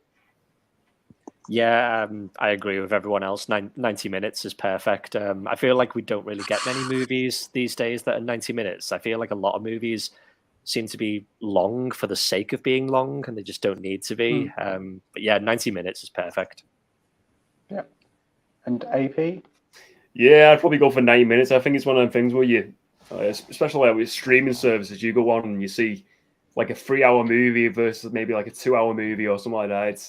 I'm always prefer to go for the 2-hour one because it just seems more convenient. I mean, sitting down for 3 hours, I enjoy it, but it's just nice that you can fit in maybe 2 movies for like 2-hour movies or like just shorter ones like that. I prefer a shorter movie, but I do like Andy said, if it's an epic movie. Sorry, Pete, go. No, you're okay, mate. What were you saying? No, I was saying like Andy said, if it's an epic movie and if it's worthy of a 3-hour, I think it's definitely I'll sit down and watch it. But yeah, convenience, I'd prefer a 2-hour movie suits me. Yeah, Sounds good, I agree. yeah. And it's like Ambulance had no right for being nearly 3 hours long, but it was good. I really enjoyed it though. Mm. That was like But it would have been a an heist even movie. better 90-minute film. Yeah, it was like a heist movie that went wrong. It was like they were doing this heist and it went wrong, and it's really actually a really good movie. And for Michael Bay as well, it was good. It's definitely a big surprise of the year, but there was a lot of parts of that film I could have took out, and it would have been about a 100-minute film, I think. Yeah, 100%. Yeah. Right, next up we've got Carlos here saying, with the huge success of the new Top Gun movie, do you think any other great movies from the 80s and 90s that never had a sequel might make a comeback doing a high-budget sequel? Maybe a new trend? What do you guys think? Mac and Me Too. Say no more. Oh, brilliant. Yeah. Yeah. No caption needed. Yeah. Yeah. Yeah, trying the Chicken Legend. Do they still do a Chicken Legend? I don't know. Oh. But yeah, it wouldn't surprise me if it becomes a new trend, because I know music biopics now seem to be a big trend after like Bohemian Rhapsody and that. So yeah, I could see it happening. I know we've had a few other ones that have had sequels like decades after, like Blade Runner and Bill and Ted. So it has been a trend for a little while, but probably with Top Gun we'll see it more prominent now. What do you guys think? Yeah. Yeah. I mean, they've tried it, haven't they? And it's not worked with obviously with like Coming to America. No. Oh yes. Yeah. Yeah. That's why it went straight to Amazon Prime. Same as well with Dumb and Dumber. The sequel that wasn't great, was it? You know, it's awful that. Yeah. Oh, I'm glad I skipped that one. It didn't look good from the trailer. Right. Josh says I've dropped off quite a bit in terms of content and friends in the film space. Andy says, I always watch your streams because you're honest. Oh, thanks ever so much, Andy. Really do appreciate it. And kind. You're one of the nicest dudes in the community, man. Oh, thanks for saying that. I People- really do appreciate it. The people I like to associate myself with, you know. Yeah, I agree. Radley says, got Ted out now. Thanks, guys, for another great stream. Take care. See you all next week. See you, Radley. Take care, mate. Cheers, Radley.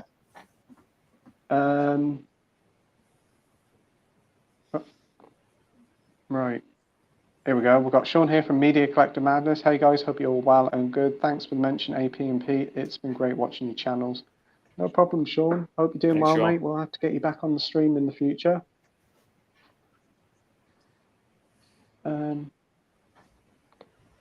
Right. Josh says, I've dropped off the YouTube spaces. I feel not many people like me anymore. Rogue says, it could be worse. You haven't seen the US Criterion pricing. It's like $50 a release, so we're lucky in pricing. $50? That is ridiculous. This is almost as priced as a video game. Okay. Wow. DVD and Film Bloke says, a spoiler, Spider-Man actually has a home.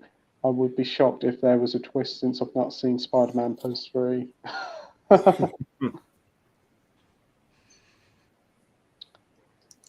Josh says, I've had no sport for me. Yeah, there seem to always be spoilers popping up all over the place. It's annoying, it is. DVD Informer says, I was lucky enough to avoid having the end in sport for No Time to Die. Yeah, so was I. That was a wow, shocking ending when that happened, but I'm not going to say no more. I was crying. Yeah, I was. I couldn't believe it. I was shocked.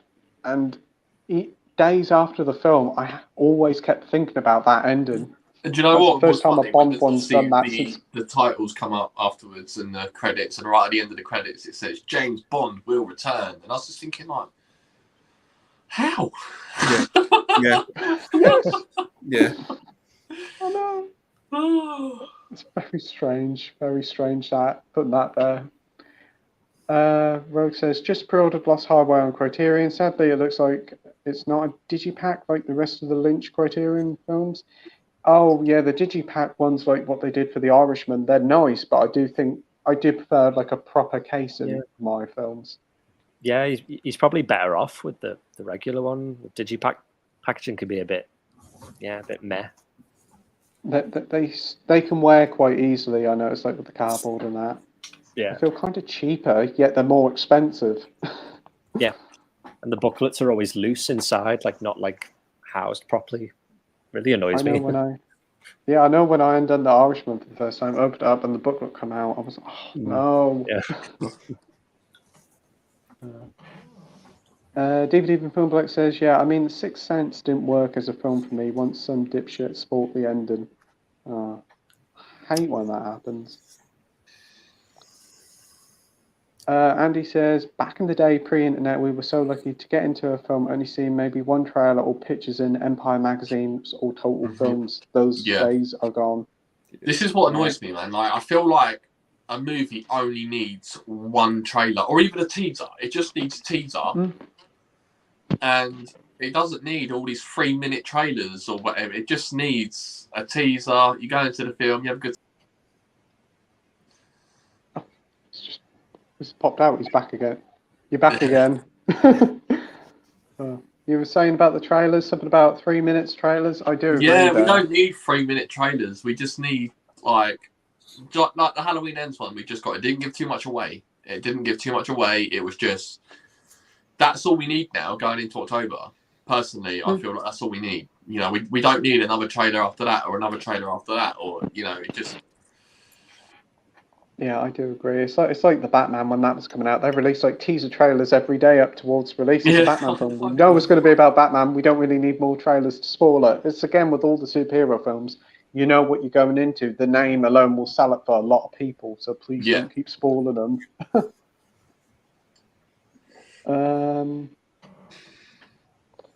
DVD from Film says sometimes twists in old movies are hard to avoid because they're so interested in pulp culture. Empire Strikes Back, Psycho, and Soylent Green comes to mind. Yeah, that is true. Yeah, there's so many iconic quotes that everybody knows and always talks about. So some of them are hard to avoid, I guess. Rogue says, you should have been in my media A-level class. There was a guy who kept watching films day one and sport the ending he did to No Time to Die a day after release in lesson. Oh, man. That's when you get up, you pick up your chair seat, and you throw it at him.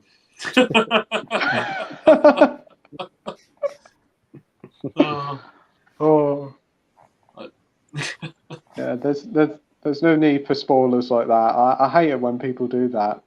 It really does spoil it for everybody. DVD from Filmblock says, yeah, I wouldn't care if I get suspended. Twatting him would be worth it.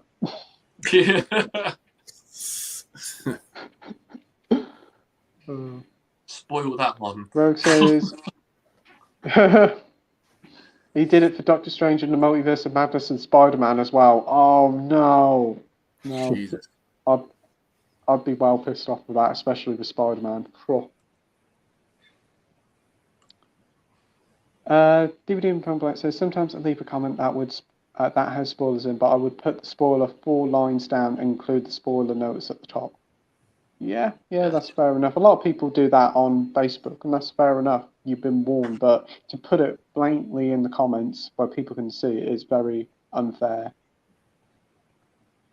DVD from Filmblock says, what a twat. Absolutely. Yeah, agree. And he says he did it on purpose, which made it worse. No need for it at all.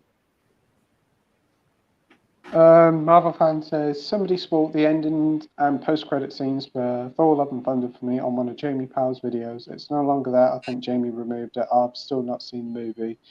Yeah, a lot of spoilers keep popping up in comment sections on all sorts of videos. I've had a few on mine, and I try to get rid of them as soon as possible. But unfortunately, you get nasty people on the internet and trolls and bullies, and it's just there's no need for it, you know. No. You know, I can't imagine sitting there on my sofa trolling people all day long. Just, I've got better things to do with my life. Yeah. You know, I don't understand it. DVD Even Film Book says Heat is a cursed movie for me. I watched it on VHS. I got back in 2015. I tried to watch it, but the fucking tape jumped throughout. It was unwatchable. And continuing on, he says, when I got the Blu-ray, I had problems playing it on my laptop. When I got it, because it's a Fox title, it's working on my new laptop now, thanks to an update. Oh, wow. So at least you can watch it now, mate. That's the main thing. Yeah. If you get any other problems, you're just cursed. Carlos says, yeah, that is one way. Carlos says, Heat, Donnie Brown's going through lives for me. Yeah, fantastic choices there, mate. DVD Even Funbloke says, I still have the tape. I still can't bear to get rid of it.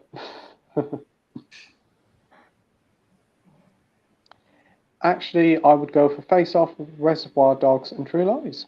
Fair enough, mate. Let's go. Rogue says, I see them doing box sets for each Bond era on 4K. Don't worry, the Lazenby box set will cost the same as the rest. Yeah, it wouldn't surprise me if they did that, or later on down the road after the big box set, make extra money. Did you know Lazenby completely winged his way into that film? Yeah, I did hear stories about it. He brought a cheap suit, and he never acted in his life. He was a model, weren't he? He was a model. I don't know if you've seen the documentary Everything or Nothing, but he goes on to explain that he went and brought a cheap suit, done his hair, got a nice comb over, blah, blah, blah, ran up into the office, auditioned, got the job, and he went, oh, to be honest with me, I'm not an actor. And the guy said, well, you got the part, you fooled me. So that's how we got the Bond. Yeah. There's a movie I saw recently called, I think it's called Becoming Bond, and it's basically like George Lazenby's like life story. Well, not his life story, but it's the story on how he became Bond. Really, really interesting movie. Yeah, that's it. I mean, he was due on to do more, but he wouldn't cut his hair because obviously he was going through the phase of where like the hippie movies were coming out and festivals, and he sort of grew his hair long. He was smoking lots of weed and just being such a hippie cool dude sort of thing. So, but then they didn't want that for Bond, so they had to get rid of him. So, yeah. If you see the premiere, of On Her Majesty's Secret Service, he's wearing a kilt and he's got like, really long hair. Yeah. He's like, yeah. Yes. Yeah, I've seen that. Yeah. It was a shame because I thought he was really good in the role. Definitely the ending got me. Oh, I got again. I cried. It's the best ending to a Bond film. Yeah, it's really emotional. It is. Yeah, especially when you got John Barry's score of "We Have All the Time in the World" in the background. It's heartbreaking stuff.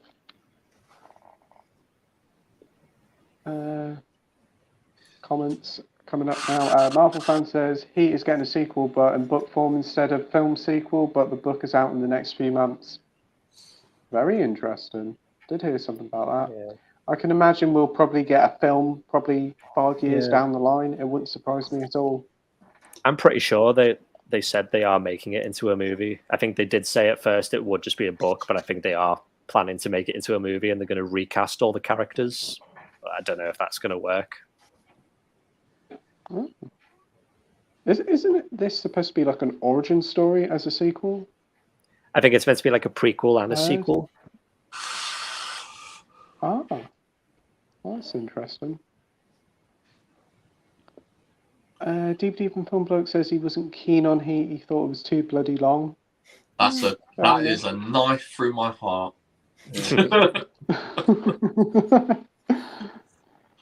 Yeah. The 3 hours honestly went really quickly, and the coffee scene performance between Al Pacino and Robert De Niro. Oh, tension there, superb. That music when he's driving, it's so good. That music. Mm-hmm. Al Pacino when he's like driving to the calf. Yeah, so good. Yeah.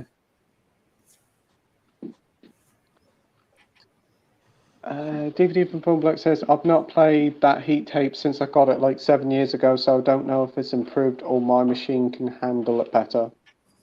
Yeah, fair enough. Jules says, night, everyone. Take care. Night, Jules. Night, Jules. Hi, Jules. We've got DVD from Bloke saying, night, Jules. Take care. Jules says, thank you, DVD from Bloke. I hope you're feeling much better. I know she's probably gone now because we're like way behind, but yeah, I hope you're feeling better. Yeah, you take care, Jules. Hope to see you soon. DVD from Film Bloke says the Thing starring Mac as an alien. Yes. Yeah. I'm so behind that. Marvel fan says Iron Man was supposed to say an F-bomb in an alternative line in Endgame, but Disney dropped it and wanted it to be kid-friendly. Sounds like a Disney thing to do. We've got Jules here saying, when are we having Dave Durant on Poldark? I'll have to ask him. I have got him on social, so I'll have a word with him and see if we can get him on. That'll be a nice night. Marvel fan says, I heard that there were 3 cuts to Mrs. Doubtfire, PG-13, 12, PG and R rated, which was 15. I wish they would have released the R-rated version, but they might release a documentary with R-rated scenes in it. Oh, didn't know that.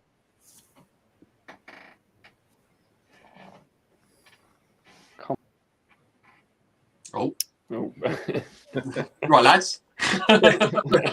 I just paused, didn't I? I paused. Everybody all paused. Yeah, it seems to be the case with mine. Once it hits about 4 hours, it just completely pauses for me. It's very strange. We've got good evening, everyone, from Gary North. Good evening, Gary. Hey, Gary. We've got Edward here saying, what's your favourite Mark Wahlberg film? I know Andy's. Oh, yes. Boogie Nights. Hands down. That's another 3-hour movie. That goes so quick. But yeah, Boogie Nights, man. I'm going to have to check that one out. I've got it, but haven't got around to it. I need to spare 3 hours alone.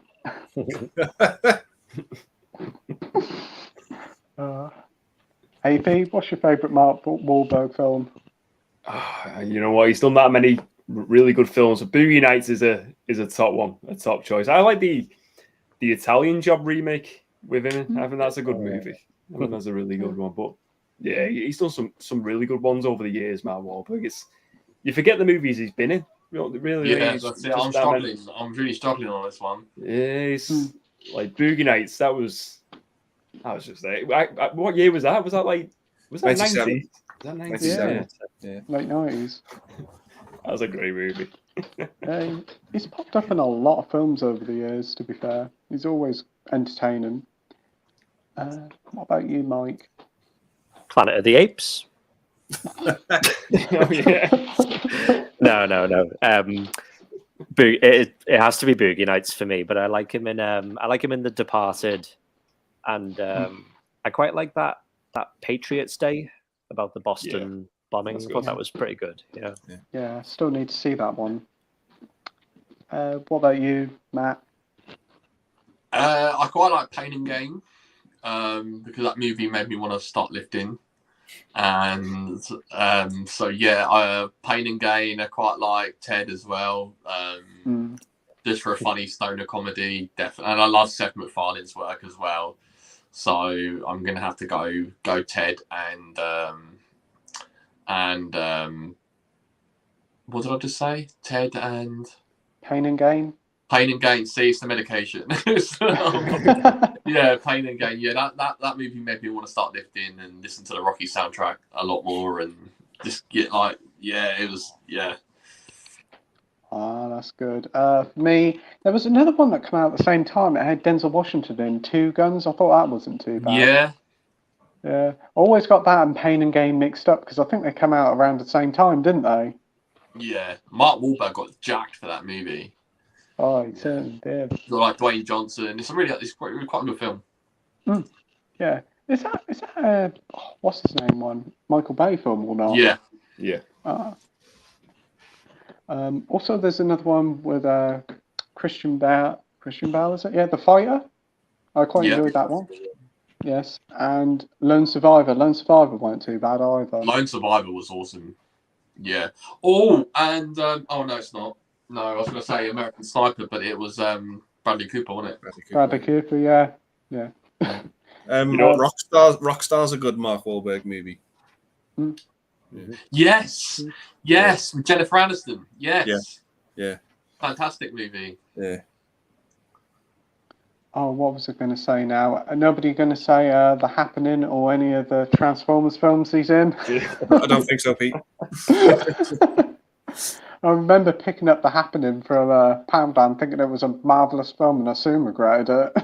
Oh, yeah. Jill says, anyone sees Les News? Don't know. DVD Okay. says Marvel. Couldn't give a shit.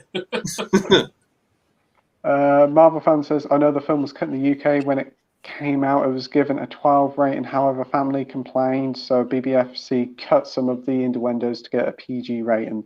The Blu-ray is uncut. Oh. Yeah, is that Mrs. Doubtfire? I think so, yeah. Yeah, because I remember when I got it on Blu-ray, I was really surprised because there was all these bits I'd never seen before. I was like, whoa. Edward says, what's your thoughts on Disney in talks with BBC to stream Doctor Who? That's fair enough. They show some other BBC stuff at the moment. They won't have no creative decisions in it. They'll just stream it, get more people to watch it. Fair enough. And it might actually be the end of BritBox if they put the classic Doctor Who on, because that's the only reason to go on to BritBox. I don't watch any BBC really. I don't, and they keep following up letters to me about you should renew your DVD license. It's like, well, I don't watch any BBC. I just watch YouTube. I stream. Like I don't. Yeah, we rarely watch BBC now. That is the biggest con going. The TV license is such a biggest con. It is. It's like, I think it's about 160 quid a year, I think, and it's a waste of money. Biggest con going. You don't get it anywhere else, do you? Nah. But I know they're in talks to try to scrap it. Whether they do, I don't know. Gary says Genesis was the worst. Terminator, I assume. Yeah, definitely wasn't good. Rogue says, I noticed in some CX stores, the more expensive Blu-rays tend to be out of print, such as Mortal Kombat Annihilations, Eyes Wide Shut, and Lolita. Yeah, that's the reason why. It's not out of quality of films, it's out of demand. Yeah. Because I remember last year when Never Say Never Again, the Sean Connery one, that was going for like 60 quid in CX after he passed away. And it was just like, I want a copy, but I'm not paying that price. That film came out. That film was battling Octopussy at the box office. And Octopussy floored it. Completely. Yeah, it was a bomb. Because that was like a loose retelling of Thunderball, weren't it? Never Say Never. Yeah, because of I forget his name now, but there was a huge court battle over that between Kevin McClory, wasn't it? Kevin McClory and Broccoli. What's his name? Broccoli something. Albert R. Broccoli. Albert, yeah. So, it was, The only thing he could do was like a retelling of Thunderball. That's all he had in rights, weren't it? Yeah, Kevin McClory was a bit of an arsehole, to be honest. But we've got Marvel fans saying DVD for I know. What would the R-rated version of the film be like? Look like those scenes as funny, apparently, to Chris Columbus. Oh. We've got Keith here from Euphoria Pictures. Hey, Keith. Hope you're doing well, mate. Hey, Keith. Hey, Keith. He says, hello to all. How's everyone doing tonight? I'm a little late to your stream, Pete, but we'll definitely catch up on it tomorrow. No worries, Keith. Hope you're doing well, mate. Just watched your new video, and it was really good. Yeah, Pet Cemetery Limited Edition. Oh, it looked amazing. Yeah. Awesome stuff. Right. David says, will you be watching the last episode of Neighbours? It's been going for 37 years. Carly and Jason, the last episode on Channel 5, no more. Probably not. Are you guys going to watch it? I'm not going to lie, I am a little bit tempted. Just a little bit. Just because it's the last one. But, I don't know. Yeah, I mean, it brought us Kylie and Holly Valance and Margot Robbie. Margaret Robbie and I'm sure some. I don't know if Samara Weaving was I think Guy Pearcey's in it as well, isn't he? Yeah, Is Guy Pearce was in it? Neighbours. Yeah, I think he's in the final episode as well. I think he's coming back. Was he? I do love some Samara Weaving. So that if she was in it, I'd watch it. Maybe as it's the final episode, we'll give it a go. I think it's like Friday night at 9 o'clock, isn't it? They're giving it a prime time viewing for it. That's Sam Sendon, but yeah. DVD from Film Bloke says, I guess fabulous films for worst physical media release, overpriced reissuing older titles with no new extras, and there's a transfer of Killing Zoe as a joke. I've got the old Universal DVD, which looks a lot better. Wow. Marvel Fan says the new Beavis and Butthead revival series is coming out on the 4th of August. Awesome. I quite enjoyed Do the Universe. That was a nice surprise. Yeah, I've been watching a lot of stuff on because Paramount Plus has got all the new Beavis and Butthead stuff and South Park, and I've been watching a lot of South Park over the last few days, just binging South, just because I don't want to watch anything serious because of like the trauma and stuff like that. I've just been, and I've just been watching a lot of South Park. I forgot how good it is. It's just so funny. Yeah, I love it's a Cartman. very funny series. Yeah, Cartman's fantastic. Yeah, he's just so good, isn't he? Yeah. DVD and Film Bloke says, I don't really go to certain labels. I just care about getting the films. Yeah, that's fair enough. Yeah. I get that. DVD and Film Bloke says, I mean, even the premium range is just repacks of older Blu-rays from the States. That's fair dues, that's true. He also continues to say, I need to get more indicator titles, Blue Collar, Hardcore, and CRT. Awesome. Hardcore's great. I love that film. Yeah. Yeah, so is Blue Collar. Yeah. And Eureka Master of Cinema as well. Awesome. Rogue says, Brat is pronounced Brat, by the way. Awesome. Gary says, have you seen the trailer to Pearl, the prequel to X? I haven't seen X yet, but I've heard a lot of people like the trailer for Pearl. Have you seen it, Matt? I have, yeah. I love the aesthetic in X. I really wish that they went with that same aesthetic for the new Texas Chainsaw. That whole grindhouse feel just looks so good. And Mia Goth and what's her name from Scream? Jenna Ortega. They were both great in it. Lots of sex. I rate it. Yeah, but the second, where's my credit card? But the Pearl one looks awesome. That's Mia Goth as well. Yeah, so it looks nuts. It does look really good. So, and A24, I do love an A24 movie, except for controversial. I didn't quite like Midsummer. I don't like Ari Aster's films that much. Not really my kind of cup of tea. It's too art house for me, really. But I do like, my favourite A24 is the Florida Project. I don't know if anyone's seen that. Oh, I've heard of that. It's supposed to be very good. Yeah, that's amazing. That's really good. And Red Rocket is good. I think A24 are killing it. But yeah, especially with the horror stuff. So definitely looking forward to Pearl. If you got a minute, check out the trailer. It's really good. Awesome. You seen it, Andy? I've not seen the trailer for Pearl yet, but I did really, really enjoy X. I had a great time with that film. Yeah, I thought it was fantastic. Good. Yeah. AP? No, I've not seen it, but I'm not a big horror fan, me though. So I've not seen X either. So I don't know whether that's something I'd check out. Whether it be too scary for me, probably. I think the only thing more traumatizing in that movie is the two old people having sex. It's very makes you like oh. Yeah, that would be scary. Yeah, that sounds like a horror film in itself. I'll give it a miss. Yeah, it's very out there. Mike, what about you? Yeah, I've not seen X either. I've got it to watch, but I'll watch that first before watching the Pearl trailer. Yeah, that's what I'm going to do as well. Yeah, it's a prequel to X. Yeah, I heard they said they filmed them back to back, didn't they? Yeah. Oh. DVD from Film Blocks has also got a load of Studio Canal titles, so I would say their catalogue titles as well.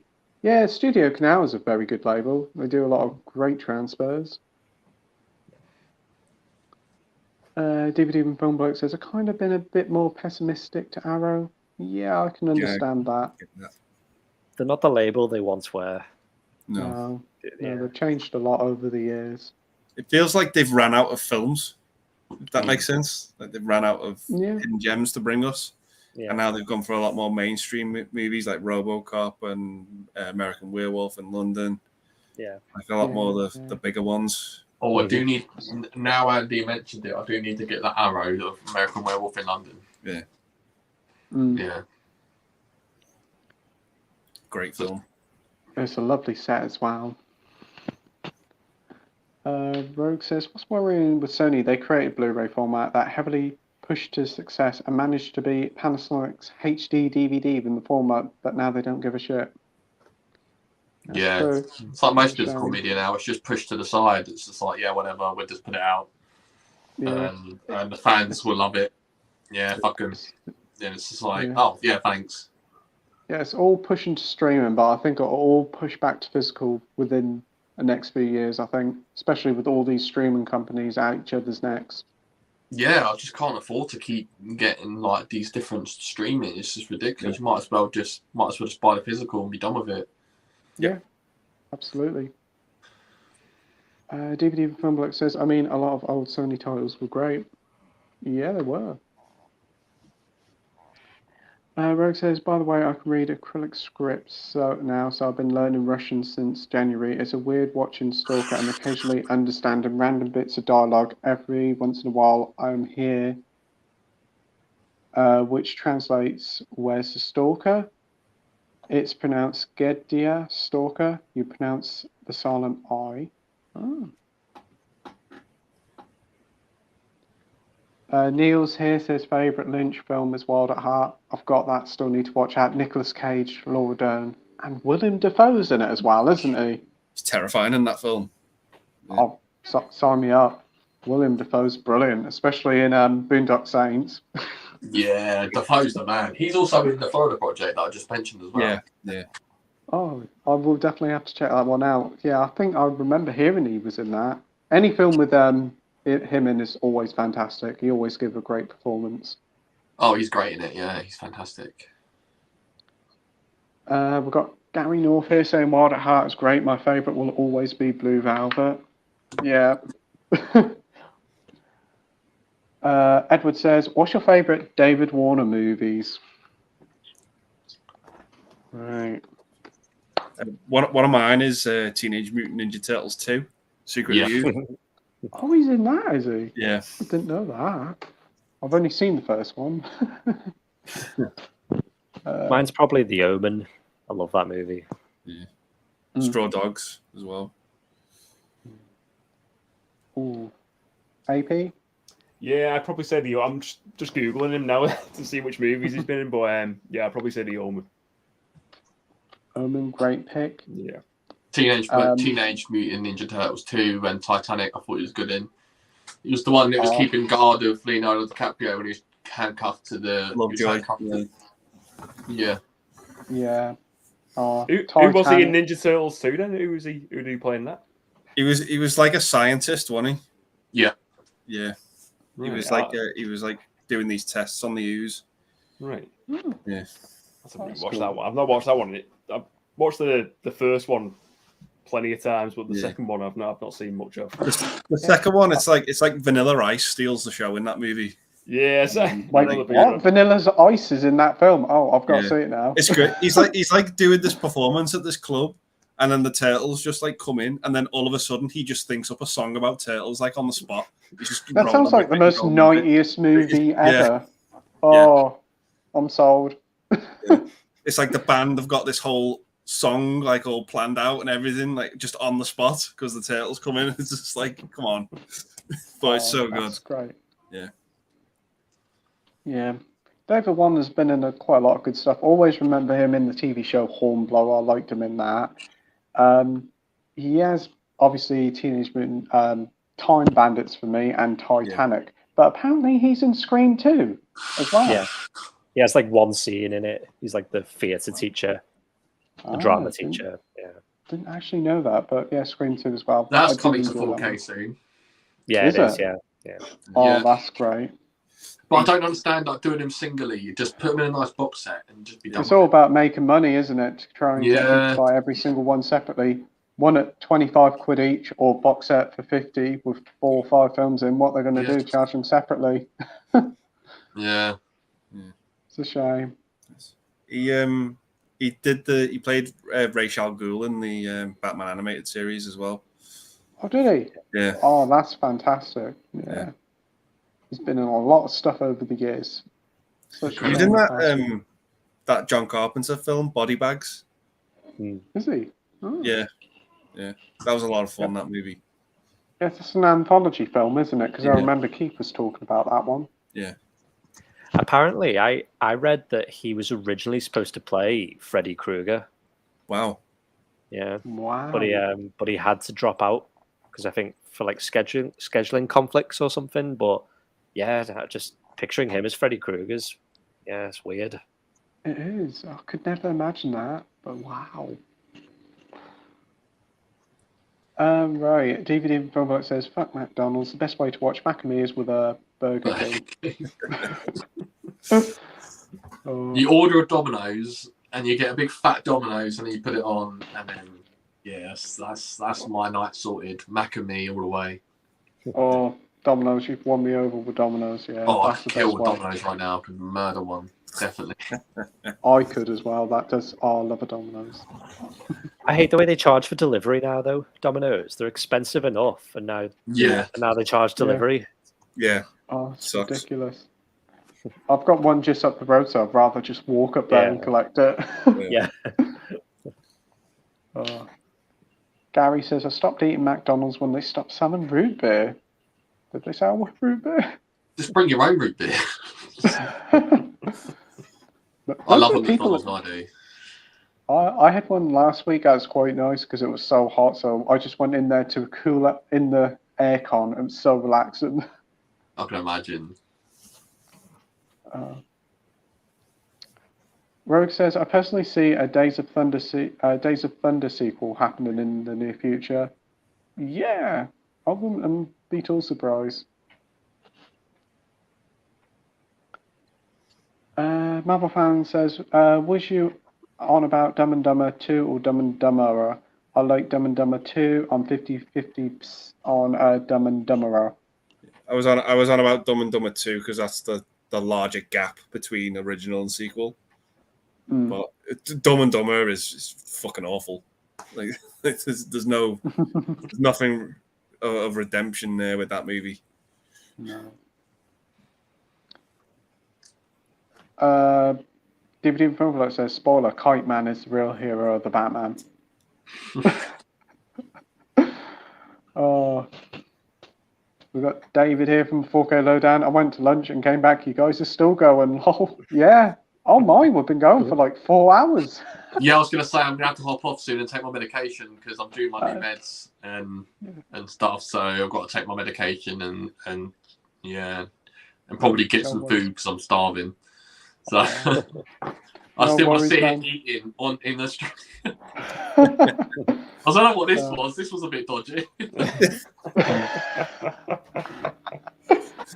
Bit like Andrew's helmet comment. Yeah, that's good. Means business. Thank you so much. Thank you so much for having me, though. Giving me another chance to come back on. I've had a really good time with you all. Yeah, no worries. It's been an absolute pleasure catching up with you, mate. I'm sorry I wasn't female enough for you, according to whatever that comment was. But next time you can get Matilda on. But yeah, I've had such a great time, and I'll catch you guys soon. Yeah, see you later, soon. Take care, buddy. Bye. Much love to you all. Bye. Thank you. Bye. Bye. That was great to have Matt back on. He just messaged just before the stream was going live, and you guys said about it as well. I'm so glad he could join. He's a nice guy. Nice guy from meeting him the first time tonight. He's a nice guy, man. Yeah, and it's great to get you back on AP because it's been a while since you've been on the stream as well, I think. Yeah, I honestly can't remember. I think the last time it was when your channel was just called AP Stevens, weren't it? It could have been, yeah. Maybe last year? Was it? I honestly can't remember. early this year. It's been a Yeah. little while anyway. But Didn't we do a stream together with Jordan? Was he on as well? Yeah. I think Yes, so, we did. yes. Yeah, Yeah. I remember. Yeah. Was that? I can't. Maybe that was this year. Maybe. I don't know. I lose track of time. yeah. Yeah. It's been good coming on again. Edward says, have you guys seen Monster Trucks movie from 2016? Is it any good and would you recommend it? I've heard I've it's not meant to be good, this one. Yeah, I've not seen it, but I remember seeing trailers for it. I think it's got the guy who plays Havoc from the new X-Men movies in it. Oh. But yeah, I remember seeing trailers, but I've never seen it. Is it like a monster in a truck, like an octopus or something? Yeah, that's exactly it. Yeah. Yeah, it looks an odd film.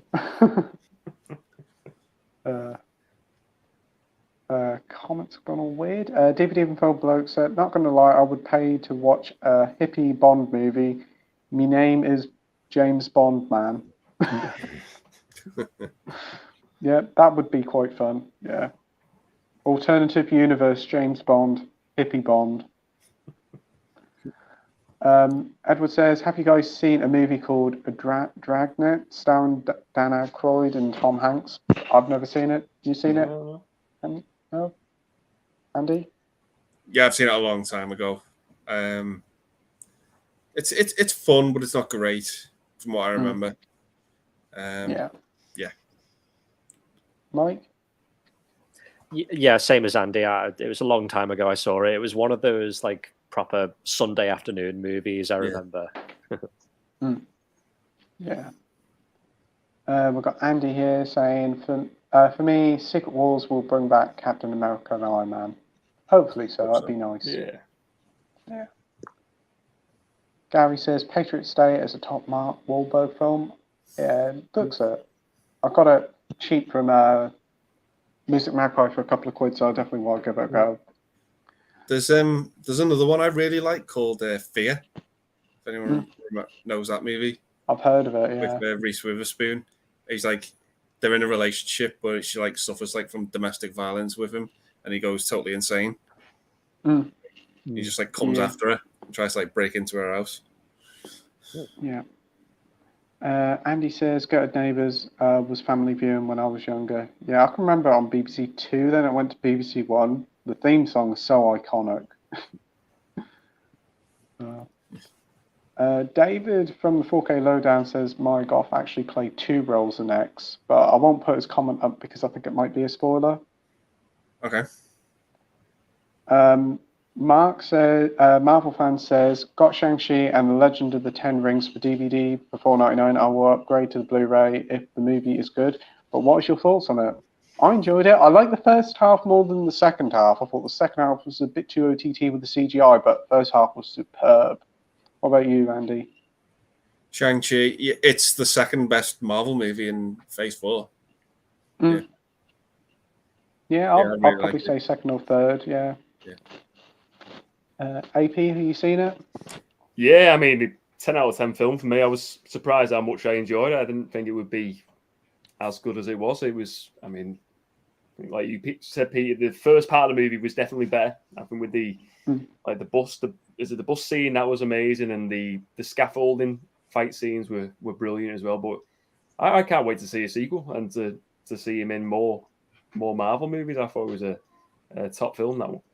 Oh, definitely, yeah. Because I remember the guy who played him, he was on about how great would it be if they brought Shang-Chi into the MCU, and then he got the role, didn't he? Because I think he's like a stunt coordinator, weren't he, beforehand? Oh, I'm not too sure. I know he was in a comedy, wasn't he? With what's the comedy called? Like where it's set in like in a shop. I can't figure what it's called now. Right. I'm honestly not sure. The only one I can think of is Confession of a Shopaholic, but I don't think it's that one. No. But I enjoyed the character Katie in it. I know a lot of people weren't a big fan of her, but what did you guys think of Katie? Yeah, she didn't bother me. She didn't like she did most people. I don't think. I think she was like created just for the film. I think because she doesn't originate in the comics.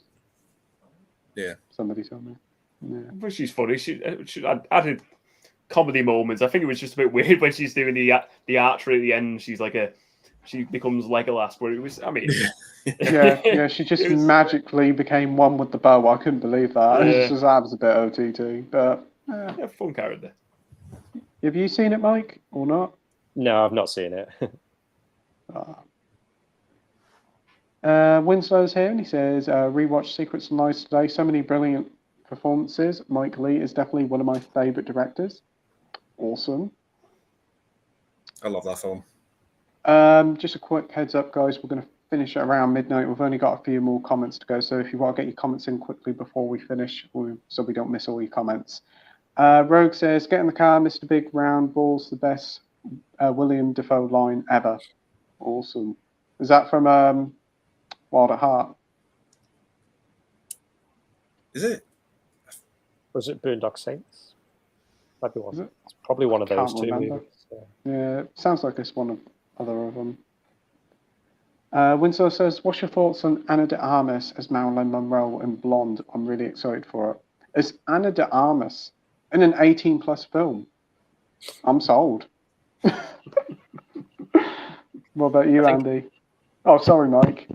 Oh, no, sorry. I was just going to say, I think, like, regardless, I think it'll be an interesting movie because it's, I think, like, her life. Yeah. It's quite an interesting one. So, yeah, should be good. Yeah, I think it's supposed to be no hold bars. From what I've heard, they're just going ahead with it, being quite full frontal about it, so to speak. What about you, Andy? Yeah, I'm looking forward to it. I think she looks the part. Yeah, she's a great actress. Yeah. What about you, AP? You know, I don't really know much about Marilyn Monroe, so I'd be interested to watch it if it's a decent biopic, and I like her as an actress, so it'd be good to see. Yeah. Yes. Won't be long till that comes out, I don't think. Have they announced a release date for it? Not sure. I don't know. I kept seeing like a poster for it earlier, but I didn't see a release date. I'll have to keep an eye out for that. Rogue says David Warner played the Doctor in the Big Finish audio adventures as well as Doctor Who stage show. Yes, I remembered he had a lot of stuff going on with Doctor Who. He has appeared in a couple of episodes as well. Right. We've got Winslow here saying Domino's is expensive. Asda make your own pizzas for the win. Yeah, I've heard a lot of people like Asda ones. Yeah, I do. I know sometimes they do like offers where you could get like movies on it for like half price or something with a pizza, which was pretty good. For me, it's Chicago Town stuffed crust pepperoni pizzas. Oh, so good. I had one yesterday. Now I want another one. Now talking about all this pizza. Yeah, they're pretty good. Those ones. Yeah. Edward says, what's the next movie you're looking forward to seeing? I'm going to say either Prey or Nope. What about you, Andy? Yeah, I think probably the ones at the cinema will probably be Nope and Bullet Train. I think it'd be... I think Bullet Train will be something fun. Yeah. AP? Yeah, I think Bullet Train, that's one I've been looking forward to seeing for a while. And I mean, Wakanda Forever, again, just for intrigue in that movie, just to see what it's like, what they can do without Chadwick Boseman. I'm looking forward to seeing what they do there. Yeah, I agree there. And Mike? Probably Nope for me. It's a shame that we've got to wait 3 weeks for that over here. It's a shame. Yeah. We've got Marvel fans saying the subtitles on Licorice Pizza don't reveal what Jerry's wives say. Does any of you know? I haven't seen it yet, so what about you, Andy? Is that the Japanese woman? Oh, it'd be the guy at the restaurant. Yeah, the restaurant, was he like own the restaurant, does he? Yeah. He's like trying to translate to his... It makes me cringe, that scene. Like, I'll have to give that a watch soon and see what it's all about. I know you really enjoyed it, Andy, so... Yeah. It's a funny fun one. Film. Yeah. Rogue said it was from Wild at Heart, was that Willem Dafoe line. Awesome. Andy says, good stream today, cheers. Thanks ever so much, Andy. Really appreciate it. Marvel Fan says goodbye, guys. Thanks ever so much, Marvel Fan. See you later. And DVD from Film Bloke says bye. Right, so we've come to the end of the comments now, and we've gone on for nearly 4.5 hours tonight, and it's been a lot of fun. Thank you, as always, everybody watching at home, all 13 of you at midnight. Thank you ever so much, everybody who's watched, commented. It really does mean a lot. As always, I'd like to say thanks to Andy and Mike, as always, for joining me. Go and subscribe to both their channels, and thanks ever so much to AP and Matt from Vengeance Media for joining us. It's been an absolutely brilliant night. Hey, thanks for having us on, gents, and thank you for everyone in the chat for being so kind and nice with the comments as well. Yeah. DVD before Bloke says good night. Yep, and thanks ever so much for joining, guys. We'll see you all again next week at the same time at 7:30 on a Wednesday night. So take care all, and we'll see you all again soon. Bye.